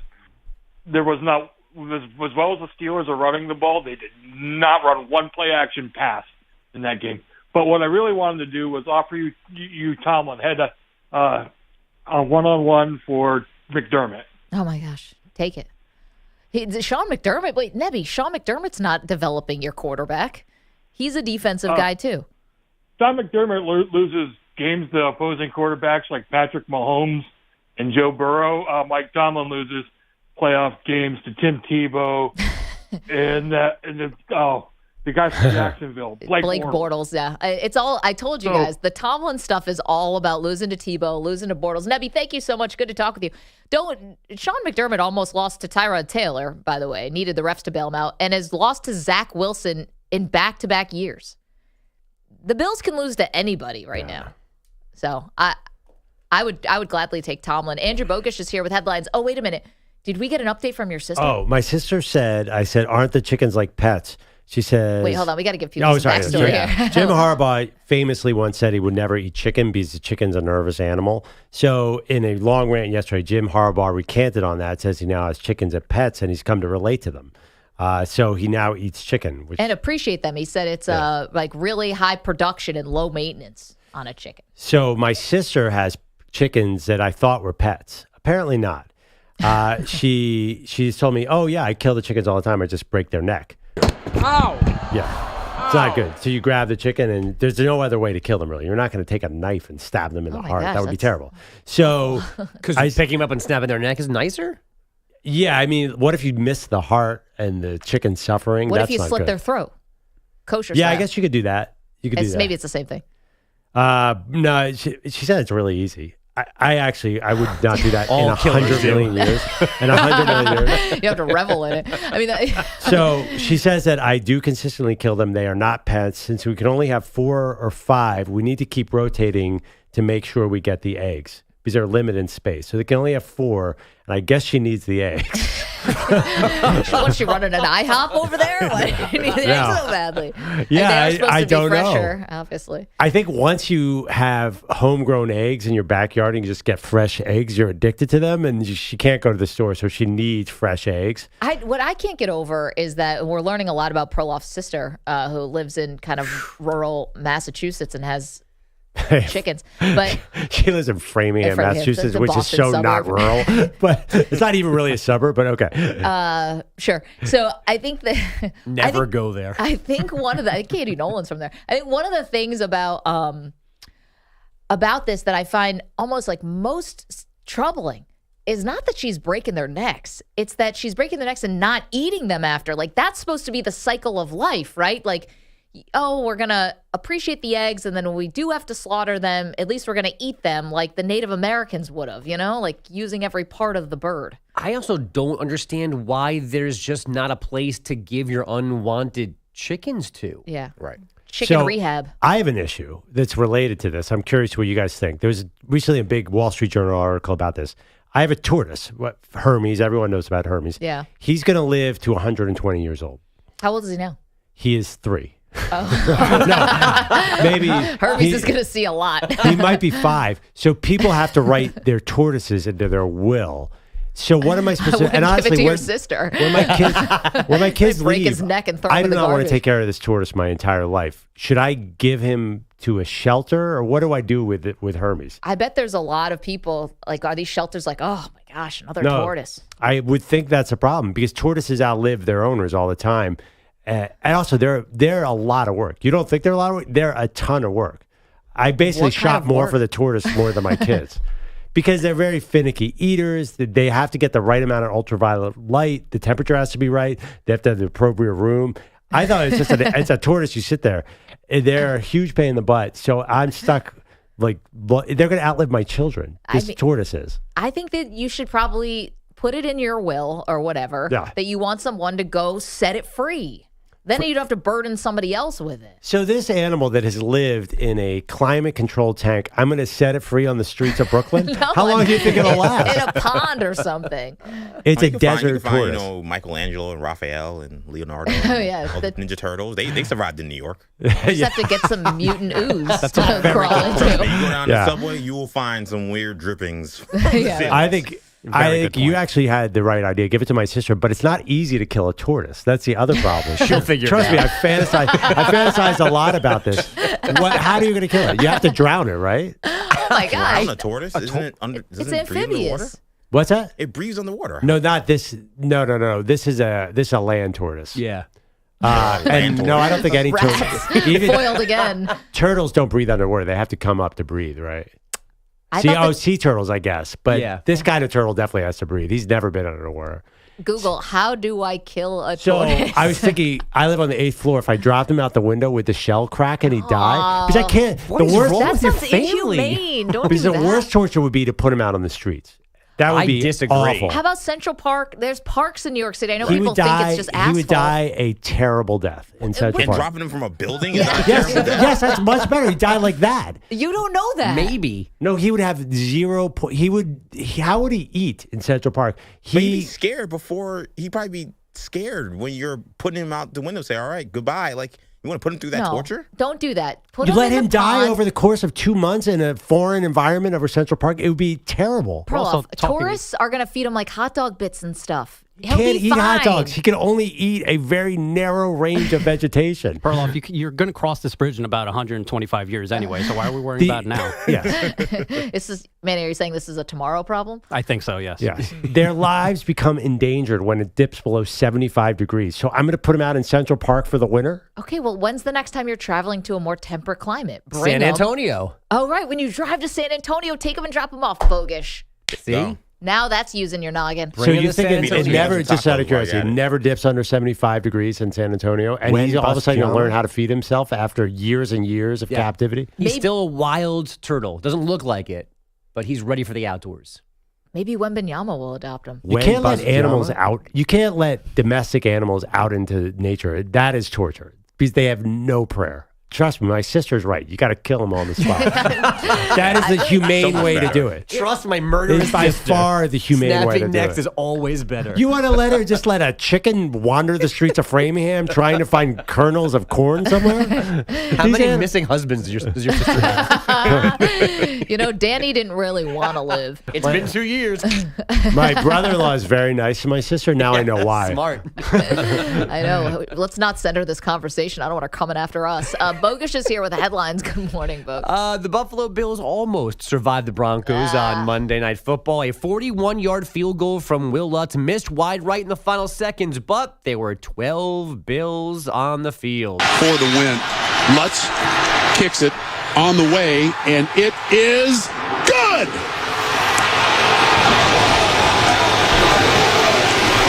The Broncos can celebrate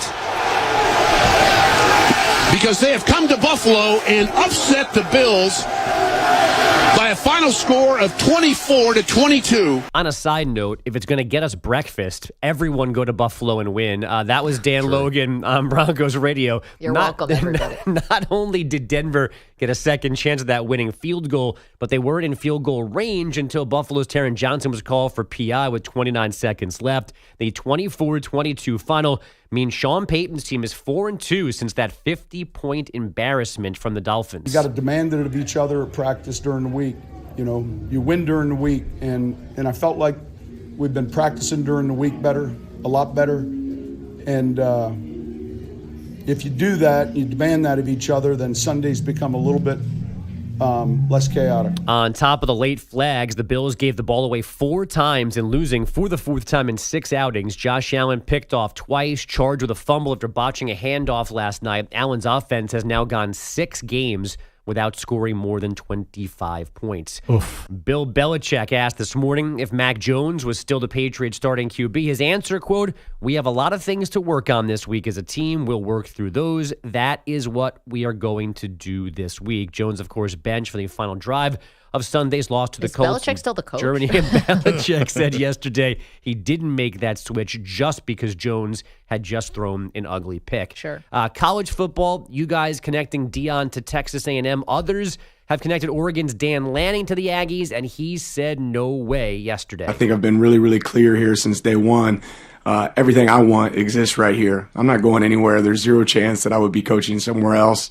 I've got unfinished business here. There's a lot that I want to accomplish here at Oregon. My number one priority is being elite here at Oregon. You can't say 0%. My Ducks, I've jumped on their bandwagon Correct. this year because I went to a school that didn't have football, but you really can't lay it on that thick. No. Because at some point, you probably are going to leave. It might not be now, and it might not be for that job. But these type of sound bites always come back to haunt every coach. I don't know why they do it. And it was 90 seconds of how dare you, everything I want is here, my kids love it here, I'm never going to leave, we've got to do this.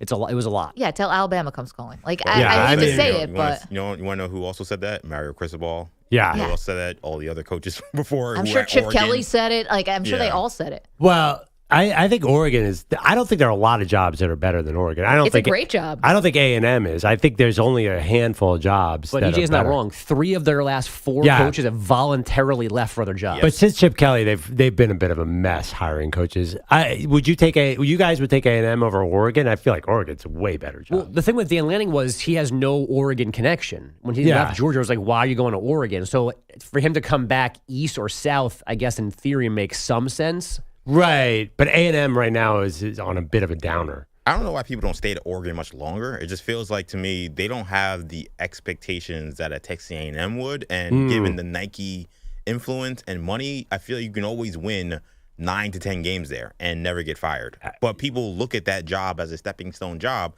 and they go to a place with real expectations and not the Nike influence, and you become Mario Cristobal or the coach before at Florida State. Phil Knight's 85.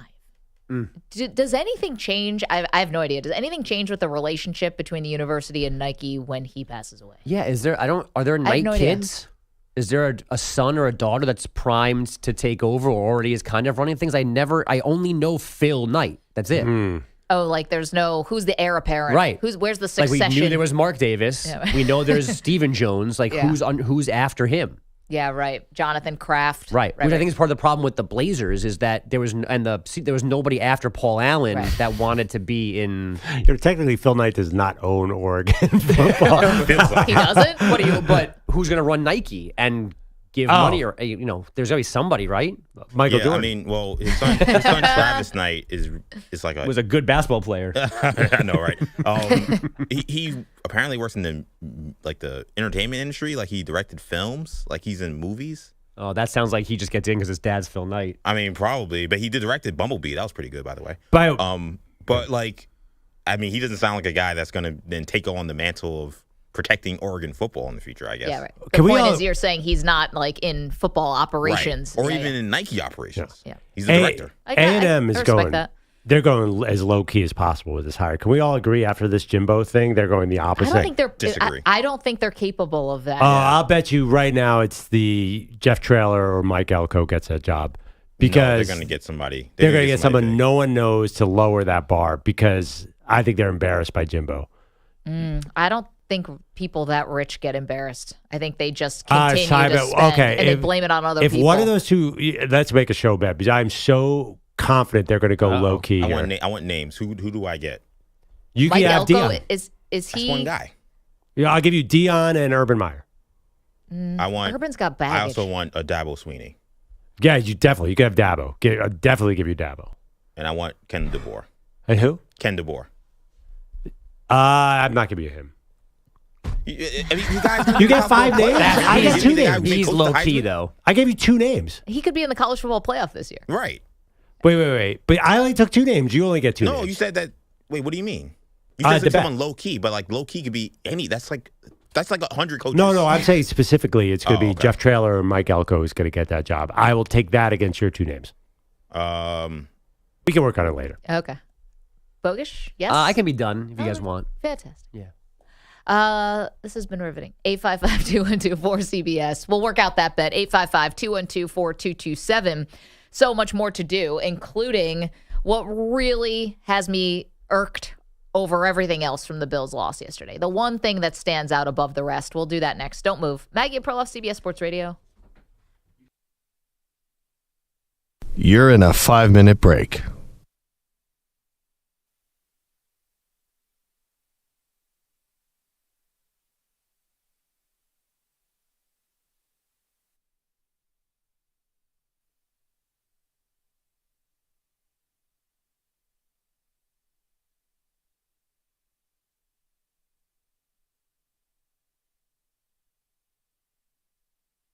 Four minutes, 30 seconds remaining.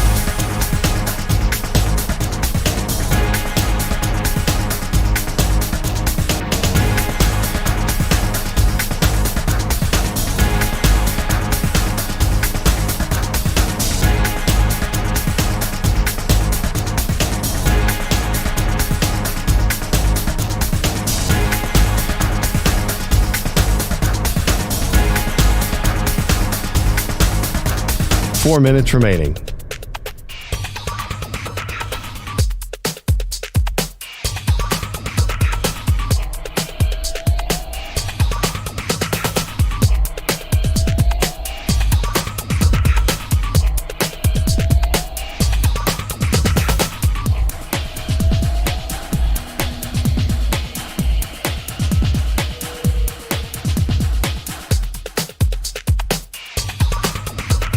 Three minutes, 30 seconds remaining.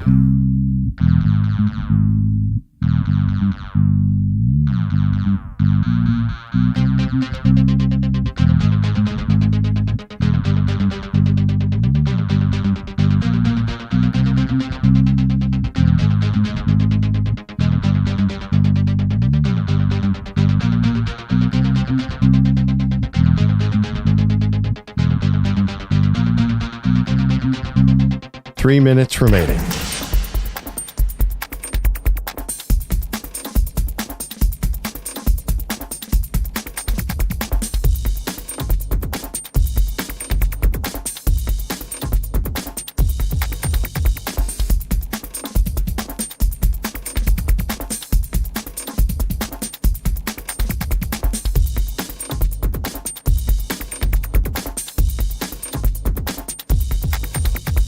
Two minutes, 30 seconds remaining.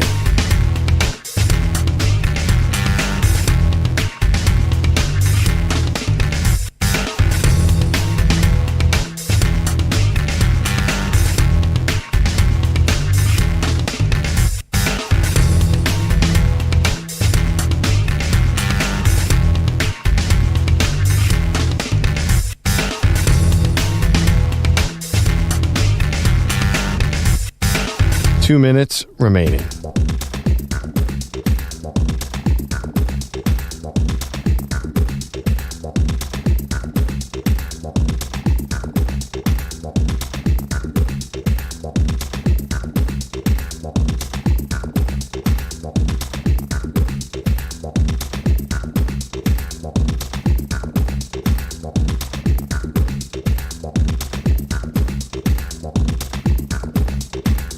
One minute, 30 seconds remaining.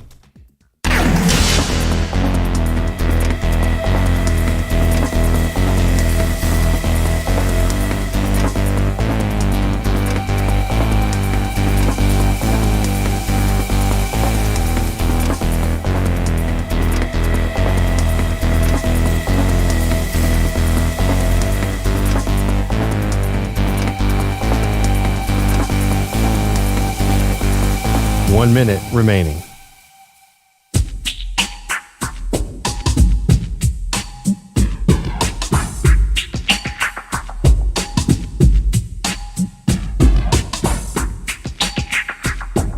.45 seconds remaining.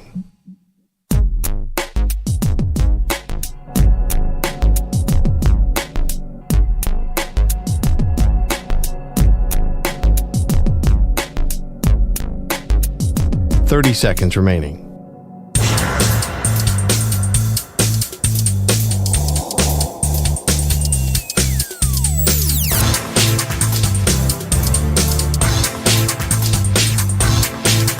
Fifteen seconds.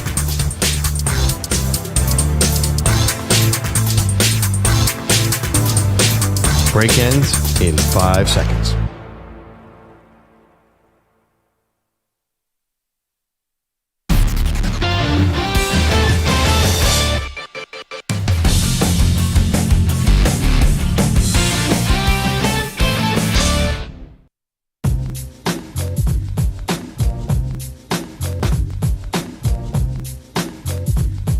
Welcome back. Maggie Gray, Andrew Perloff. Been a tough one this morning for your girl. Why is that? Glad you asked, Manny.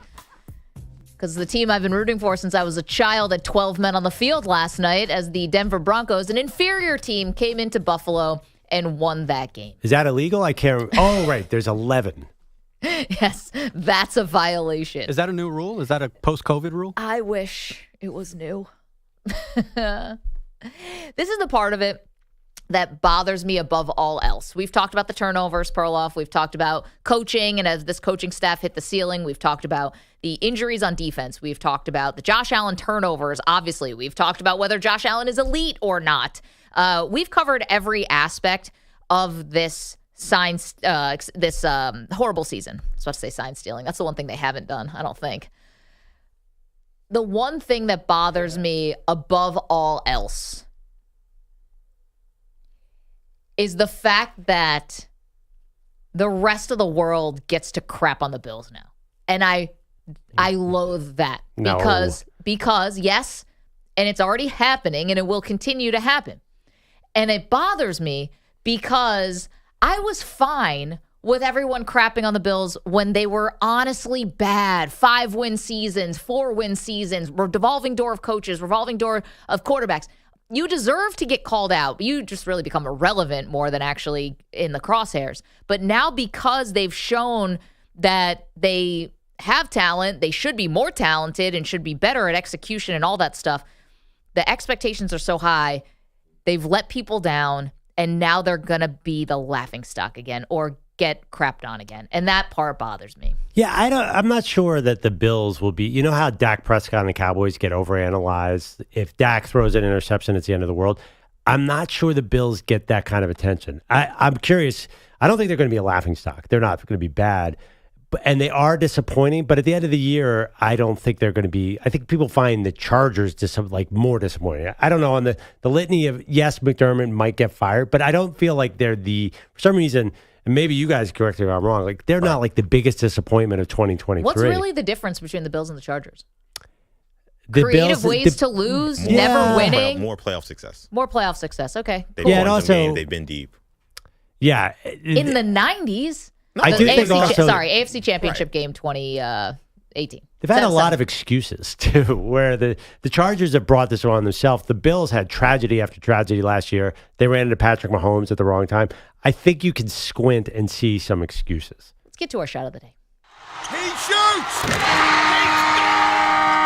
The shot of the day is brought to you by Casamigos Tequila. Casamigos Tequila is brought to you by those who drink it. Going to need a lot of Casamigos to get through this week, which we love. Today we talked about Perloff's sister actually owns chickens just like Jim Harbaugh. My sister has chickens up in Framingham, Massachusetts. They're real pets. Then she has to break their neck and kill them. Oh, my gosh. It's crazy. Awful. You know, if you own chickens, you have to be able to. That's the only way really to kill them is to break their neck. Why does she have to do it? I don't remember why, because I don't know if she eats them or what the deal is. But they have eggs. It's awesome. She has this huge chicken coop. Wait, this is your sister? My sister, yeah. She's a big animal lover, and she has 4 chickens. It doesn't sound like it. I think we're learning a lot about the Perloffs right now.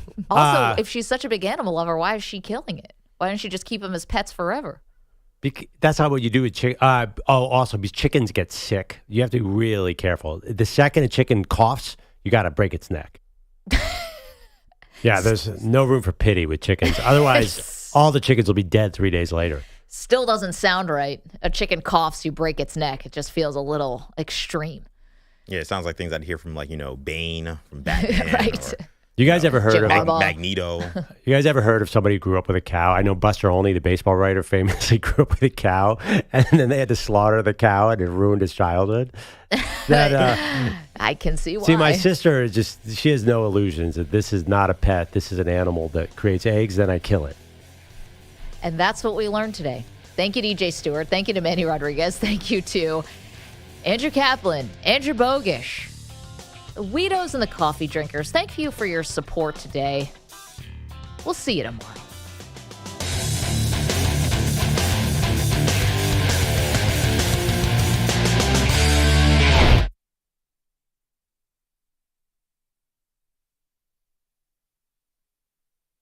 You're in a 5-minute break.